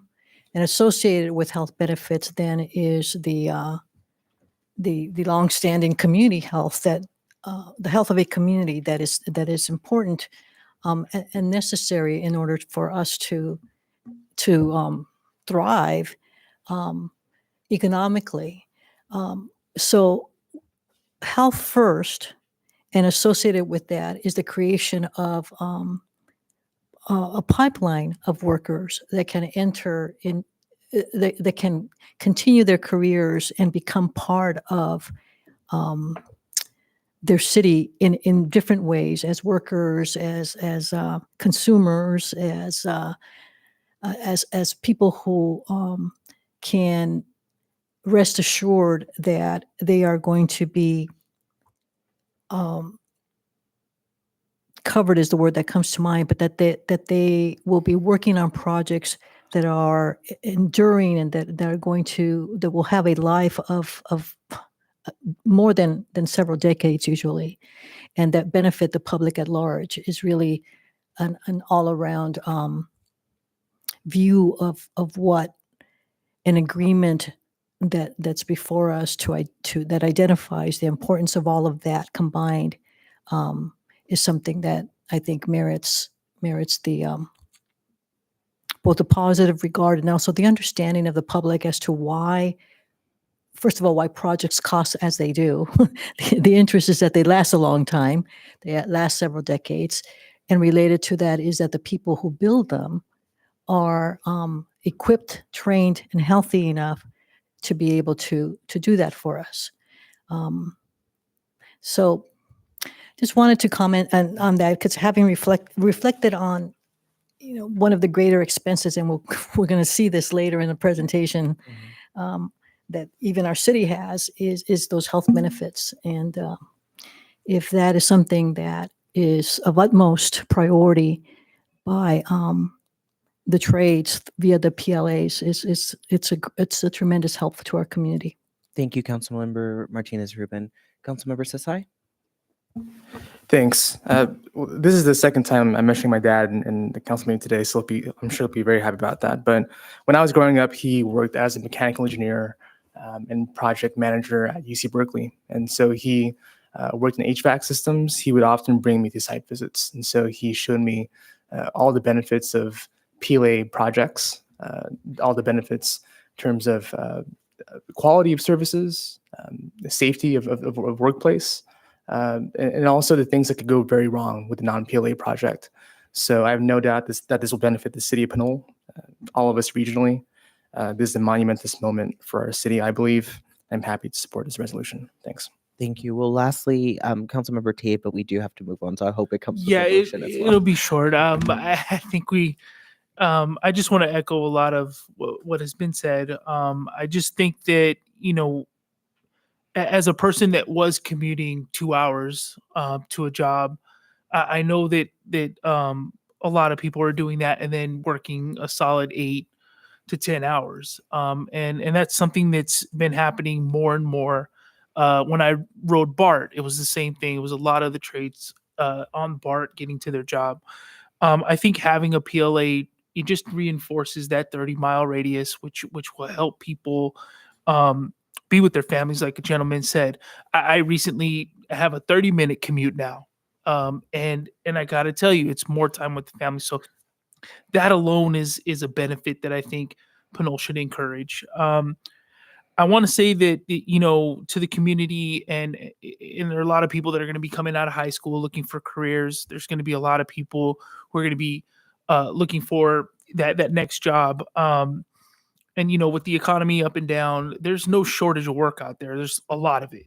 And, there's a question of what careers are out there. And I just want to make sure that this PLA also comes with that outreach to our community members to show them these are solid careers and this is a solid living, and you can build, like another gentleman said, build on that and get your home and retire comfortably. I mean, those are those things that I think we have to value and also be close to the family. I mean, that's huge after COVID. I think all of us can say that is a high priority. And so I just want to encourage everybody to support that, support this PLA. And I also want to thank the committee and everybody involved. I think we did a lot of great work and look forward to the relationship moving forward. So thank you. Would you find making a motion just to move our conversation forward? Motion to approve the PLA.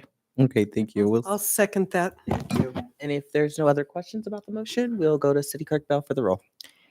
Thank you. Councilmember Martinez-Rubin? Yes. Councilmember Tate? Yes. Councilmember Sasai? Yes. Mayor Pro Tem Toms? Yes. Mayor Murphy? Yes. Motion carries. All right. Thank you so much. Thank you. All right. Thank you so much. Hope everyone has a great evening. Otherwise, you can stay for the long-term financial plan, which is going to be, it's all in one. It's all one Very conversation. important stuff. Thank you all so much. We'll continue on our business to new business 12A, which is our long-term financial plan strategies. The staff report this evening is from Finance Director Guillory. Good evening.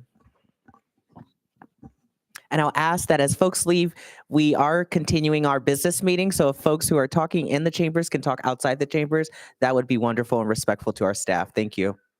Director Guillory. Good evening, Mayor, Mayor Pro Tem, members of the council, city staff, and the public. For this item, I will be presenting the 20-year general fund status quo financial forecast. I'm also joined here tonight by Steve Montano of Baker Tilly, the consultant that has been assisting us with strategic financial planning. So I will kick it off with a presentation to give you an overview of the forecast itself, and then I will turn it over to Steve to give the second half of the presentation, and you have copies of both. Next slide. So we're asking the City Council to receive a report on the forecast as well as some potential strategic options for addressing the forecasted budget deficits, and then to also direct staff to model specific options in the forecast and any other direction that you may have for staff to move forward with pursuing any of the various options. Next slide. So by way of background, for several years, the city has created a 5-year financial forecast as a part of the budget process and the long-term financial plan. For the last budget cycle, fiscal year 23-24, the City Council directed staff to extend the long-term forecast to 10 years. Since then, the forecast has been extended to 20 years to capture longer-term impacts, and we'll see some of those in a few slides. The Government Finance Officers Association suggests that agencies prepare at least a 5-year forecast on an annual basis and to review and update those forecasts at least on an annual basis and as assumptions change. So we've implemented that best practice into our budgeting process. The city has focused on the status quo forecast, meaning that it is baseline. It assumes that staffing levels are the same and that the service levels are the same. So it doesn't assume any changes, and it assumes the current staffing levels of a total of 115 full-time equivalents. It also doesn't take into account any long-term unfunded obligations. And if we can go back one slide, please. So just a reminder, the purpose of a long-term financial forecast is to provide a longer-term overview of the city's fiscal condition. It also estimates future revenues and expenditures based on assumptions, things that we know now, and assumptions that we make about future activities and the operating environment. We should note that the forecasts are less reliable for distant future years, meaning that it becomes more speculative the further you go out, and it's a lot more sensitive to changes than assumptions. It identifies future opportunities and challenges, and it enables us to address those items on an annual basis through the budget. It is not a budget in itself, but serves as a valuable planning tool and decision-making tool for the development of the budget. And again, it gives us some foresight so that we can start to address any of those opportunities and challenges that we may see in the forecast. Next slide.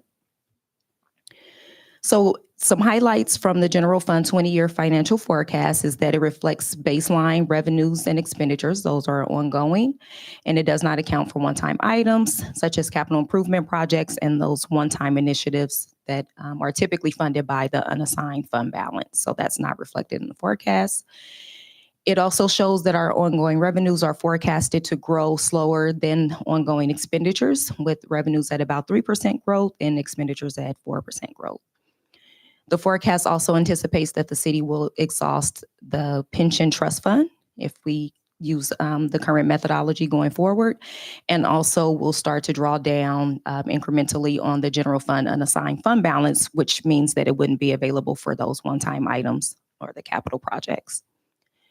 And then lastly, the general reserve continues to grow in the forecast at the same rate that it is growing now. Our policy is that we should maintain a balance of 50% of total ongoing general fund expenditures per policy, and that is the same assumption that we used in this forecast. So that does continue to grow positively. Next slide. So here's the general fund 20-year financial forecast summary. And this is just a depiction at a very high level with showing total revenues and total expenditures and the forecasted surplus and or deficits. As we can see, we start with a deficit in the current fiscal year 23-24, and that continues to grow throughout the forecast. We'll get into some more details on those line items in just a moment. Next slide. And then this one is just a continuation of the remaining 10 years within the forecast. One thing to point out is that in the fiscal year 2036-37, while we do have a deficit, we start to see that it gradually decreases, and that's mostly due to the PERS contributions starting to decrease as we pay down the unfunded liability.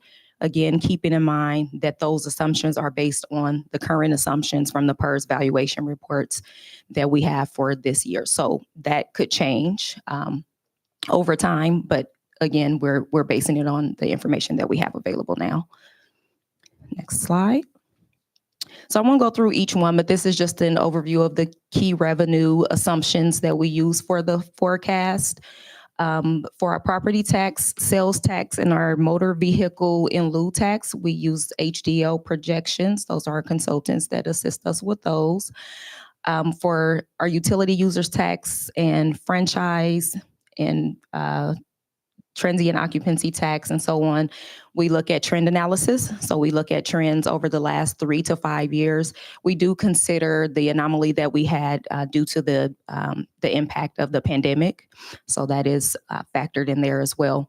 For the TOT, we did not factor in any new short-term rentals coming on board. That's just based on what we have now. And then the same thing for business license. We didn't assume any new businesses. The growth is just based on the change in the business license fee.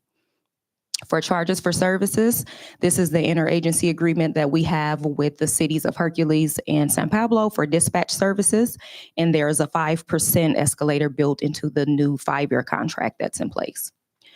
Other revenues is just made up of various miscellaneous revenues such as interest income, some small grants that we have, fines and fees, and based on trends, those are growing at about 1%. They fluctuate a bit throughout the years as well.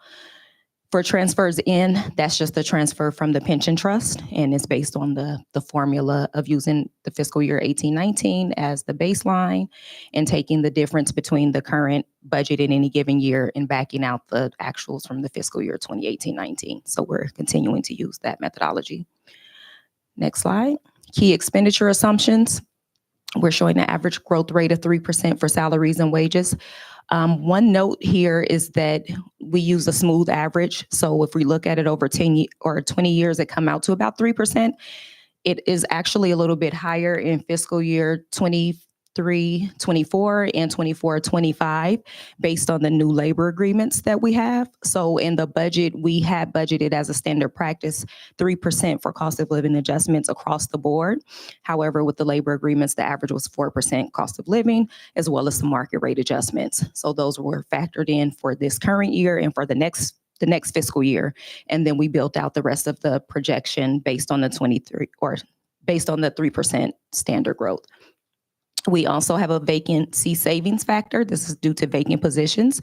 At any given time, the city has a number of vacancies on the books, and so we factored in a conservative savings factor of 4%, and that runs through the forecast as well. Currently, our staffing level is 115 full-time equivalents, and that is the number that is used in the forecast. So we didn't assume any new positions.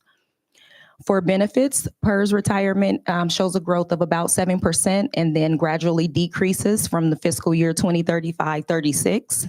I mentioned that earlier in the summary slide. And our assumptions are based on the PERS valuation reports. We also factor in employee cost sharing agreements. So in addition to the required contributions for employees, classic members for PERS also contribute an additional portion that is the employer portion of the contribution. So that's netted out in the forecast. And then other benefits is just based on industry standards. And we use the general inflation factor of 3% for operations and maintenance, capital outlay, which is non-CIP items. So that is mostly our computers and furniture and normal capital operating type of items. This is not the big capital improvement projects that are included in the plan. And then just going up one line for the fire services agreement, we did factor in a 5% inflation factor, and that is based on what's in the 5-year agreement that's in place. And then for the last two items, debt service is just based on our long-term debt payment schedule. This is just for the 2006 pension obligation bonds. That's the only debt that is paid from the general fund. And then for transfers out, that's also based on the inflation factor. So those are the subsidies to other funds, mainly the recreation fund, which does not recover 100% of its operating costs for programs. Next slide. So this is a snapshot of the forecast that is attached to the staff report. And just to recap some of those, we see that in the fiscal year 29-30 that we're projecting to exhaust the pension trust fund. And then we also see in fiscal year 2030-31, the deficit grows significantly. It pretty much doubles just because we don't have that additional funding source from the pension trust. Next slide. And then this is just the remainder of the forecast. And again, we'll see in fiscal year 2036-37, the deficit is still there and it's still significant, but it starts to gradually decrease. And again, that's because we're paying down the unfunded liability for the PERS retirement. Next slide. So the next slide is just a summary of the fund balances. And we can see here in fiscal year 2029-30, that we will start to go negative as far as the unassigned fund balance in the general fund if no changes are made. We no longer have the pension trust. And then down at the bottom section, you'll see the general reserve continues to grow under the current calculation that we use to transfer funds into that reserve. Next slide. And then this is just the remaining months for the 20-year forecast. The numbers grow really large, kind of scary there, but we really wanted to show if absolutely nothing changed, circumstances are the same. This is the financial picture that you would see. And one comparison to make here is you see the large numbers for the fund balance up to over $100,000 or $100 million in fiscal year 2044-45. If we compare that to the general reserve balance, it still wouldn't be enough to cover the deficit in the unassigned fund balance. So just to recap, this is a status quo forecast. And even with just those incremental changes, we're seeing that revenue is not enough to keep up with the changes, even if we don't add anything else to our baseline budget. Our revenues are continuing to grow at a much slower rate. So in an effort to identify potential options for addressing the forecasted shortfalls, we engaged consulting firm Baker Tilly to assist us with some strategic financial planning going forward. So we've identified a number of potential revenue generating options, as well as some cost shifts, and then also possible expenditure reductions to take a look at and to present to you all tonight for your consideration. So the next steps will be to receive a presentation from Steve on those options, and then we'll be asking for some direction from the City Council to model specific revenue and expenditure options that you would like us to include in the forecast to see what that fiscal impact would look like. And if there are any options that you would like staff to look into pursuing, we would also like to hear that as well. If there's any other special analyses or information that you'll be looking for on specific options, we would like to know that as well.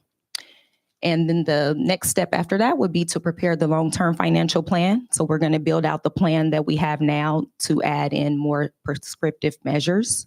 And that'll come in a couple of months later on in the process once we identify which options you'd like to pursue to start addressing the projected deficits. So with that, I will turn the presentation over to Steve. Thank you, Markeisha. I do have a PowerPoint to share.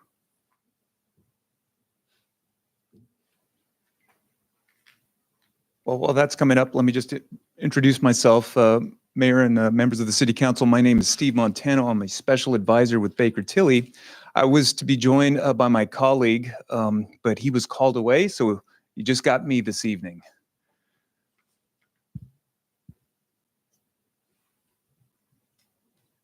Okay.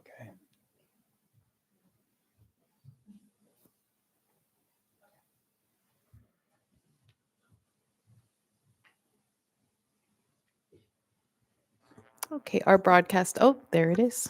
Thank you.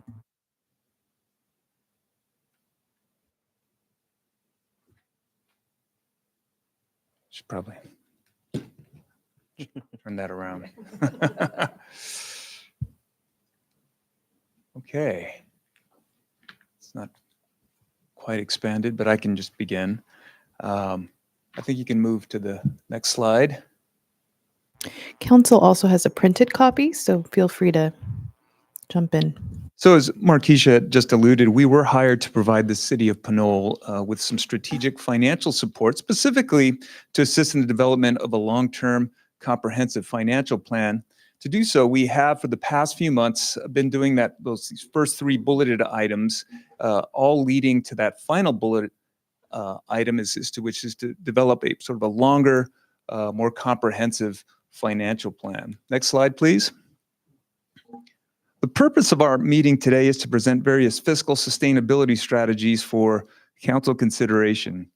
Based on your input, our goal is to model and present the long-term fiscal impacts of the selected strategies around the February timeframe. Here's an overview of our presentation, and I'll try to move it through it quickly because I know it's getting late. There's really a lot of slides, and I'll just sort of touch on key points. It's really a lot of information. I don't want to overwhelm you, but our goal is to sort of begin with an overview of the laws that govern how cities can raise revenues through taxation.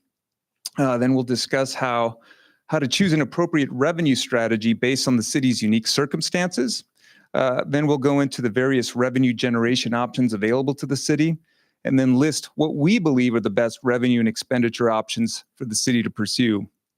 We'll then wrap it up with a summary of comparisons with your benchmark cities. Next slide, please.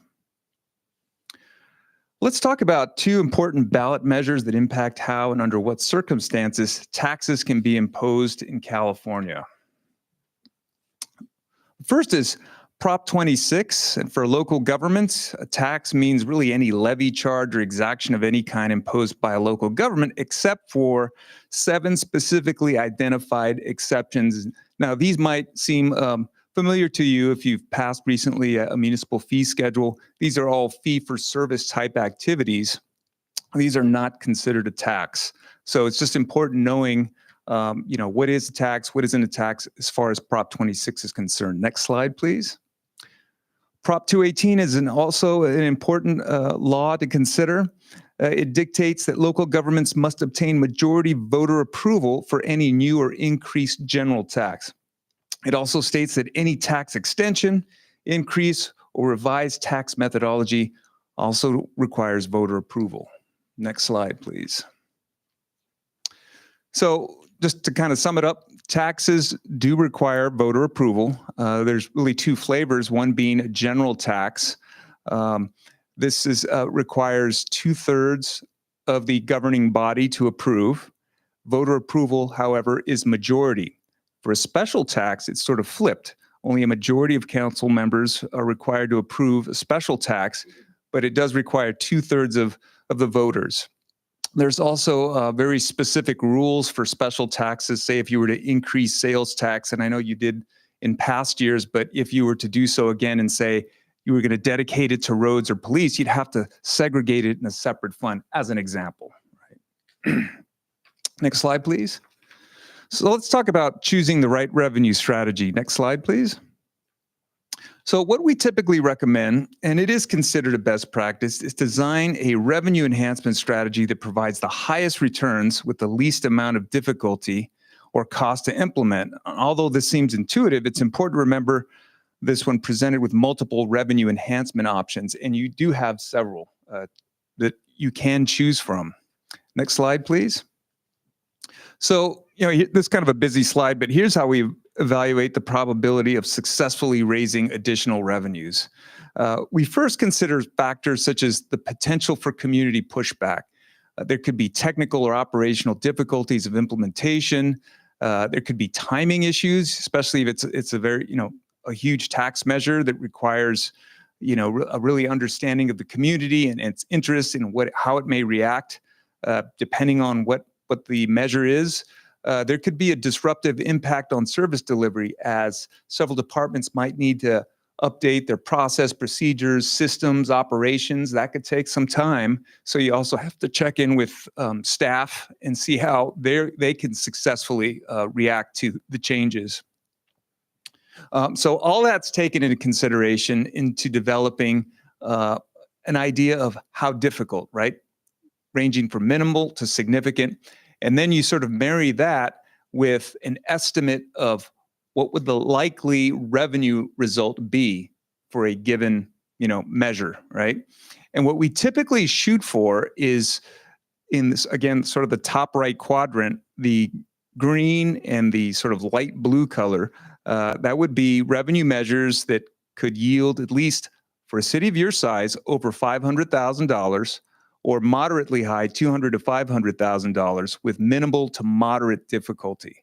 And we'll kind of get into that, some examples of that in the next few slides, but that's just to sort of lay out the continuum that we evaluate when analyzing revenue strategies. Next slide, please. So I'm going to present you with a whole lot of slides. Some of these you're probably already familiar with, but again, I'm just showing you the universe of options that are available to you. I won't go into great detail in all of them, but let's go to the next slide. So a lot of these you're probably already familiar with. This first category is tax revenue options. So I know your city has had a Measure S sales tax in 2006 and 2014. It was a half cent for each go round. And we estimate that for Pinole, the potential for Pinole is probably low because I think that has already been used a couple times. And, it's not to say that you wouldn't be successful for another go round, but I think compared to other alternatives, the potential is probably low and the fiscal impact would be moderate. Again, there's a lot of variables and it depends a lot on the nature of the sales tax measure. Business license tax, that is something that you currently have. It's sort of a flat tax and it's also variable depending on the type of business. There is gross receipts, which tends to yield greater revenue, but that could cause some disruption in the business community. That's where we get to talking about, some of the challenges, right? That's something you need to consider, although that might have a high to moderate fiscal impact. Utility users tax is an interesting one for your community. You already have an existing 8% on electricity, gas, and telephone. But if you look at that list, it continues. There's also the possibility of also taxing cable, water, sewer, and garbage. And you could also not only expand, but increase it. I'm going to show you a slide later that compares your benchmark cities with what they're doing with their EUT. Again, obviously there's the risk to your very constituents, your community, right? Because they'd be realizing an increase cost of their utilities. But there is a high fiscal impact associated with that. Finally, with transient occupancy tax, there's a slide later that shows what your benchmark cities are doing, but there is some room, I guess, to increase that.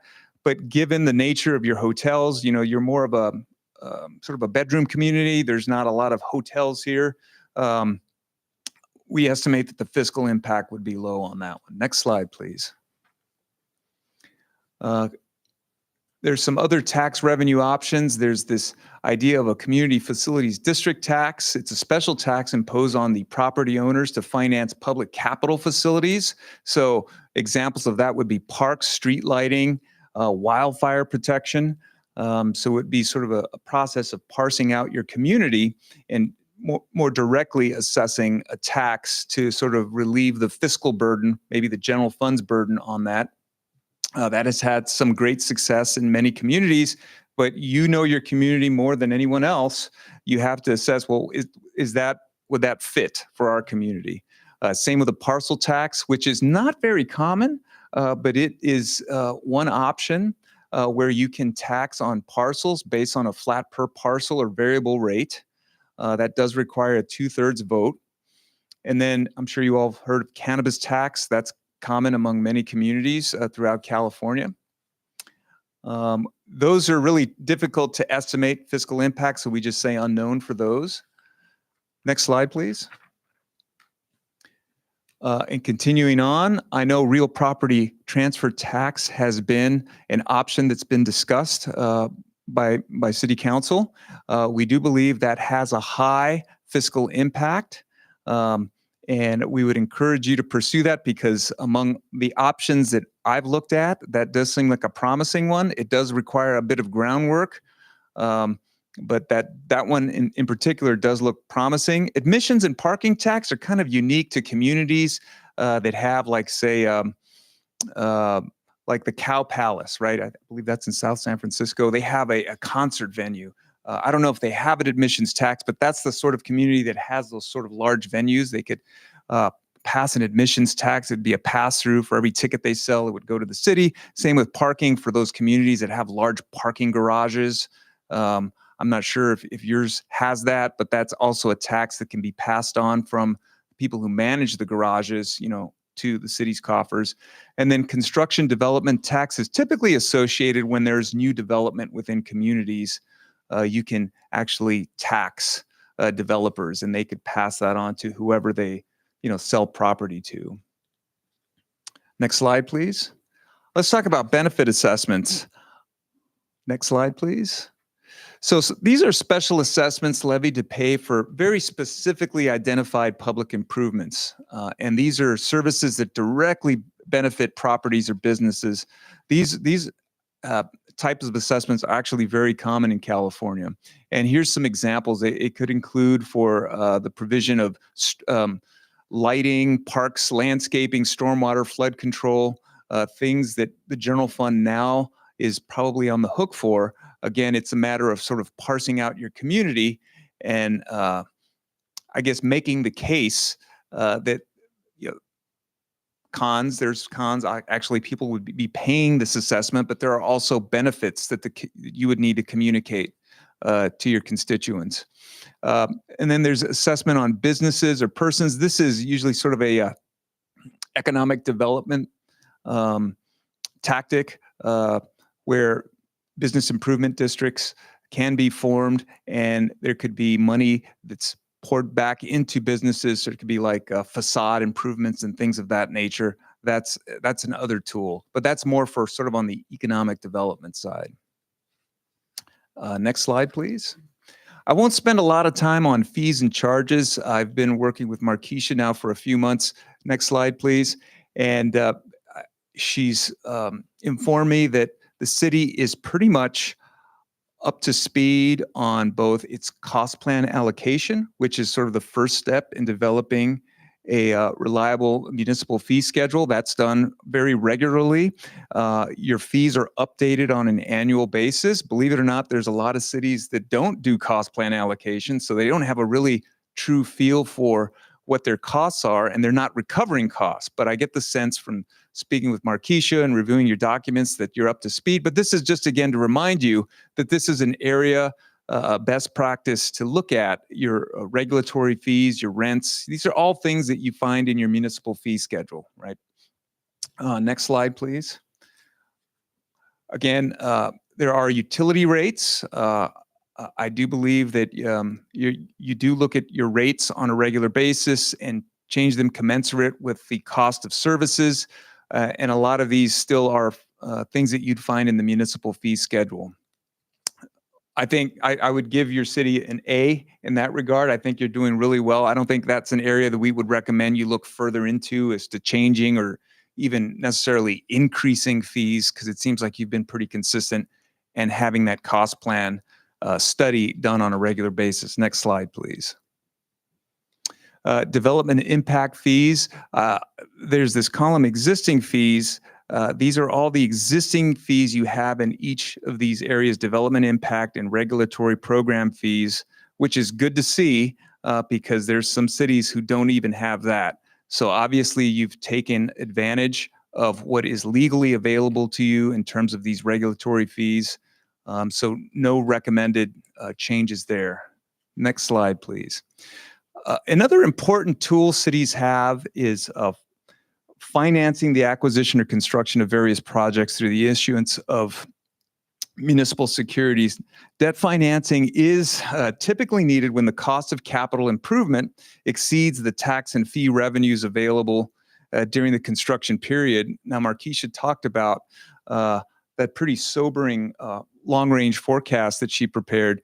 And I would submit to you that although I do agree this is a good tool, I think there maybe more as of a second phase or third phase in fiscal sustainability. I think there is opportunity to maybe shore up your revenues, which would actually give you, if you were to maybe increase your revenues in a very strategic and smart way, that might result in more favorable financing terms over the long run, right?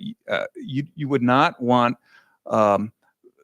bond capital guys looking at a forecast like she just showed you, right? So I think there's some preliminary work to be done, but I generally feel very hopeful for your city. I think you got good bone structure, I guess, is what I'm trying to say. You're standing on lots of opportunities that you have not yet exercised, but you do have the authority and a great range of tools to, I think, improve your fiscal sustainability. Let's move on to the next slide. So there are tons of options here. And I don't know how many of you have heard of these financing tools. I won't go into each of them, but just look at that middle column and see what most cities have used these tools for. The last two actually do not require a vote of the people because legally, it's such that in the case of revenue bonds, that's sort of what is supporting the debt issuance, right? The revenue that you may generate is supporting the debt issuance, and the certificates of participation is actually this lease installment agreement that, in my experience, the last city that I worked for actually financed a library and city hall using that did not require a vote of people. General obligation bonds are a very common tool. Mello-Roos bonds are typically used for new development for communities that are expanding. Next slide, please. Special assessment bonds are issued to finance projects that convey, again, this is similar to the special assessment districts that can be formed and can be taxed. Well, this is sort of another flip of the coin, but these are bonds that can be floated and financed to do kind of the same thing. And if you look at the examples, these are the examples that cities typically finance. I think there was mention, if not in this version of the long-range forecast, but I did read the one from last time, the really comprehensive one. There was some mention, there was a paragraph dedicated to EIFDs, Enhanced Infrastructure Financing Districts. This is a new tool that hasn't been used widely yet, but I'll tell you, it's generated a lot of interest among cities as of late.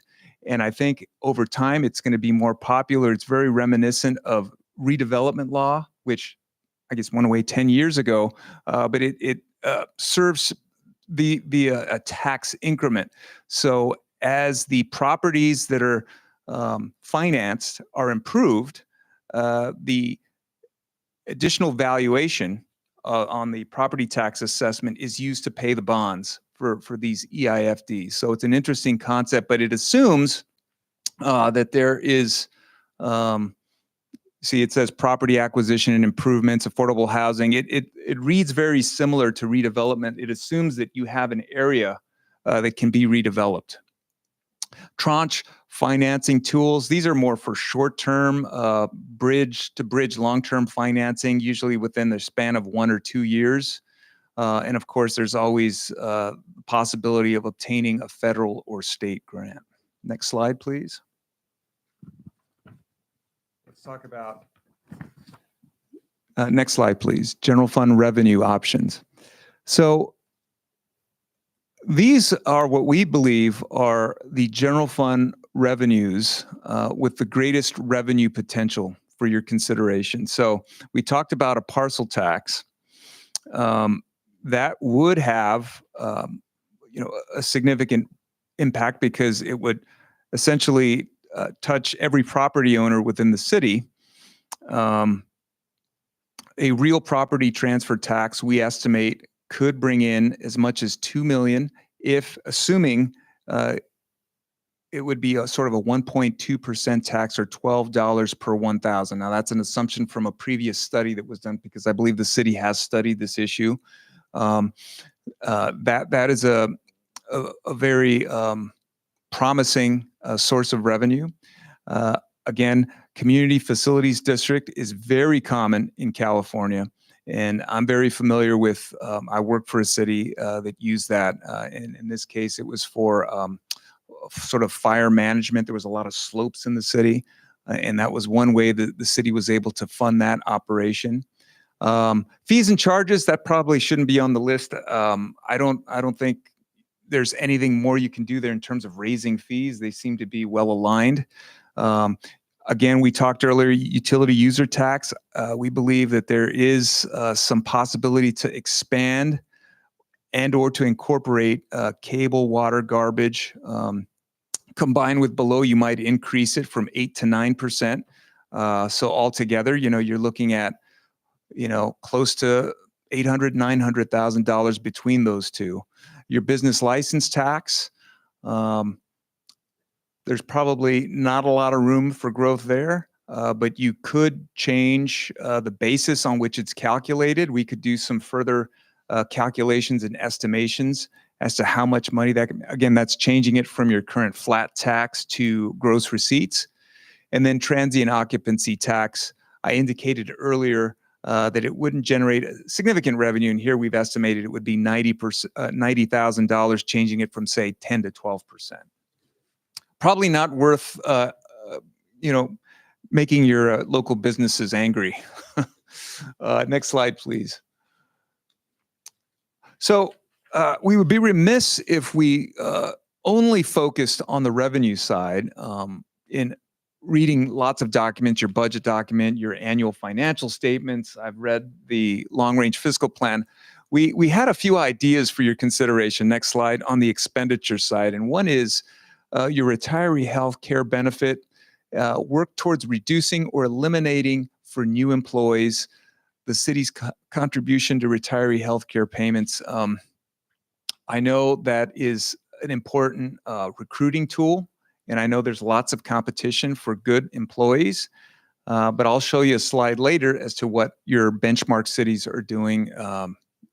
There may be some opportunity to save some money in that area. Then the next is the general fund reserve balance. A suggestion there is to reduce the general fund unassigned reserve from 50% to 25% of operating expenditures. Use the available funding to address the city's most critical priorities. Foremost, in my mind, are to begin building an infrastructure management plan or a sinking fund reserve, or addressing your outstanding OPEB liabilities. That could be great seed money to start getting control and handle of that. And we estimate that would result in $5.1 million that could be set aside for that. The next is operating expenditure reductions. This is very difficult, and I know that $3 million number is a very large number, but if you were to span that over 6 years, that would be anywhere between 500 and 600, but it wouldn't be, I guess, characterized necessarily as cuts to departmental operations. You could also think of it as in furtherance of that seed money or that savings for those two very critical priorities that you have, infrastructure and getting control of your OPEB liabilities, right? It could be sort of couched in that terms, along those terms. Cost allocation. This is increasing your cost allocation to non-general fund operations based on the cost allocation plan analysis. I don't know how feasible that is. this is, but I think it's probably worthy of consideration to see if any of your sort of general fund employees sort of a reassessment of what they do, how they do it, and could they possibly be doing work for your enterprise funds or enterprise fund. And then there's the idea, which you've probably discussed, is a shared service delivery. I understand recently you contracted out your fire operation, which I thought was a great move. But along that same vein, are there other services, parks, recreation, youth, and other programs that you might consider doing something similar, a shared services delivery model? Next slide, please. So let me just quickly go through these comparisons with your benchmark cities. It's a lot of numbers. I'm just going to highlight certain areas. Next slide, please. This is sort of your general summary. Population. Okay, so your benchmark cities are Albany, American Canyon, Dixon, El Cerrito, Emeryville, and Martinez. In comparison to these, you're the second smallest city in the bunch. Your income level, median income level, you're the fifth largest. In your general fund budget, you're the fourth largest among your comparators. So this just kind of gives you, oh, and then another thing to note is, you know, you've got 3 cities there that are charter, which is necessary for the real property transfer tax, as you all are probably aware. That's sort of a preliminary first step that must be taken, is going from a general law to a charter law city in order to realize that real property transfer tax. Next slide, please. This is a summary of the budgets. A lot of numbers here. Just to quickly tell you, total expenditures, your city is the second smallest, which interestingly, as far as population, you were the second smallest in terms of population. You're also the second smallest in terms of total expenditures. Total revenues, you're the fifth largest. General fund revenues per capita, the fourth largest. So that's sort of interesting. That just sort of gives you a sense of scale and size in comparison to your benchmark cities. Next slide, please. Summary reserves. This is very interesting. I'll note that mostly all benchmark cities have a general fund reserve that is 25% or less of operating expenses. You're kind of an outlier in that regard, with the exception of Emeryville. Emeryville also has a 50% reserve requirement. Next slide, please. Lots of, let me just walk you through this. There's a lot here, but I'll just say that with the exception of American Canyon and Emeryville, most TOT tax rates are at or below 10%. With respect to your business license tax, only Martinez assesses the tax on a gross receipts basis. Every other city in your comparison group charges as you do. It's on a flat tax or variable tax rate, depending on the business. 3 out of the 6 benchmark cities do not have a utility users tax. Pinole, as you know, has a utility tax rate of 8%, the same as El Cerrito, but they also tax water and wireless phone service. Albany's UUT rate is 9.5% and Emeryville's is 5.5%, but with a broader scope. Next slide, please.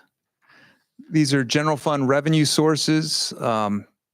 Again, a lot of numbers here just to say among your big, tax revenue sources, property tax, you're the third smallest. Sales tax, you're the third largest. TOT, second smallest. So this just sort of gives you, again, a sense of scale and size among your cities. Next slide, please. This is your summary of medical healthcare coverage. So Pinole has the highest OPEB liability and is one of the few cities that offers full medical healthcare coverage for its retirees among the benchmark cities. Most cities offer no or lower retiree healthcare coverage for new employees. So I think that's an important thing to consider. Next slide, please. So Andy's here. I'm Steve, and if you need to contact me, you can ask Markeisha. But we, as Markeisha indicated, I know it's late, but if not during this meeting, in subsequent meetings, we do encourage you to identify which of these revenue or expenditure options do you think really resonate with you and the community, because we'd really like to take this to the next step and model. That is a good preliminary first step to take to say, hey, we want to actually pursue an action, because now you'll be knowledgeable in what the fiscal impact will be, and you can communicate with your community. It's very challenging. There's lots of challenges, but with knowing the fiscal impact of what these options are, I think that's a necessary first step. So hopefully you can have some great discussion. With that, I'll turn it back to you, or Markeisha. Thank you. Director Guillory, do you want to say a final word before we go to council questions? No. Okay. I'm okay. Thanks. No worries. Thank you so much. Well, then that brings us to council questions. Any questions from council members? Mayor Pro Tem Toms. Yes, I'm going to start with the comparison of benchmark cities. It would be useful to know what the percentage coming to the city of the 1% property tax is. For instance, Pinole in most tax rate areas gets about 18%, whereas the benchmark city of El Cerrito gets about 24%. And I would compare, the other thing to keep in mind is that Martinez, well, let me start with both El Cerrito and Pinole pay for their own fire services out of their return of property taxes, whereas Martinez is part of Fire District. So one of our biggest expenses is the contract for fire services, yet somehow it should be footnoted on here that the comparison of the benchmark city for Martinez, for instance, does not include fire service. So, and I don't know about Emeryville, Dixon, American Canyon, and Albany, whether or not those budgets, those city budgets, include belonging to a fire district, which is a huge expense. So I would just suggest that that be footnoted, and perhaps another column somewhere that says, that tells us what the average property tax return is. And that's all I have. Okay. Any other questions from council members before we go to public comment? Councilmember Martinez Rubin. Thank you. I'm not sure how to phrase this, but also with regard to the benchmark cities, something that I can't miss is that extraordinarily high amount of related to OPEB liability relative to the other cities. And though as you pointed, I think the city has used that as an attractive means of recruiting staff.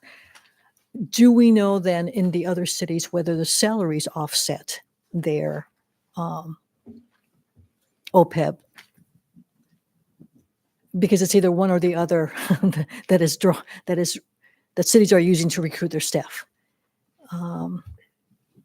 So something else is if you can review with us the order of events that you're going to recommend. I kept hearing we need, or what I believe I heard is that there is some sense to the order of events in that first we need to do certain things first in order to have Pinole in such a position that if we were going to go the route of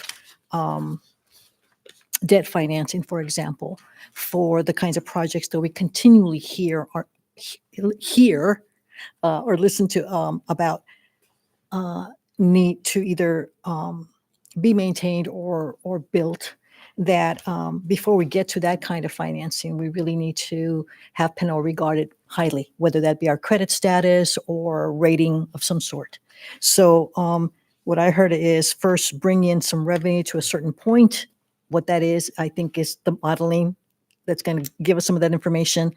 And then what else would follow? That would help for us to keep in mind that the recommendation from consulting firms like yours that look at that larger context, not just the challenges or difficulties that we tend to consider when a proposal for a particular tax comes to mind, that we need to look at a much larger picture. Because part of what I see as well is definitely that 5 years from now, if we don't do anything, 5 years from now is not going to be a pretty picture, let alone 15 and 20 years from now. Considering also, I'm not sure if there's a question in all that, but if all that you got a sense of what I'm understanding and not understanding, thank you. And what I think would be helpful to us.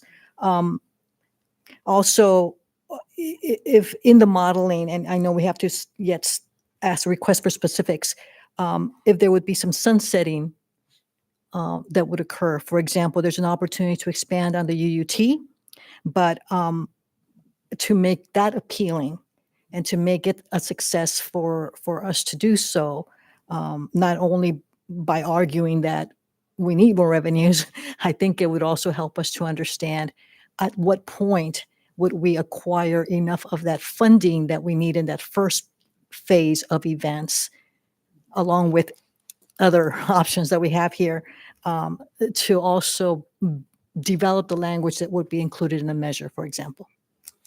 Okay, and then you spoke to the absence of redevelopment and tax increment. Is this the EIFDs? Did I get that acronym correct?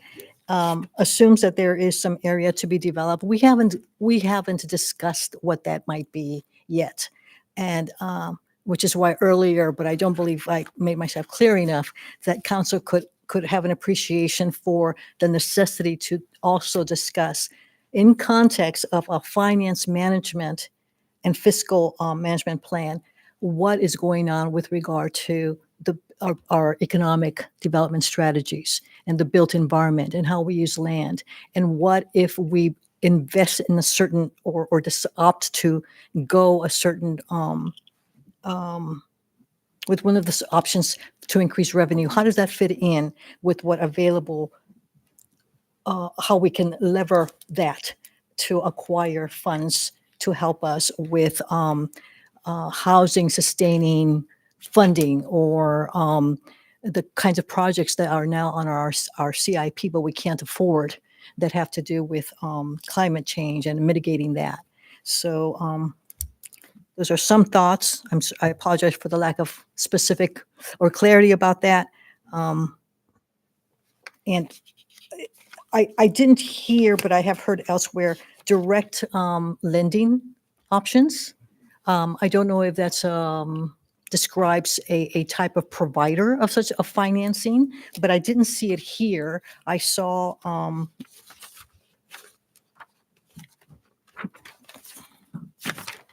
it's, it's the bonds as, again, as a second phase, but I think there are also increasingly there are new ways to obtain those larger amounts of money, upwards 250,000 and beyond, through direct funding mechanisms rather than just bonds, that would allow us then to, I don't know entirely what that allows us, but perhaps it keeps us from seeing that large increase in interest that goes to pay debts rather than for us to reinvest, which leads me to that other possibility. What can be, which of the options presented for revenue increase would allow us to then invest that additional revenue somehow to obtain, I'm not sure how to phrase this now. Let's put that aside until I think a little more clearly about it. Thank you. Yeah. Thank you, Councilmember. Can we go to Councilmember Sasai next? Okay, great. Thank you both for the presentation. Well, this presentation and this document in particular, I found to be really helpful, really educational, just to see and lay out the different options on the table and the different potential annual fiscal impacts of each. So on the general fund expenditure options slide, the shared services delivery model really stuck out to me. And I think when we think about that model and what cities are doing, we often think about law enforcement and fire. But you also mentioned parks, recreation, youth, and other programs. Can you share a little bit about what other cities our size have been doing in Contra Costa County, maybe Alameda County, and what it looks like? Well, I have not done research recently in this region, but I know there are examples of cities that do share those services actually across the country. It's not a one size fits all. It's really dependent on the feasibility. First, there could be interest from one city, but not interest in the other. And it's typically, they need to be typically contiguous or very close in order for it to work. So it's dependent on a number of variables. So you need to have a recognized need from not only your city, but a neighboring city or a somewhat neighboring city. And I'm just not familiar enough with your area to know if that's even a feasible option. But I think it was still worthy of mention because there's several examples across the country where that is getting done. So in other words, it was probably most feasible if the model was already existing in the area. Well, I guess that does help because you can always point to that. It's not like recreating the wheel from scratch, given that typically a lot of these things are regional in nature. And I think I agree that it's helpful to have an example or a model close by. And I don't know, I've not done the research if such a model exists here, like say for parks and recreation. I mean, we could look at that. It's probably worth looking into. Great. Thank you. Thank you. One question for you, Mr. Montano, is the moment of your, first of all, great presentation. Thank you, Director Guillory and Mr. Montano, for your presentation. And it's really great. I really love the jurisdictions you chose. I am always curious about Emeryville because, I mean, Pixar just gives them an incredible budget, I guess. But that set aside, one of the aha moments of your presentation for me is wireless phone services. I mean, you mentioned it, utility users tax going to wireless phone services. You mentioned it. We are in 2023. I'm imagining that this is something that many cities either don't know that they're not taxing, and or if they're not taxing it, it's a questionable model given that landlines don't seem to be as popular. That's a nice way of saying it in 2023 as they were maybe 20, 30 years ago. So can you tell me about that tax structure and what that looks like, first of all, if a city were to move forward with it? Let's start there. Can you tell me about what that looks like? What is the tax structure of UUT on wireless phone services? Well, unfortunately, my knowledge is an inch deep and a mile wide. So this is a tax structure that is used. And in fact, there's some benchmark cities that are doing that. I think Emeryville's one of them. Okay. And so I don't know a lot about it, nor have I really worked for a city or consulted with a city that does that. Okay. And I know that there's been some legal cases where phone service or telecom companies like Verizon or Sprint have pushed back on that. And I can't quite honestly tell you how that settlement occurred, but I know that there's still some favorable aspects to that where cities are deriving some revenue from cellular companies. And mechanically, I don't know how that's taxed, to be honest with you. Okay. But we could certainly research that and get back to you. In fact, I have already started a pretty comprehensive report of written recommendations that will go along with fiscal forecasts, so I can include that in my report. Okay, that would be great. I think I may be asking the same question in a different way, so let me know if I am. But I do want this as a follow up. Is when I hear a tax structure for our wireless services, I hear two things through UUT. I hear either you're taxing businesses that provide Wi-Fi services within the city, or you're taxing individuals? Both. Okay. They're both. And typically they could be one and the same company because just throwing an example, I know Verizon as an example offers both. Okay. Cellular service and internet service. And in some cases, the companies are different, right? So I know that UUT can be applied to both examples. Okay.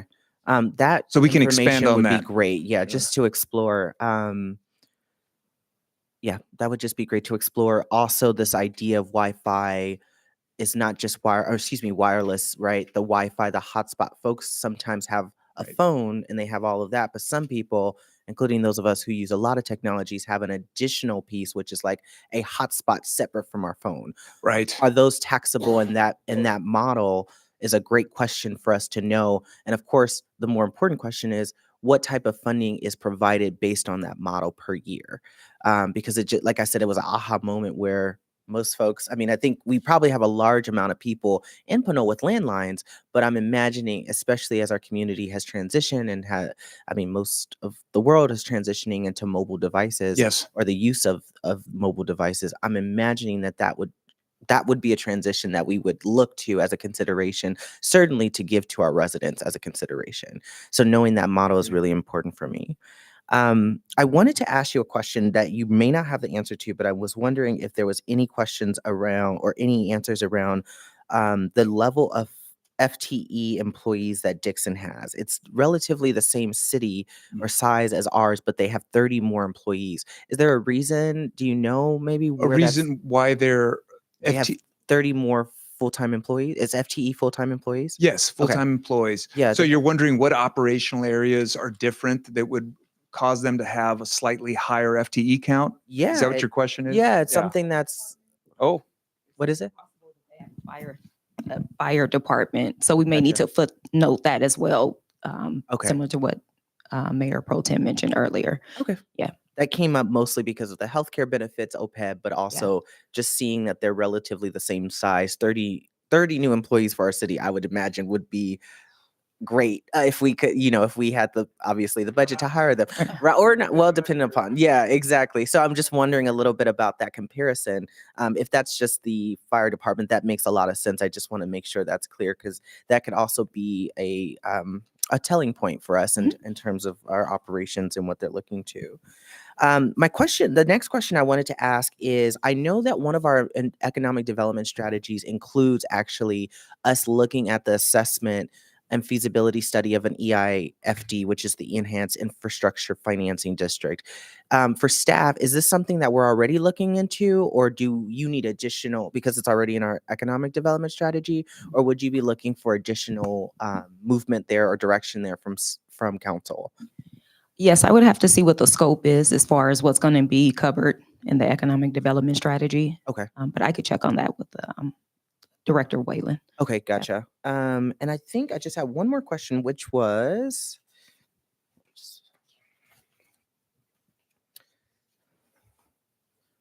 it was around the expenditures. Oh, great. So love the general fund expenditure option, reduction of general fund expenditure options.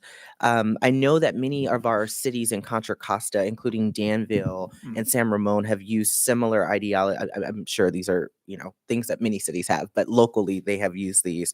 And I am generally curious about how we can best find estimates around shared service delivery models. So we've certainly done that through the Confire partnership that we have, and that is obviously a test run, if anything, right, on how we may improve and reduce those numbers. But I am also interested in how we might assess for other shared service models. In particular, public works would be one of interest. We've talked about this as a council, that we have some.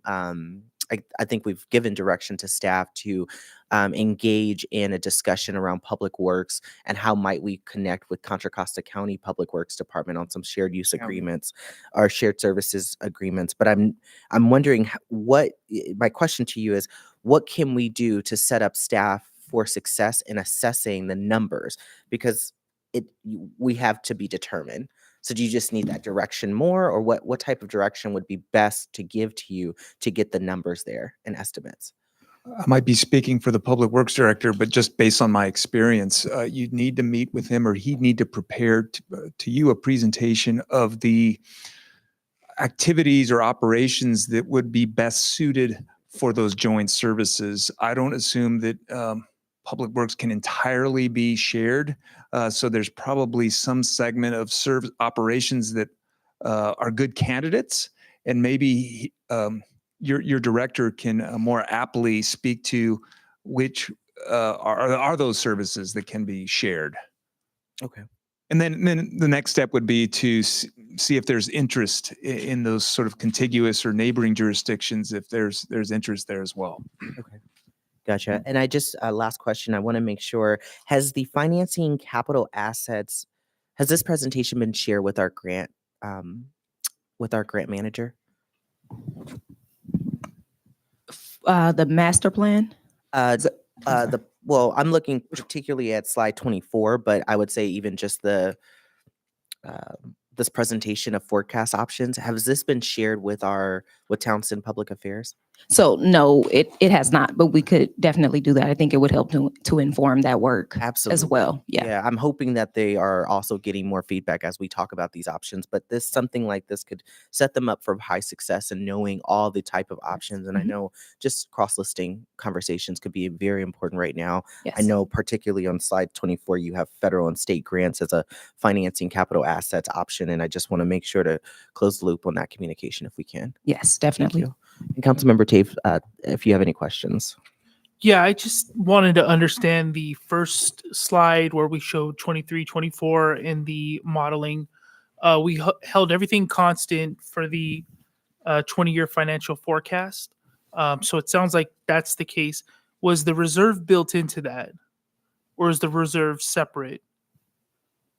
The general reserve? General reserve. General reserve is separate. So in theory, year one, 23, 24, 213,993 would have to be used out of the reserve to balance. It would draw down on the unassigned fund balance. So those are two different pots of money, right? We have the general fund unassigned fund balance, and that's just an accumulation of revenue over expenditures over the years in the general fund. And then we have a separate fund, which is our general reserve, that we have to maintain as per the policy. Right. So yes, we will be drawing down on unassigned fund balance. It doesn't impact the general reserve. Right. And so, okay, so is that reflected, that other pot of money reflected in this chart? Yes. So in the fund balances section, which is below the revenue and expenditures, it's the section where it says fund balance, and then it has preliminary fund balance and general reserves adjustment. That's the amount that is transferred from the general fund over into the general reserve. And I'm looking on slide 12, if that's helpful. Sorry about that. Okay. And so that first section in that fund balance table, that is the unassigned fund balance. Got it. So we would be drawing down on that portion. And then at the bottom, that section is the general reserve, where we're showing that it continues to grow because we're not withdrawing anything from it. Right. So holding all services that are being provided to date constant. Yes. We would be seeing that. Okay. Yes. In the second presentation, or the second PowerPoint, there was a discussion about reducing the general reserve withholding from 50% down to 25%. Is that 5.1 million fiscal impact a one-time impact? Got it. Okay. It just says potential annual fiscal impact. I just want to make sure that when we're looking at it as year one, and then year two, we're not going to see that money. That's correct. Okay. Okay. I mean, I really want to dive into the discussion about the modeling. So I guess We'll go to public comment and Yeah. then we'll come back. Of course, Mayor Pro Tem Thomas. Yeah, thank you. On slide 24, on the special assessment bonds, I'm assuming that this is very similar to how the school district financed, their expenditures, where the tax assessment was put onto the property taxes. Yes, it's but it doesn't say what the voter approval threshold is. Is it 55%? I believe it's majority. I have to check that. Okay. Majority voter approval. Okay. So if you can just bookmark that for future. Thanks. All right, great. Well, in that case, we'll go to public comment. Madam City Clerk Bell. Thank you. Rafael Menes.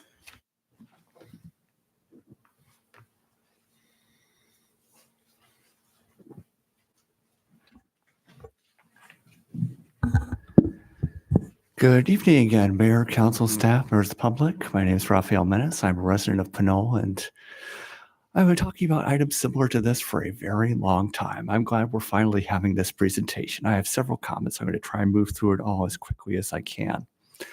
First off, I note that the overall medical expenditures, I'm assuming that's most of what benefits other is, rises pretty sharply from 22-33 going out to the end of the cycle, goes up from around 4.8 million in 32-33 all the way up to 8.1 million in 44-45.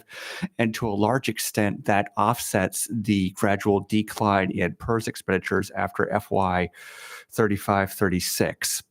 So my first question is that increase in other benefits basically accounting for OPEB expenditures, or is the OPEB cost in addition to that increase? Secondly, let's see, shifting over to the second slide category. I wanted to note, I don't know to what extent you were able to view the past city council meetings on the real property transfer tax, but I just wanted to bring to the consultant's attention that, this has already been discussed pretty heavily at the city level and was ultimately didn't manage to pass the council level. It was a 3-2 vote, and there was a moderate level of public opposition to it. So I think that the level of opposition here is perhaps higher than moderate. I wanted to flag that. Let's see. I also wanted to note some of, on slide number 34, the differences in revenue amounts. Doing comparisons to Emeryville in particular, I note that we get more property tax than they do. We get more sales and utility tax than they do.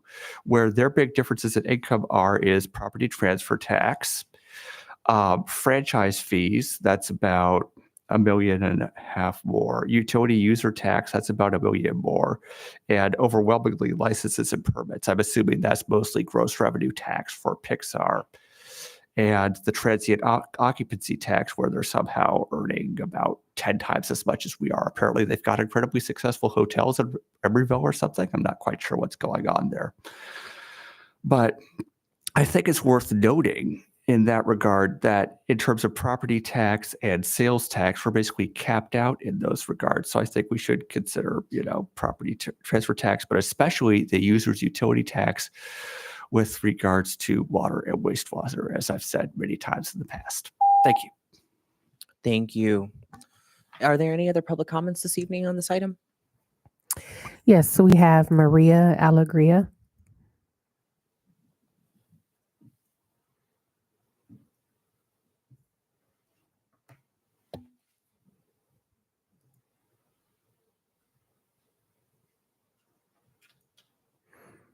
Miss Alegria, are you able to unmute yourself?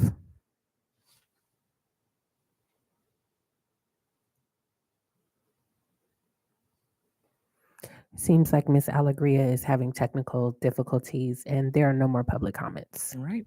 Thank you so much. Then we'll come back to the council for discussion. Any council members? Mayor Pro Tem Toms. Yeah, I want to thank Mr. Menace for bringing up the property transfer tax issue and how that wasn't popular. But I had spoken to a number of folks that were in opposition to that tax because they felt like it targeted just a small portion of the population, but benefited everyone. And I had asked those same folks, would they be supportive of a parcel tax that was across the board equitable? And the answer on several of those was yes. So I think that that's something that we should look at. The other thing I think we should potentially look at is the special assessment bonds, where we could probably, I know that you can't use those for maintenance, but there's a number of projects in our capital improvement plan that are beyond maintenance, where they have a need for reconstruction. They're capital projects, they're not maintenance projects. So that might be something that could also help us, deal with not having to spend general fund monies on, instead use it out of the special assessment bond. All right. That's it. Thank you, Mayor Pro Tem Toms.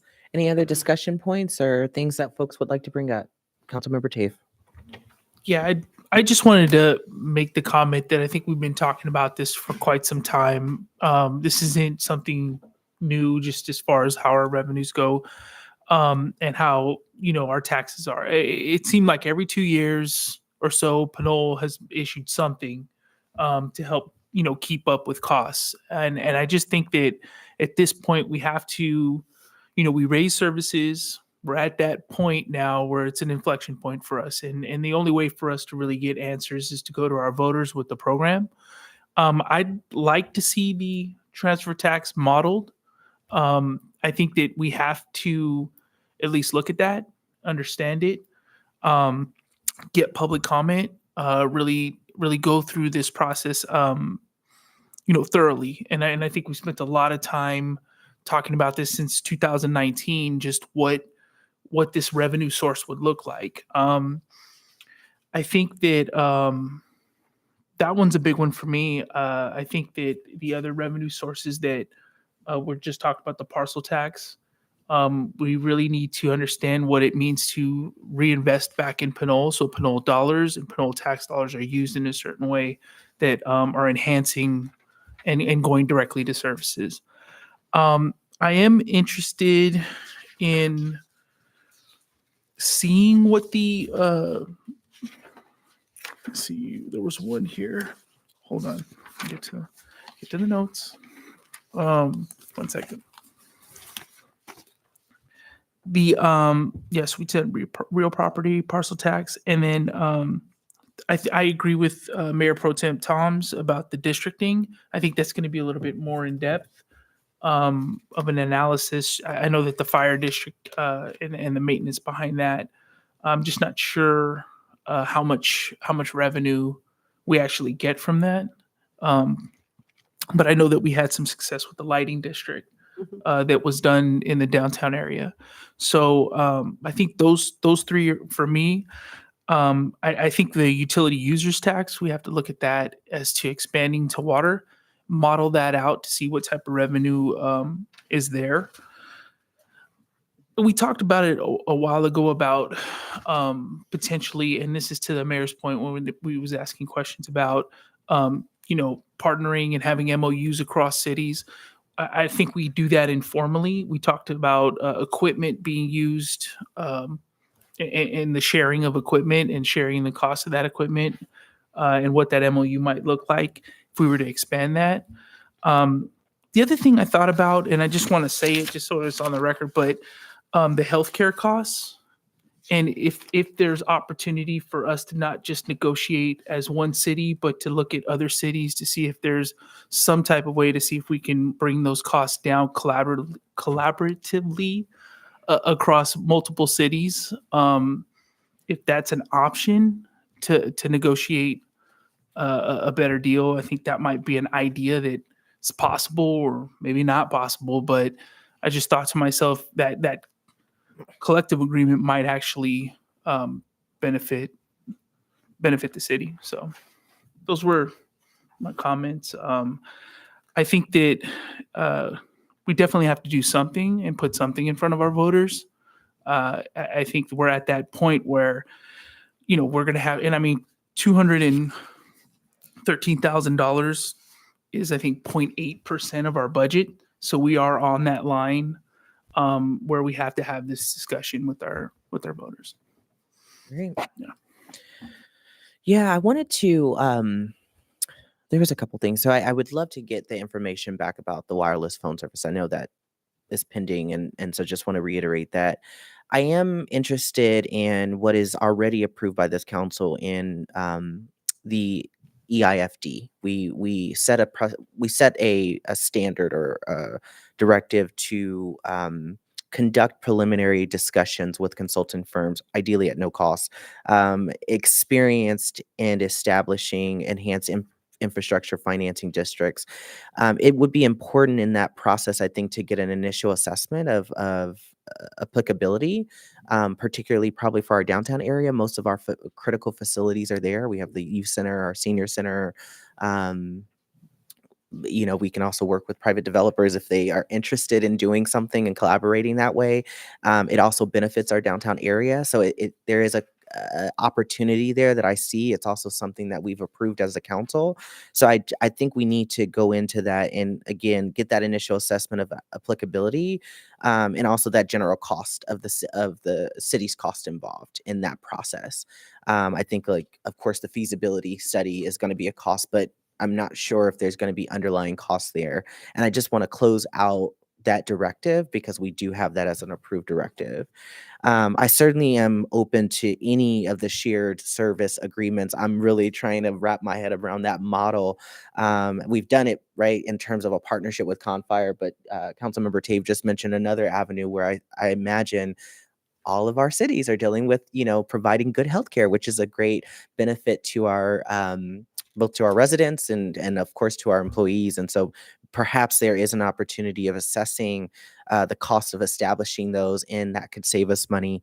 And then this last one, I think I'm really interested in it because and Marquise, Director Guillory, you've been so wonderful about transitioning our city from when I was on council in 2020. My first year was around just like 5 years, and talking about every 5 years, this is how the forecast is going to work.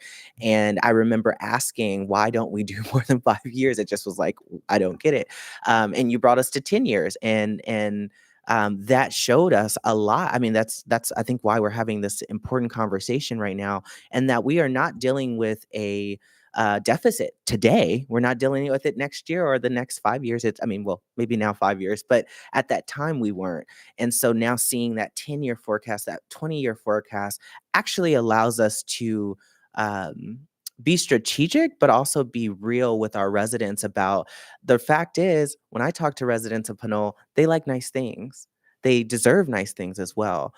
And part of the leadership, I think, of this council is that we are offering a standard that is higher than we have of the past. And I think that's the part that this conversation is about, is not that we want to go to our residents when we are, waving our hands for help, right? And saying, oh my gosh, the deficit is impending next year. We're actually thinking about these ideas long term, because again, when we look at our CIP, when we look at our economic development strategy, when we look at the need for enhanced fire services, our residents are telling us they want these things and they want the investment, they want them done right, and they want them done to a high quality.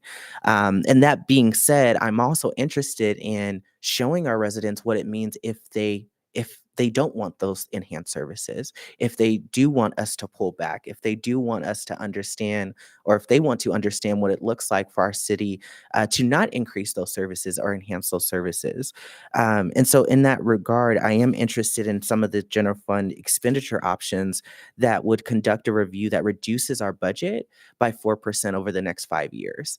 And seeing those numbers, I would even say maybe top 5%, seeing those numbers doesn't make us make a promise that we're reducing it, but so that folks actually know what that model looks like.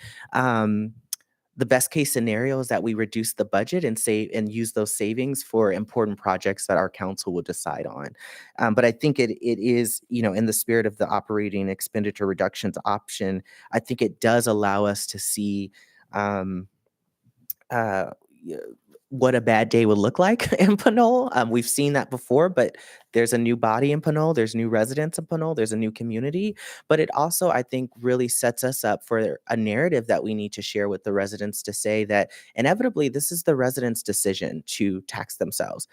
Most of these options you provided today were not things that we can do alone as a council. And I would speak for myself and say I would not want to do any option of these by myself as a council member or as a mayor. I would actually want to talk to residents about what they want long term. And again, have those tough conversations that maybe we have a lot of times at home. I know I did growing up. Sometimes it was like, hey, we all got to eat top ramen. we can't have nice things this month. But then the next month, when we were doing and on top of our things, we worked to get better, maybe some burgers instead of top ramen. My point is, we need to show that narrative, and we need to share that in addition to our 20-year forecast. We really need to show different models. So I think I am engaged in that as an option as well. I know the other ones were revenue models, but I think that would be an important model for us to show as well. I'll go to Councilmember Sasai first. Councilmember Martinez-Rubin. Sure. I'm not so sure that we are entirely at a point where we can talk about having, quote, nice things in the city, additional to what we have come to recognize are essential services like safety, fire protection, enhanced fire protection services, things of that sort. We know that we need to maintain our parks, and we can't afford to do that with the revenues that we have. We know also that there are some identified projects in our capital plan that we can't afford. So what I learned as recently as this morning in a webinar, and I'd like your help in translating the following that I think speaks to getting a city to a point where we are not at risk of reducing the revenues that we do have at a faster rate than you have projected already. So what I gathered from this webinar that I attended earlier today was the importance of having some notion about what a city has as working capital. Also for emergency events that we don't, we just don't know what those might be. And to have definitely reserves for operations. So what comes to mind is that proposal, and we saw it earlier, if not earlier this year, last year, presented as part of our budget to consider as an option the reduction of that 50% to something smaller, a smaller percentage. And now what we saw in your presentation was that other cities are doing 25%. I don't know why that even division by two, but what would it be like if we set aside, if not 50%, 40%? That's still less than what we have right now as a policy, and the difference that it would make, if at all, something that was said earlier was that even at 50%, we're not going to have sufficient reserves. That will not be enough if nothing is added to the general fund, if I understood correctly. So that makes it tempting to leave it at 50% rather than reduce it. Right.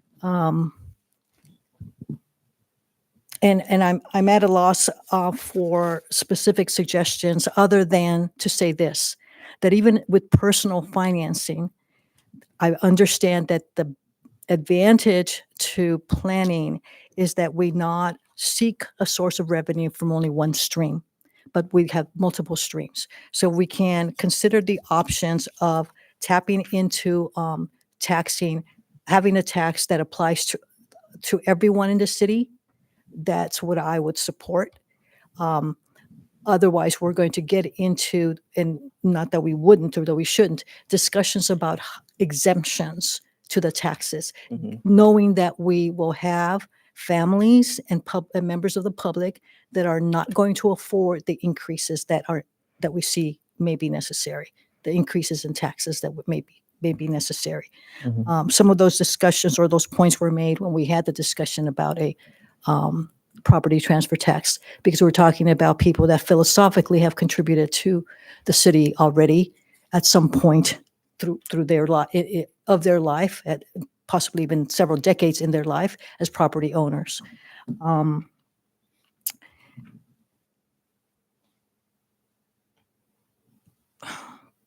The EIFD seems like an attractive source of revenue.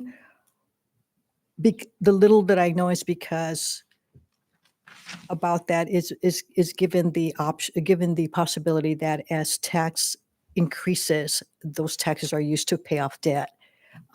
However, we haven't had the discussion yet about what areas in our city that would apply to. What I'm thinking about is perhaps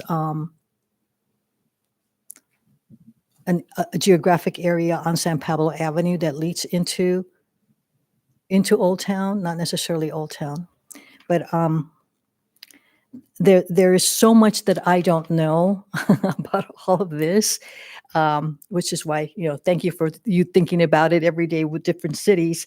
I'm going to go back to default on your expertise to give us an idea of what we ought to do first in terms of having sufficient funds that we are comfortable. And I don't know what that level of comfort is, frankly.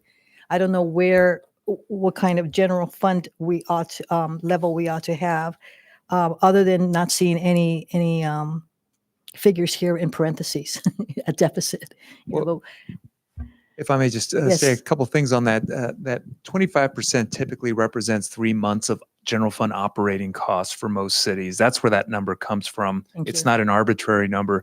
And an analysis that also goes into determining what the proper reserve amount is what are the risks or potential risks the cities may have? Are you in a fault zone? Are you in a fire zone? Are you in a mudslide zone? I spoke to Markeisha briefly about this, and I guess the Government Finance Officers Association has a great tool to assess your city's particular risk. So those sorts, and there's other risks as well, but those are the main ones. And based on that evaluation, cities can more confidently determine what the appropriate reserve amount is. And I believe you'd said that you'd done something of that sort, and based on the results that you felt maybe the city could lower its reserve requirement. Okay, then, let's look at that. what that lowering could be, and where that gets us in terms of still a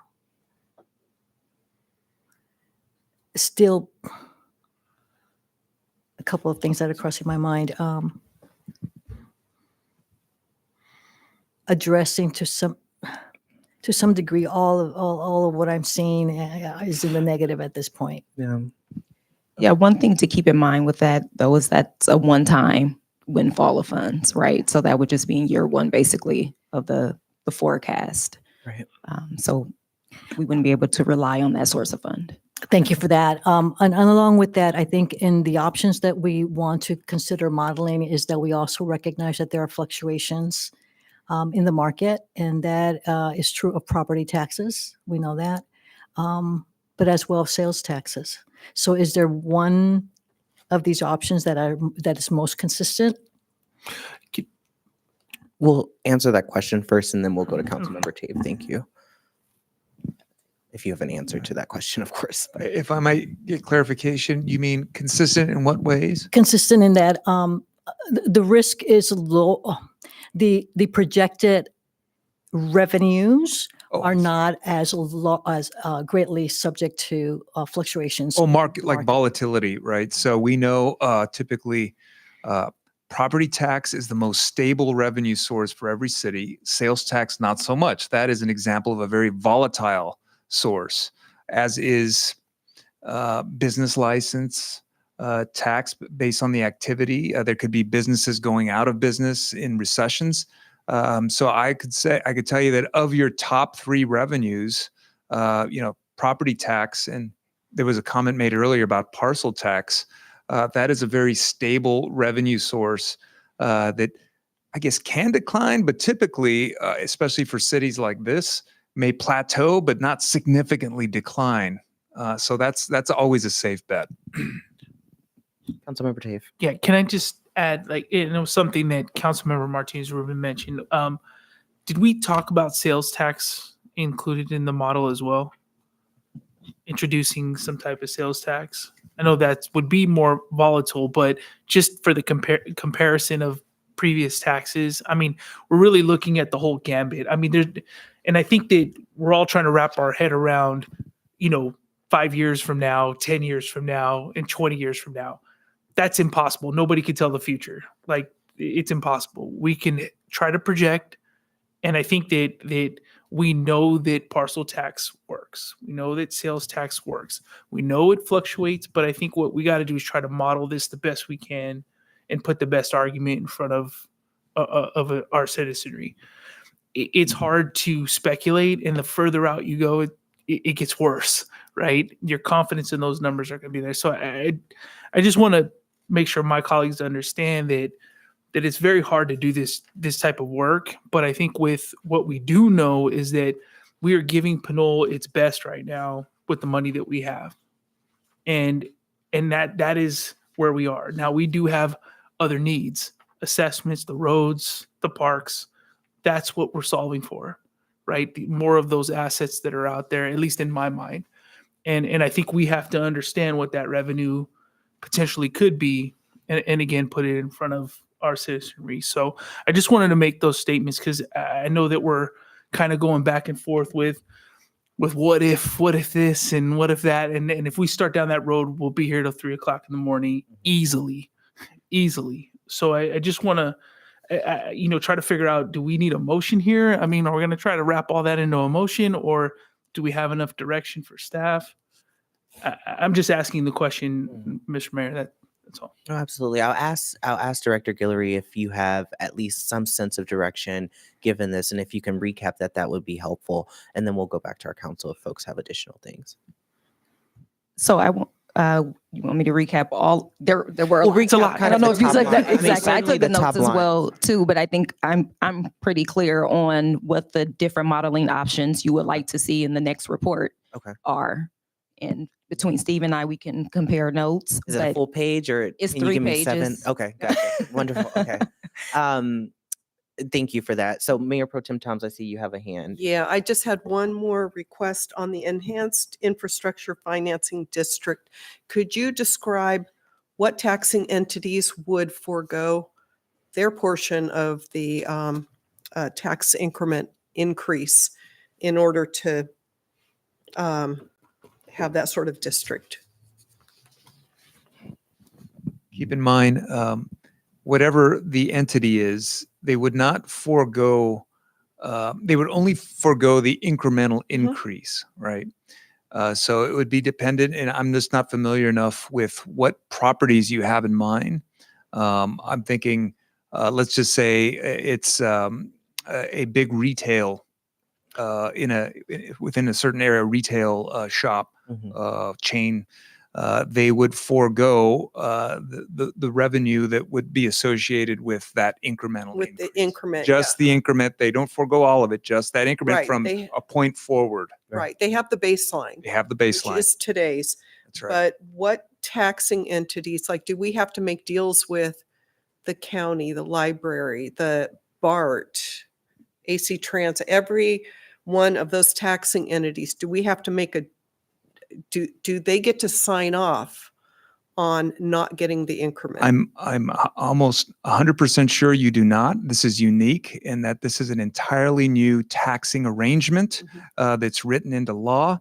It's unlike what you're referring to is when cities were formed or at the time that those revenue agreements were established between the school district and the city. That was, many years ago.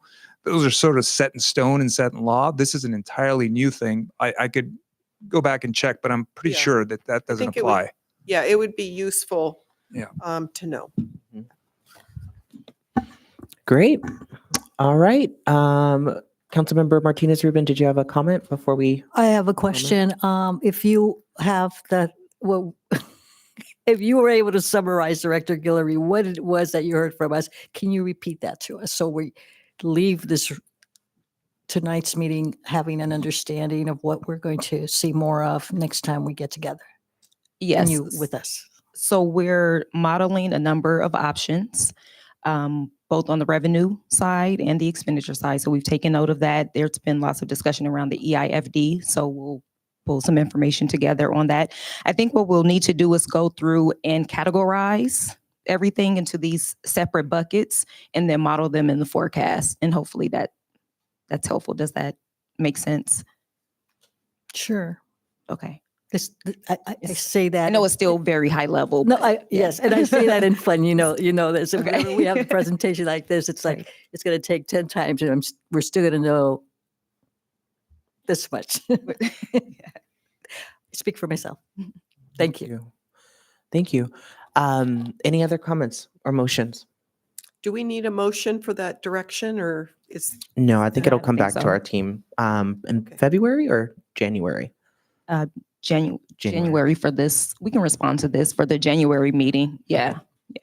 Councilmember Tave. So if we were to put something on the ballot, timeline wise, where's our cutoff and all of that? Like, So I don't have it in front of me, but I'll reference the memo that went out a couple of months ago. I can resend that to everyone if that'd be helpful. And it provides some dates and milestones in there. Perfect. And of course, we will want to fit in the community engagement piece and polling and things like that. So we have to keep that in mind, but that's all included in the memo. wonderful. And not to speak for Director Guillory, but I've reviewed the memo before these conversations and we're on track for. Yeah, we if will the still be on potential- track for 2024. For sure. Yeah. All right. Thank you so much to both of you. This is wonderful. Really appreciate your insight. All right, Council, we're at 10:53, which leaves a opportunity for a motion on the table to extend the meeting. Are there any motions to extend our meeting beyond 11 p.m.? I'll move we extend it to 11:30. Okay, there's a motion. Is there a second? Second. All right, thank you. City Clerk Bell. Thank you. Councilmember Martinez Rubin, Thank you. Yes. Councilmember Tave. Yes. Councilmember Sasai. Yes. Mayor Pro Tem Toms. Yes. Mayor Murphy. Yes. Motion carries. All right, thank you so much. The next item on the agenda is 12B, which is the review of process for selection of mayor and mayor pro tem. This is an item. Our staff report is from, Director, City Clerk Bill. Thank you, Mayor. I have a very brief staff report that I'll provide to you this evening before turning it back over to council for your discussion. So staff, the recommendation tonight is that the City Council receive a report, discuss, and provide direction on the process for selection of mayor and mayor pro tem. The City of Pinole has a long-standing tradition approved by City Council resolution to select a mayor and mayor pro tem on an annual basis according to a system of succession that permits the mayor and the mayor pro tem to gain sufficient experience prior to assuming their respective roles. The selection of mayor and mayor pro tem is made from a mayoral list maintained by the city clerk and based on a council member's receipt of the highest votes in the prior election. On October 19th, 2010, Resolution 2010-87 was adopted by the City Council, approving the current succession procedures. Resolution 2010-87 requires the city clerk to prepare and maintain a current mayoral rotation schedule in the form of a mayoral list memorializing the mayoral ascension following each municipal election. The most recently approved rotation schedule based on the 2022 municipal election of officers is contained as attachment B to the staff report. On October 17th, 2023, Mayor Murphy requested a future agenda item to review and consider amending the resolution regarding the selection of the mayor and mayor pro tem and the rotation list maintained by the city clerk. It is the council's discretion to appoint the mayor and mayor pro tem pursuant to the current rotation schedule. So I did, as I mentioned, the current schedule is attached as it was last approved to the staff report. And I will turn it back over to the mayor and council for questions. Thank you. Any questions for staff, council? All right. If none, we'll go to public comment. Any public comments? Yes, we do have a couple cards in person. So we have Rafael Menez, Ruthie Olivas, and Peter Murray. Followed by Kent Moriarty and Ann Moriarty. Good evening again, Mayor, Council, members of staff, and members of the public. My name is Rafael Mess, a resident of Pinole. And I don't know yet just what exactly is going to be discussed in this item other than a potential adjustment to the mayoral rotation. But I would suggest that there is no need for any adjustment to it, regardless of what the nature of the exact adjustment is, for three separate reasons. First off, there's the broader public benefit of having a routine rotation of the power of the mayor's office through each member of the council in a routine structured fashion based on an objective formula. It's not based on who could get the most votes on the council. It's not based on a popularity contest. It's based on who got the most votes from the public to be elected, and then it's set, and then it just moves forward as an automatic machine. The second point is that it's also a matter of democratic legitimation. The order of who becomes mayor is based on who gets the most votes. It incentivizes each council member to seek out the most votes in their elections in order to increase where they are on the mayoral rotation. Delinking who becomes mayor by whatever means from that selection process creates a disconnect between the mayor and the public. And thirdly, there's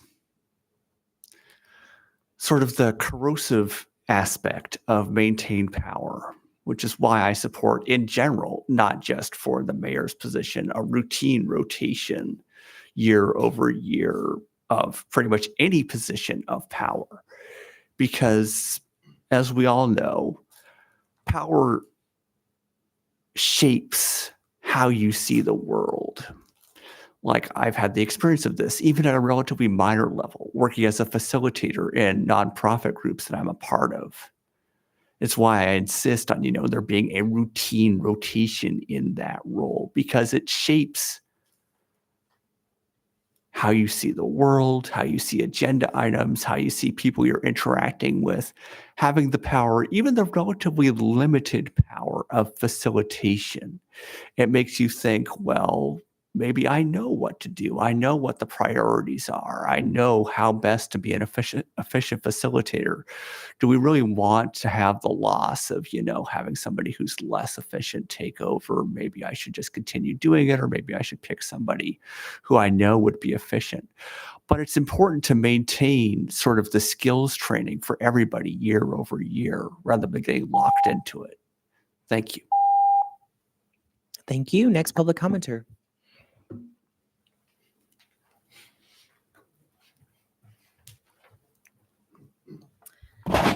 Good evening, council members, staff, and public. First of all, thank you for service to our city. I'm Ruthie Abelson Olivas and a proud resident of Pinole. I'm confused on why the idea of changing the mayoral rotation is even being considered, and I'm strongly against such an unnecessary change to a process that is working and fair. Please allow for Maureen Toms to be our next mayor, as she very much deserves. She's a reputable, hardworking, sensible, valued, fair, and experienced leader in our community. I strongly support and respect her, as many others do in our city. It is my understanding that our mayors are chosen by the voters and based on how many votes they received when running for council. Having a few members of the council change this without a good reason does not seem fair. It even suggests the voters' wishes are being ignored. It is truly a problematic. If this truly is a problematic process, then put it on the ballot for a vote. On the ballot for our voters to decide. Thank you for your time. All right. Next public commenter.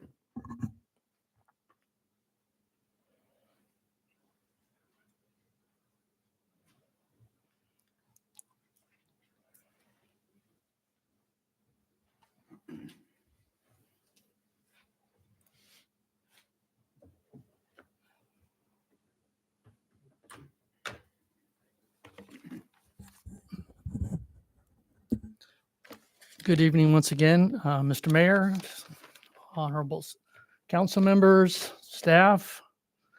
I agree with the previous speakers on this matter, and I'll tell you why. When we elect or get elected, for that matter, if you're sitting in that position, you're doing this on behalf of the community. And when you're sitting here week after week, month after month, you're supposed to be developing a rapport with each other, the ability to work on behalf of the community, coming reasonable solutions to problems, much like you're having tonight, talking about finances, but you're supposed to be working as a team. That's the admirable thing that, we are supposed to tend to. And I see these kind of situations where this is presented. I don't know exactly what's being presented, as the first speaker spoke to. There's, but it leads me to think that there's some kind of, need to change the rotation. It was developed so that we wouldn't have issues. It's a done deal. You get into the rotation, you fall into your position, and it's counted on no matter what. And it takes all of the angst out of animosities that get developed. I don't want people to think that this is just a situational thing where, we just do these. Once we get elected, we consider everybody else our equals, because I know that isn't the way that it works. There's a lot of narcissism, involved in these positions, not just here, but across the board in politics and all of that. And the thing of it is when you're doing and working on the city's business, you put that aside. And like I said, I don't know, why, this is being brought up, but the best solution is to leave it alone. It works. It's worked well.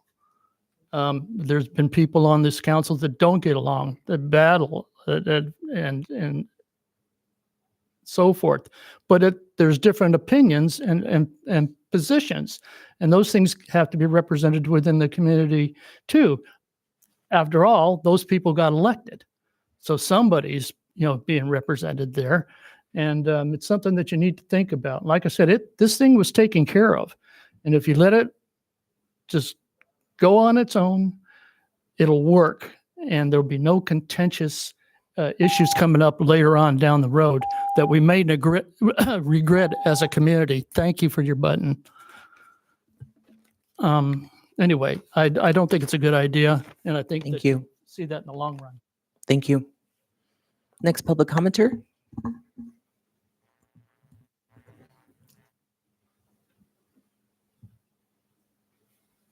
Hi, I'm Kent Moriarty.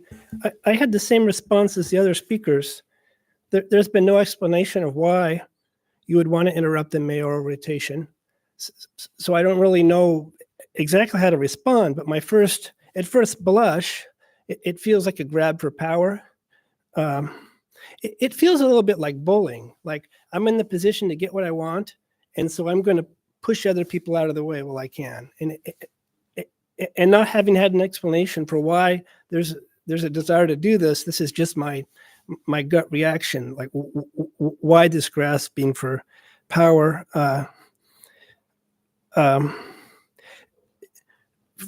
For this to happen, I would think that the people involved in doing something like this, they would be tarnishing the reputation as a public servant, if not destroying it. They would no longer be seen as a public servant, but more as a self-serving Machiavellian. If what again, I don't know exactly the intention, but if this is simply a grab for power and an effort to push people out of the way, that's how I would see it, and I think that's how most citizens would see it. Thanks. Thank you. Any other public comments? Yes. Good evening, Mayor, Council, staff, and citizens of Pinole. Again, it's hard to know what to comment if we don't know the reason for the discussion, other than trying to look for a process that is more equitable and democratic, as has been stated. So I'm open to understanding what that is. However, the fear remains that that this is something that will go outside of equitability and the democratic process, which is already in place here. I think if we look quite carefully at the example that happened with the supervisor, John Joya, we can see an example of maybe even a good-spirited wish for a change in process, which produced some very unintended consequences. And that was called to his attention, and it went backwards on him, and then it was changed. And so what we would hope is that in the discussion that the council has regarding this mayoral rotation, that there would be not a sense of division on the council, but a true listening to each other and a sense of doing what is fair, what is right, and not what is simply politically motivated for a future. So Kent spoke very strongly, but as far as what the future might be for pursuing a change for someone's own political gain, I think that would be not looked on favorably. And so I hope for that conversation to happen in a positive sense, and we'll look forward to it. Thank you. The next speaker is Irma Ruport.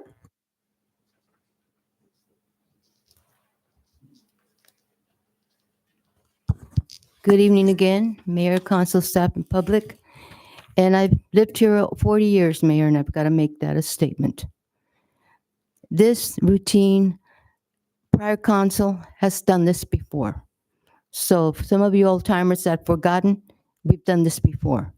Now, having said that, this resolution, all it is not a resolution. All it is to receive a report and provide direction. What you're providing is a discussion, educate the public.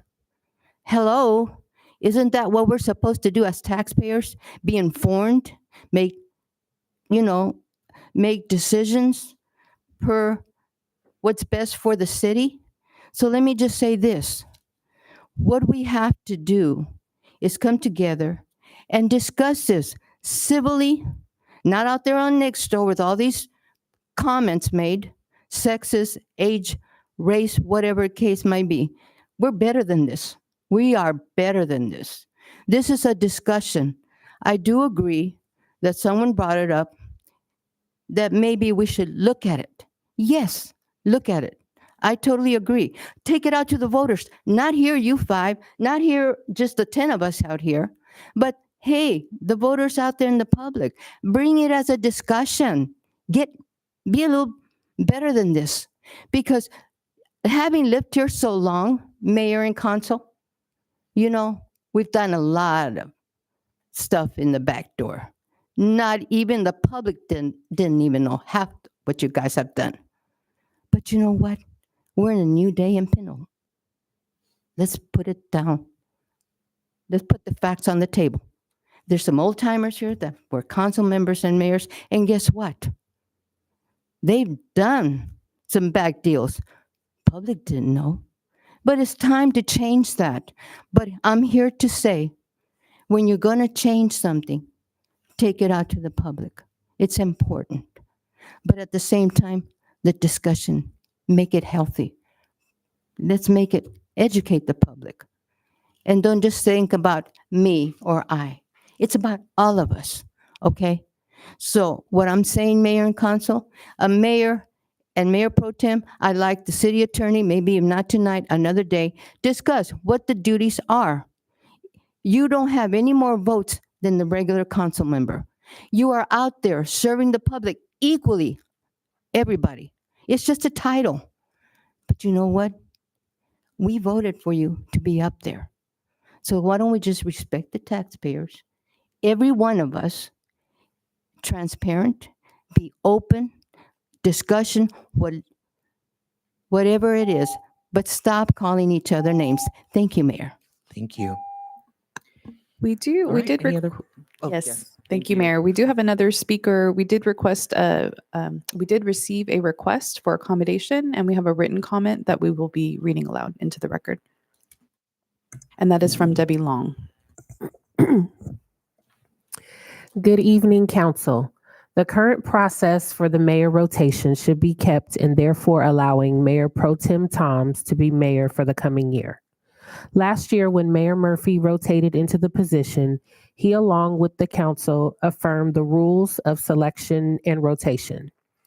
But now that his year is up, he wants to change that process so he can stay on another year. You might want to ask yourself why. I did, and this is what I came up with. 1, it feeds his ego. 2, he feels more powerful and in control.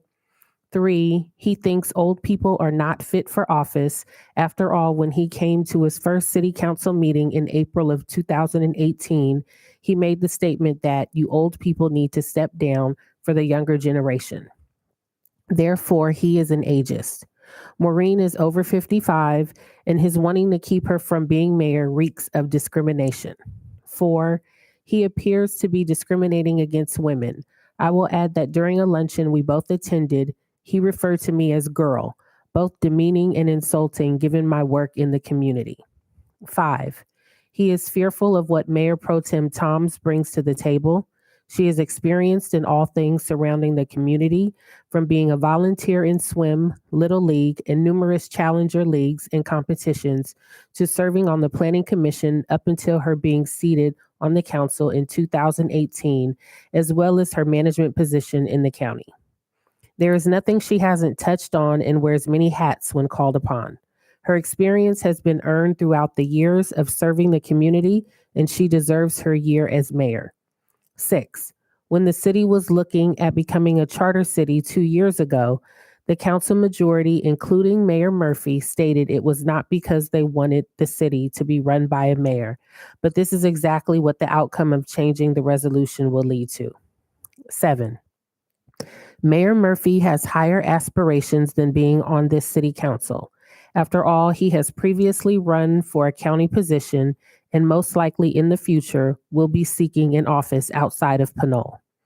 Why should he be building a resume on the back of the most qualified seated council member to take over the role of mayor for 2024? I'm sure I have ruffled some feathers, but I feel it is important that the public know who they have elected.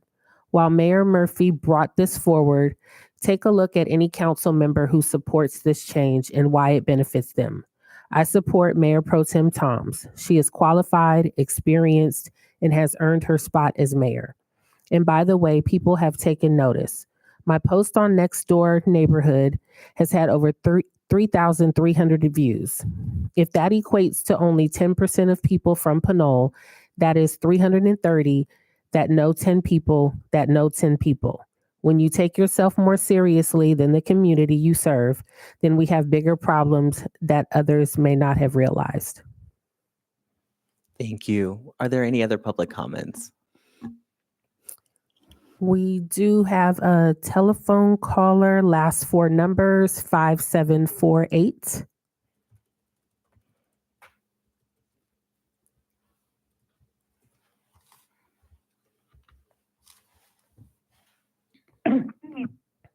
Hello, can you hear me? Yes, go ahead.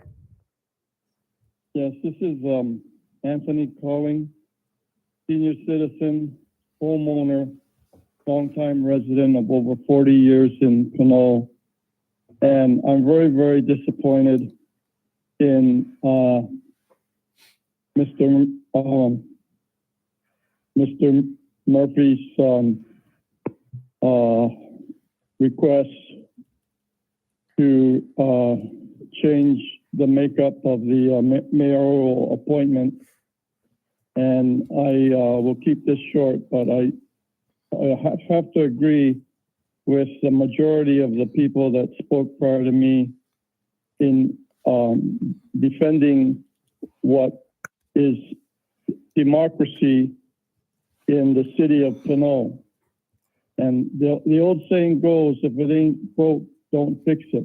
But it seems that some people on the council want to spend a lot more time either creating new situations, new problems, more issues for themselves, and or for personal reasons than attend to the basic needs and the infrastructure problems and issues we have with the city of Pinole.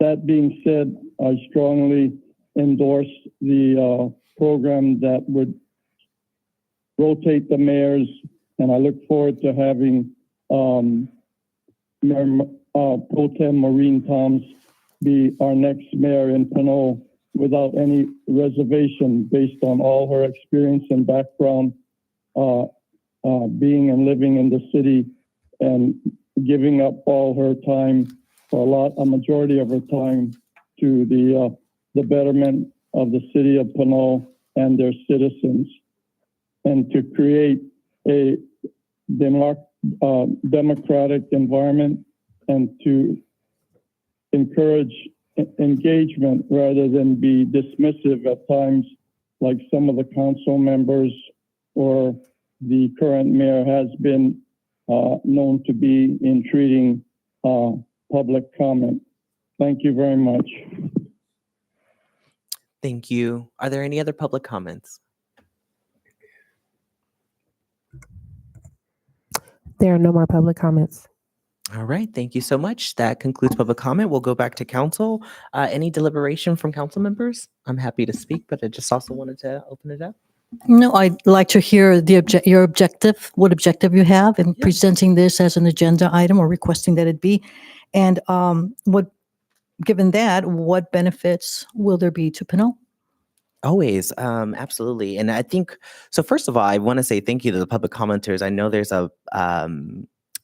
there's next door post. I'm very, active in responding to residents, and at least commendable comments that are from residents that actually engage in dialogue. And I also know, of course, Mayor Pro Tem Toms, you had sent out in your newsletter an update, and I wanted to clarify. First of all, I am incredibly grateful for the opportunity to serve this year as mayor, and it's been an honor of a lifetime. I do believe that now more than ever, Pinole needs consistent leadership. We've talked about this in the scale of understanding governance. I think that oftentimes we're looking at other cities and seeing the things they have and wanting those things. And when I look at it, I mean, a number of cities have consistent mayors. That's those folks who are going out to different communities. They're consistent in the governance, the direction, the outputs of the city. When I speak to this, I am speaking of Alameda. I'm speaking of Petaluma. I'm speaking of cities up north in Eureka, Sassoon City, Dublin, Sonoma, Headsboro, Arcata, a number of cities with mayors who consistently show improvement. Folks are asking, which is always a pertinent question of why are things on the agenda. I think I've been very open and clear about, when I was elected in 2020, I always acknowledged that the discussion needed to be had. Conversations needed to be had. And I think as a council, we are responsible for governing. I said it at the last council meeting. Governance includes inquiring. It includes reviewing policies. It includes finding new opportunities to strengthen the governance, the direction, the outputs of the city of Pinole. To your question, Councilmember Martinez-Rubin, what are the benefits of reviewing these? Well, can I speak before you interrupt me? No, actually, No, please before don't interrupt you, me. Please don't interrupt me. no, just Please keep do in not mind interrupt the me. objective. What is your objective in bringing this topic for discussion among the council? Let's not interrupt each other, as I said. Next time that happens, that'll be a problem in terms of our communication. If I'm speaking, please don't interrupt me. I don't interrupt you when you're speaking. Thank you. As I was saying, as a council, we are responsible for governance. And those of us who take this job very seriously understand that that includes reviewing policies, inquiring about those policies, and ensuring that we have these conversations at the council table. The benefit of that is the benefit of that. It means that people are able to have conversations that were not held before. So when we say that we have a long-standing tradition of appointing the mayor, one would know, especially a historian like yourself, that that long-standing tradition came only 13 years ago. We have how many years of Pinole? You don't have to answer that. It's 120 years. We celebrated the anniversary this year. What I'm asking as a council member and as a mayor is to have conversations about things that perhaps worked for some, but don't work for all. What I'm asking is for us to have a conversation about the systems of government that exist that are that make us to have an inclusive and expansive residency. That's what this conversation is about. We get to have those conversations by being at the table and having them and not interrupting one another when individuals are speaking, especially when the mayor is speaking. We have a decorum and we have a process as to if there's a staff member we have questions about, we ask those staff members and we bring back items to the agenda. That's why this item is on the agenda. You may see my tone a little upset because of now you've interrupted me, but the reality is I love the fact that we have members of the public coming to council talking about things.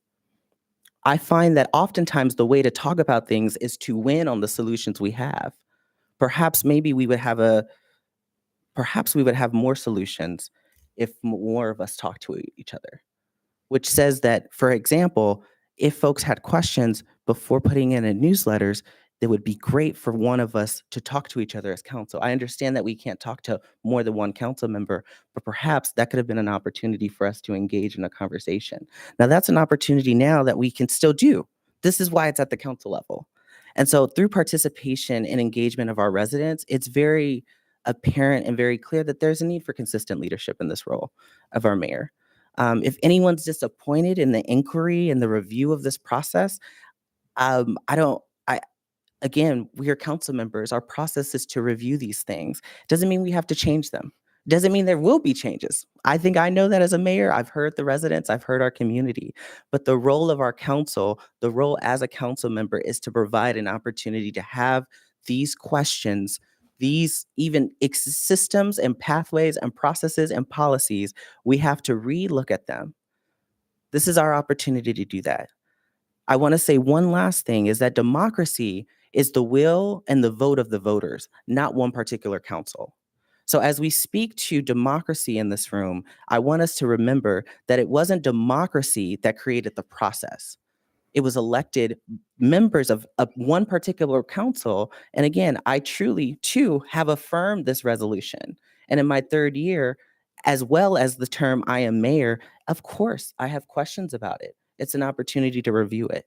So I do think that we need to build rapport with one another. I think that's a great opportunity in this moment, Mayor Pro Tem Toms, for us to do that. And I hope that you will succeed as doing that as mayor.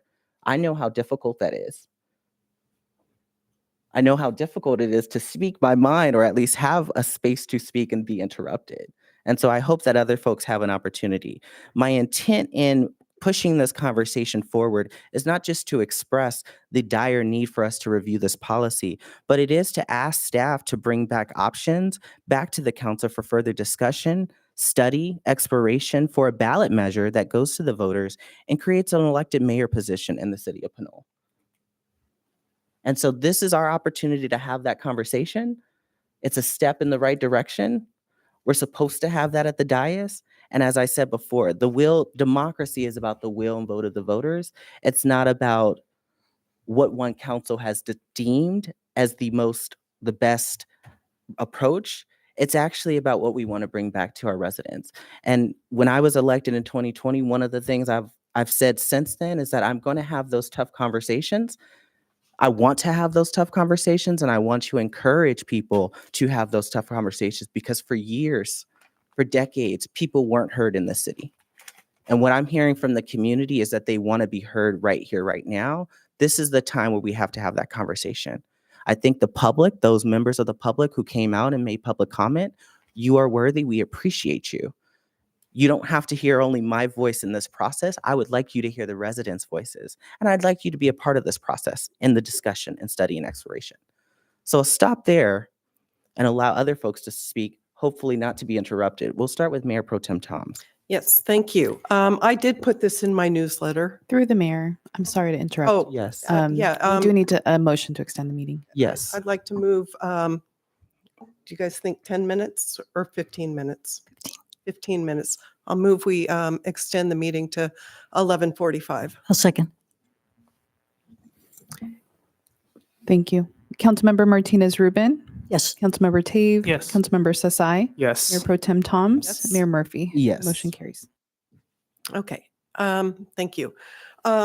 Several weeks ago, a trusted individual told me that Cameron Sasai was going to bring forward an issue about changing the rotation. When I heard that rumor, I did not give much credence to it because I considered my fellow council members to have high character, mutual respect, trust, ethics, and a desire to work together as a team under the protocols set forth by the council. But at the last meeting, it was Mayor Murphy that brought it forward. Given that, I did do some additional inquiries. And since I already knew that the two of you were likely on the same page, I will not violate the Brown Act by asking either of you because I know I can't. But I did ask other folks. And I had a number of people that told me that this was the plan. So I don't really want to debate that. I think you've heard from the public that they respect the rotation that we have. I found it extremely disrespectful that it came just a month before my rotation was to begin. And I would like to end this conversation by starting anew, by maintaining the rotation that we have. The previous item that we had on the agenda is going to take us working together, us having trust with the public so that we can move forward with the city in a financially stable way. So I would request that we keep the rotation. If we have some hiccups that we have in our communication here, I would like us to work on repairing that because that's the only way we can move forward on what's best for the city. And so with that, I don't know if you need to hear from other folks, but I would like to move that we don't make any changes to the resolution on the rotation. I'll second that. Yeah, and because I don't think you want to have a motion otherwise. I don't think it would serve you well. I'll second that motion. Great. Well, number one, I'm not here to serve myself. I'm here to serve our community. As you know, we've talked about several things. I mean, that's fine to make that motion. As I explained before, this is about not making that motion or not. It's really about the creation of an elected mayor position that we've now, at this point, I've explained to you. Again, it seems like the miscommunication is your lack of there or assumption of a person who none of us know. And so what I'm saying is there is a communication line. That's an opportunity for perhaps you to work on that. What I would say is that if you wouldn't like to make that motion, there's a second to that motion. Wonderful. That can be continued. That doesn't necessarily, there's no other alternative motion on the table. We are tonight reviewing something that has already been approved. Yeah, but And so please, you making a please, motion. please don't insinuate that the miscommunication was on my part. It sounds like it. So again, if you'd like to make that motion, that can be affirmed. It's been seconded, which is great. I'll ask if any council members have any discussion or other pieces. So, I mean, I saw the next door posts and I saw all this stuff going on. It seemed like it was a call to excuse me, in the audience, please.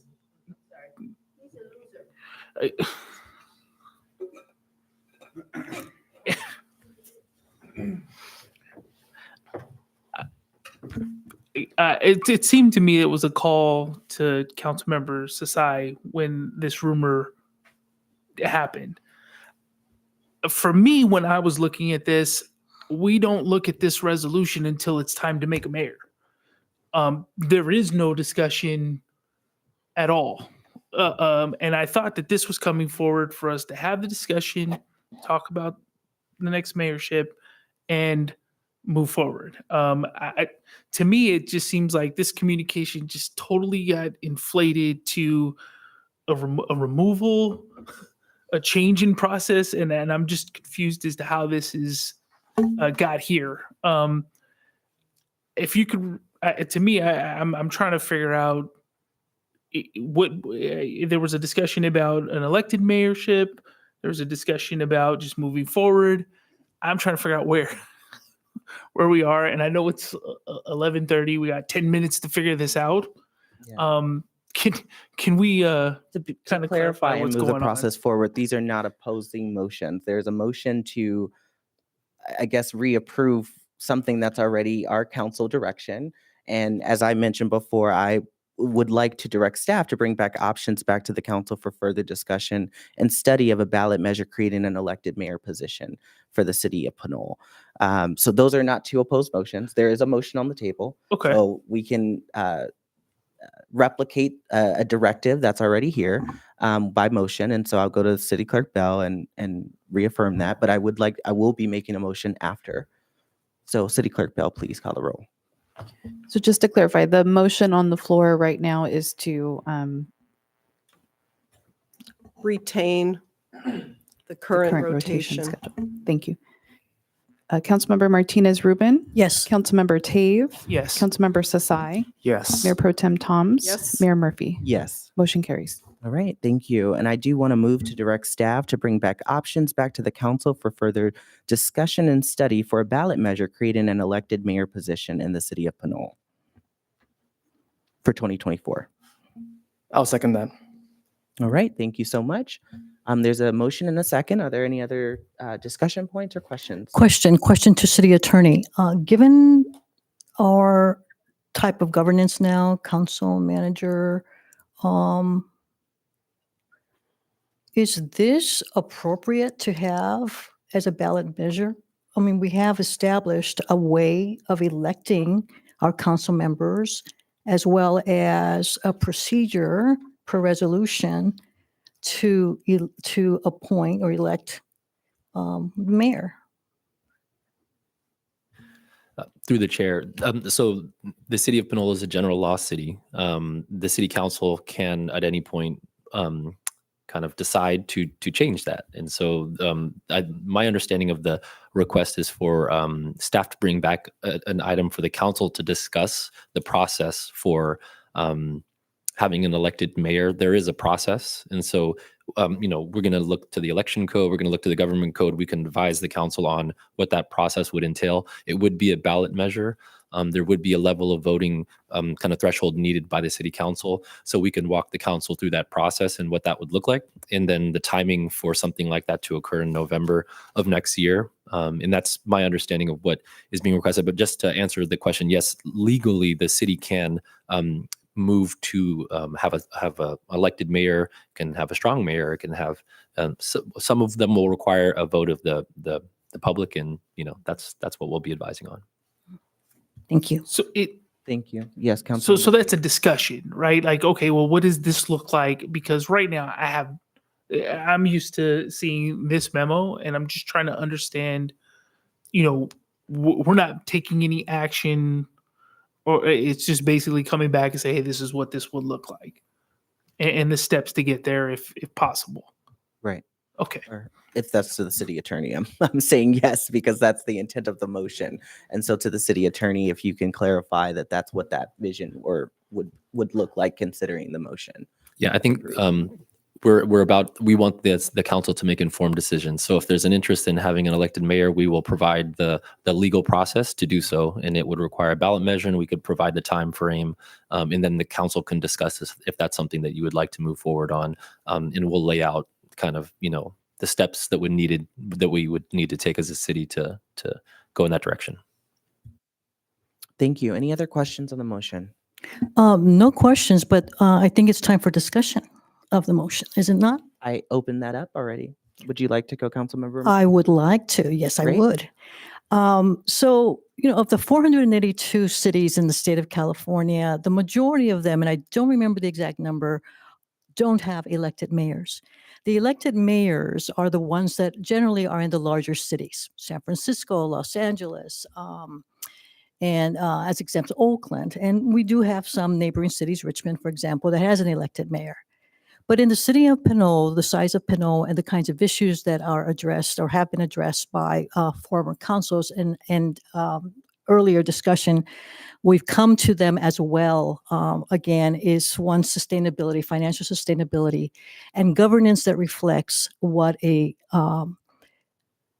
small city, and this is per definition, general definition of what a small city is, less than 50,000 population. And it's the demographic makeup of the city. We're not in a district.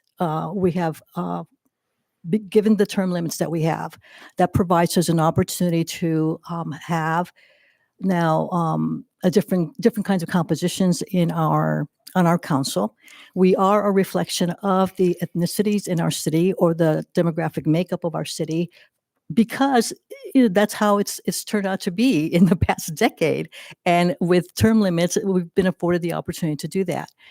I don't see the necessity for an elected mayor. I think that you're bringing this for discussion, as you'd like to discuss, is that it's an alternative to going the route of charter city, which also has as a condition or has the option then to have a quote strong mayor or an elected mayor. So I think you're finding yet another avenue to get to that objective of having an elected mayor. The matter of consistency in governance, anyone who's elected has the opportunity to build their familiarity and experience in governance, and working with each other or working collaboratively doesn't mean that any single individual, elected or not, is going to be the better mayor for a city. So, just some thoughts, not as coherent as I might be, but again, the question about whether does Pinole need an elected mayor? I don't believe that we do.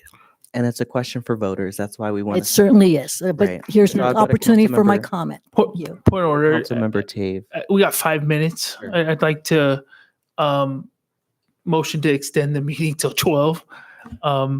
That way we can have a discussion or further I'll discussion. second the motion. Any questions? Great. City Clerk Bell? Councilmembers Martinez Rubin, No. Tave, Yes. Sasai, Yes. Mayor Pro Tem Toms, Yes. Mayor Murphy. Yes. Motion carries. Councilmember Tave, was that your comment? And so this is for discussion. And this isn't just discussion for the 5 of us. This is a discussion for the public to make comment as well. I don't think anybody's committed or, and honestly, I'm just speaking to the 4 of you that making those conjectures of, oh, well, it's the this and the that got us in this situation where an email went out to the public. Everybody's making assumptions about what this was. I think we have to have the discussion and follow the process that we have. And that's to have staff come back with facts and a timeline and a process. And then we have a discussion as a council. That's just the way I'm seeing things here. And to be honest, we've spent almost an hour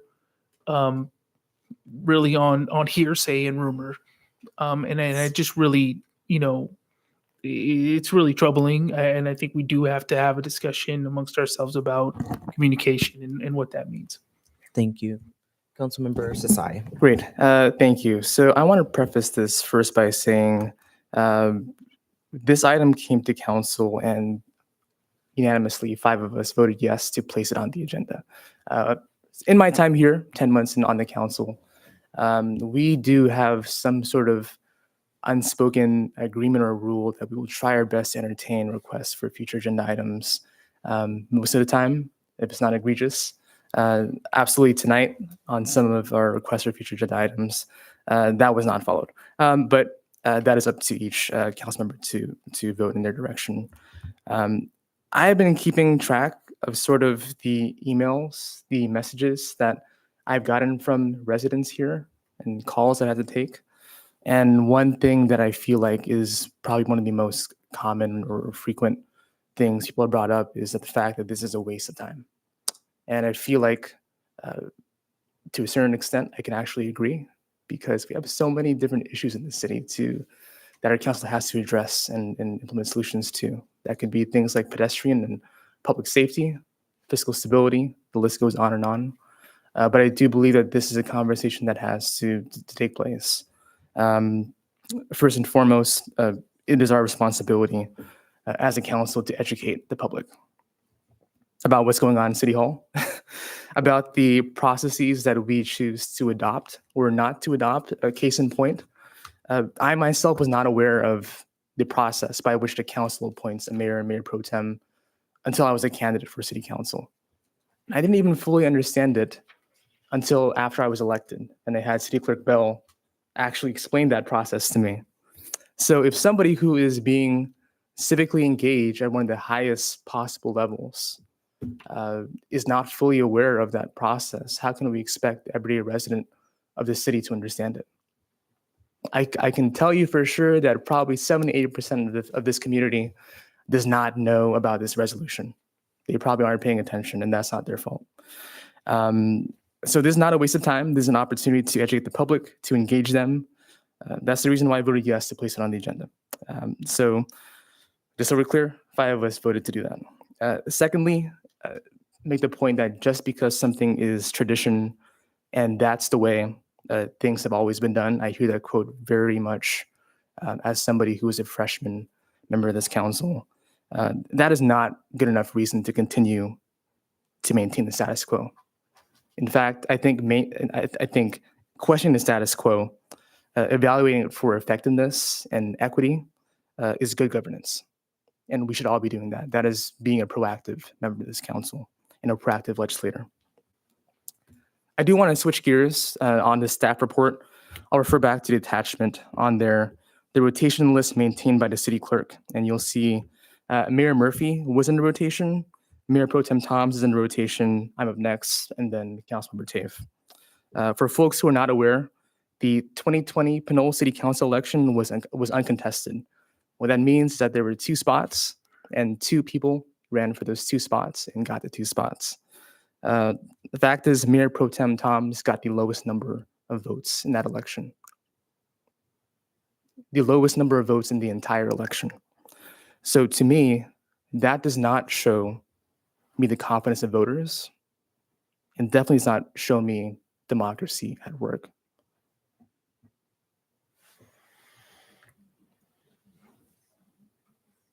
So I'm open to input from people on this council, members of the public, staff, on ways that we can further democratize this process. All of us here on this council, whether or not we're in the rotation, but especially if we are in the rotation, must show to the public that we have accomplished things on this council to drive policy. And that should be the basis. And as some speakers have said, best thing to do is to bring it to the voters. Is to bring it to the voters to have a say. I'll yield back to you. All right, or at least study the issue to see if we want to bring it back to the voters. Do we have other? Yes, I Mayor have Pro Tem a Toms. comment. Our previous item, we talked about revenue generation. We're going to have, hopefully, most likely, an item on the agenda or on the ballot in November 2024. When you start adding additional items on the ballot, I think it risks, the primary one that we need to think about, and that's revenue generation. So that's why I'm not going to support this motion. Yeah, the data doesn't suggest that, but sure. Councilmember Martinez Rubin, do you have a comment or question? Oh, I'm sorry. I had to react to something that Councilmember Cameron just said. Well, we all have our perspectives and interpretations of what election results are, but I also have to, we have to balance that. I mean, the election in 2020, and no contested, the seats were not contested. It was also a year when there was a general election and there was something going on nationally where people didn't want to vote for a particular presidential candidate. And the increasing use of social media and the kind of tactics that were used in campaigning influenced the number of votes that were obtained by any candidate. Not entirely a reflection of how voters did not have confidence in the candidates. In fact, I mean, one can say that some of the candidates mistook the last name of somebody to mean having a certain national background, and we know that that's not the case. Meaning, some people thought Murphy was a person of Irish descent, and maybe you are, but I think that also influenced the matter of educating the public. You know, it's not done solely through or the fact that people are not as informed about the processes. It is an unfortunate thing, but I don't think it's unique to Pinole, and I think it's more than just one election measure that is going to help us accomplish that. Again, I don't believe that a city like ours needs an elected mayor. And also to have the opportunity to have a number of people running for office means then that they also have to educate themselves in advance of running as to what they are in for and how the results are used in existing processes. But evidently that didn't happen, did it? Mr. Mayor, can I call a question? This conversation is taking a turn, and I'd like to just get the vote going, please. Sure. I mean, it's at this point, it seems like you were interrupting Councilmember Martinez Rubin, so I just wanted Councilmember Martinez Rubin to have the opportunity to continue her statement if she wants. Thank you. No, I'm done. Thanks. You sure?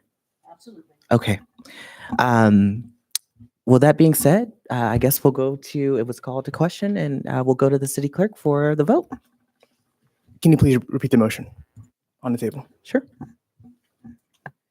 Or would you like me to, City Clerk Bill? Or what do you want? Yes, please. Yep. I move to direct staff to bring back options back to the council for further discussion, study, and exploration for a ballot measure in 2024, creating an elected mayor position in the city of Pinole. Councilmember Martinez Rubin. No. Councilmember Tave. Yes. Councilmember Sasai. Yes. Mayor Pro Tem Toms. No. Mayor Murphy. Yes. Motion carries. All right.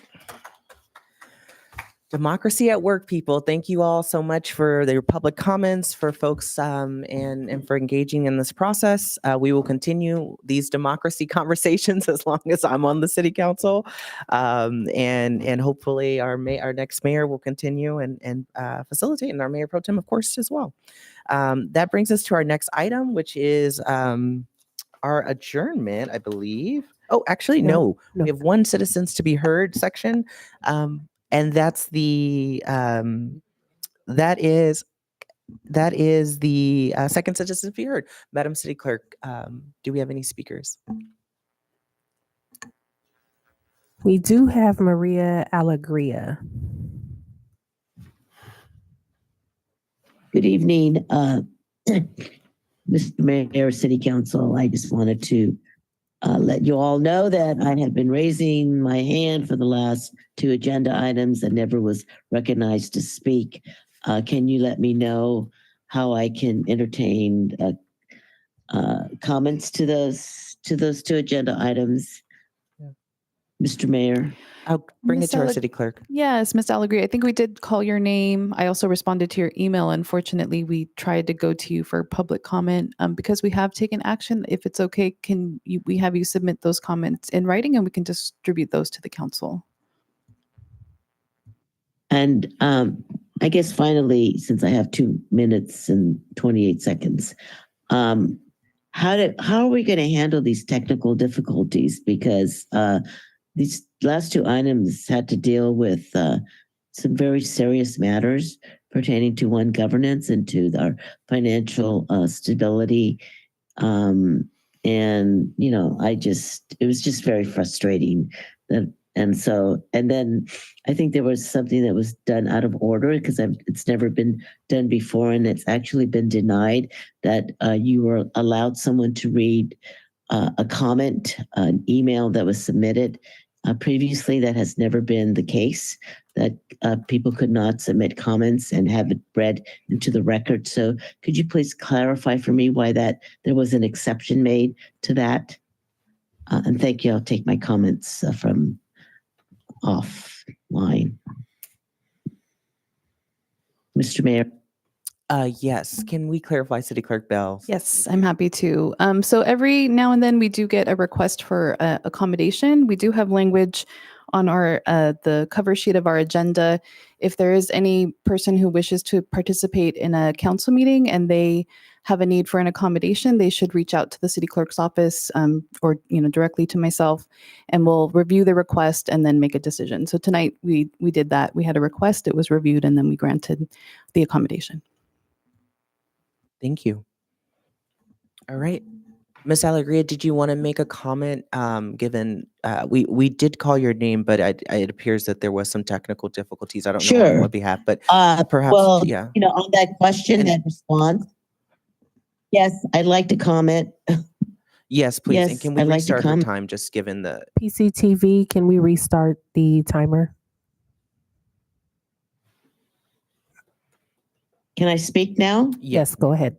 Okay, no, I just, in response to that question I had in response from our city clerk, I think that is really unequitable that you allow some people to submit something in writing and not others, and that discretion is left to the city clerk. That is really unfair. And I think if you're going to allow that for one person, you should allow it for everybody. So, Mr. Mayor and City Council, I hope you can revisit that, because I know I have been denied that, and other people that I know have been denied that their comments are not allowed to be read into the record. They are distributed to the City Council. So I'm very disappointed to hear that exception was made for one person and not for the rest of your community. Thank you. I'm happy to respond. I think this is important. I want everybody, all residents, to feel like participation when they want to at a city council meeting, that we take that very seriously, that we, also wish to, review any requests for accommodations. I'm going to read the language from the agenda. Americans with Disabilities Act, in compliance with the Americans with Disabilities Act of 1990. If you need special assistance to participate in a city meeting, or you need a copy of the agenda or the agenda packet in an appropriate alternative format, please contact the city clerk's office. Our phone number is 510-724-8928. Notification at least 48 hours prior to the meeting or time when services are needed will assist the city staff in assuring that reasonable arrangements can be made to provide accessibility to the meeting or service. So we always aim to, review any request that a member of the public has, and we do aim for it to be as fair and equitable for all our residents. So just wanted to make sure that everybody knows that language is on the agenda, and if you do have any challenge with either attending or participating in a meeting, just please reach out to me.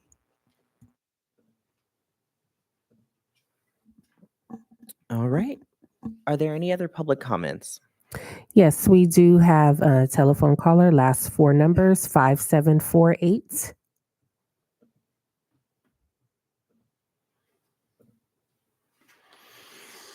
Hello. Can Yes, you hear me? Yes, go ahead. Yes, this is Anthony, longtime citizen of Pinole of over 40 years, property owner, taxpayer. I'd just like to pick up where I left off, I believe, in the last meeting, where I felt, as well as others, that I was rudely cut off in the middle of my sentence, near on the 3-minute requirement for public comment. And to finish my thought and sentence here, and I missed the first half of this meeting, but and part of the budget discussion with the deficits and so on, but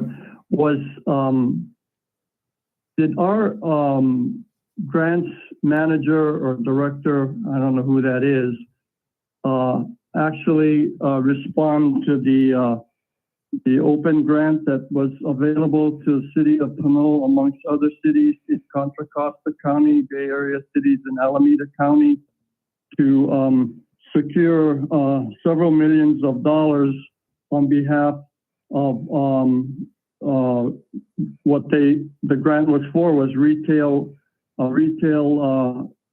crime grant. On the other side of the coin, city of San Ramon actively secured a grant of several millions of dollars. Hence, they're getting one or two new police officers in their retail crime unit. Do we have a retail crime unit? They also received enough funding for several millions of dollars to get a retail crime vehicle, another patrol car with the grant, and also some Sir, you have 45 seconds. Cameras that they can use with preventing retail theft, retail crime within their city. So can you respond to that? And did we get the grant? Did we miss the boat on that? Number one. And what has been the track record of the grant manager that we appointed or that we hired? I know there was one public citizen that volunteered her time or part-time or whatever. I think it was Miss Rupert said she had information on grant writing, but she was dismissed in following through on that. And then secondly, I wanted to get an update on what's happening with the Thank you, Mr. Tony. What I'll do is I'll ask you to either email your question regarding the particular grant you're mentioning to our city manager. I would also encourage you to review the city manager's report this evening. He gave an extensive report about the grant writing, management, and research activities we have going on, and I'm sure the interim city manager would be willing to answer any additional questions regarding that as well if you want to send him an email. The email, if you will, interim city manager gang. It's Mr. Mayor, motion to approve extending the meeting Through the end of 5 the minutes. agenda would be a good. Yeah, through the end of the agenda.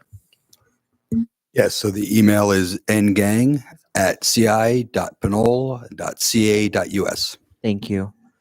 Are there any other public comments on this section? We do have one more public comment. So I think there was a motion. If we could just have a Oh, vote. I'm so sorry. Thank you. There's Sorry. a second here. City Clerk Bell. Thank you. Councilmember Martinez Rubin. Yes. Councilmember Tave. Yes. Councilmember Sasai. Yes. Mayor Pro Tem Toms. Yes. Mayor Murphy. Yes. Motion carries. Thank you. And back to public comment. Apologies. Yes, Irma Report. Thank you, Mayor. I'll make it in 1 second. I agree with the previous speaker. Let's go after these grants. They've been awarded already this year. We missed a couple. I know the beginning of the year. Let's go very aggressively. I've been there, done, and can look for some for you guys and help you guys as much as I can.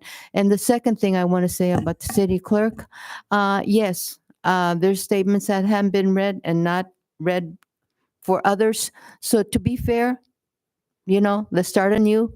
Maybe the future that some of these statements that someone needs to be read, passed out to the council members and approve them because, we got to be fair and equal to everybody. It's happened before to me. Thank you. Thank you. Are there any other public comments this evening on the second citizens to be heard? No, there are no more public comments. All right. Well, thank you so much. We'll close out that public comment and we're now ready to adjourn. We are adjourning in memory of two individuals this evening. I'll start and yield time to Mayor Pro Tem Toms for the first. Thank you. I'd like to request that we adjourn in memory of Glenn Rockman. He was a resident of Pinole, went through local schools, graduated from Pinole Valley High School, later had a child named Jake who was severely disabled. I re-met him when I was doing Challenger baseball. And after he lost his son, Jake, he continued to work with Challenger baseball and went on for an additional 17 years working locally in Special Olympics. He was a tremendous father figure to many, many athletes. He was a teacher at Terra Hill School, very involved in the Dad's Club at Ellerhorst and Pinole Middle School, and is survived by his wife Karen, his daughter Bailey, and daughter Samantha. Thank you, Mayor Pro Tem Toms. I also want to adjourn this evening tonight in memory of a friend that we all know because we honored him for our centenarians program this year. That's Robert Bob Burmester. We gave him a proclamation that told us a little bit about his history. He was born June 30th, which is actually the day after our anniversary as incorporation of Pinole, but in 1919. And he's was a resident of Chewwood by Merrill Pinole Retirement Community. He served in the United States Army, worked for Pacific Bell for 35 years, sang bass in the church choir for over 50 years. And after 104 years on this earth, he has left us to heaven.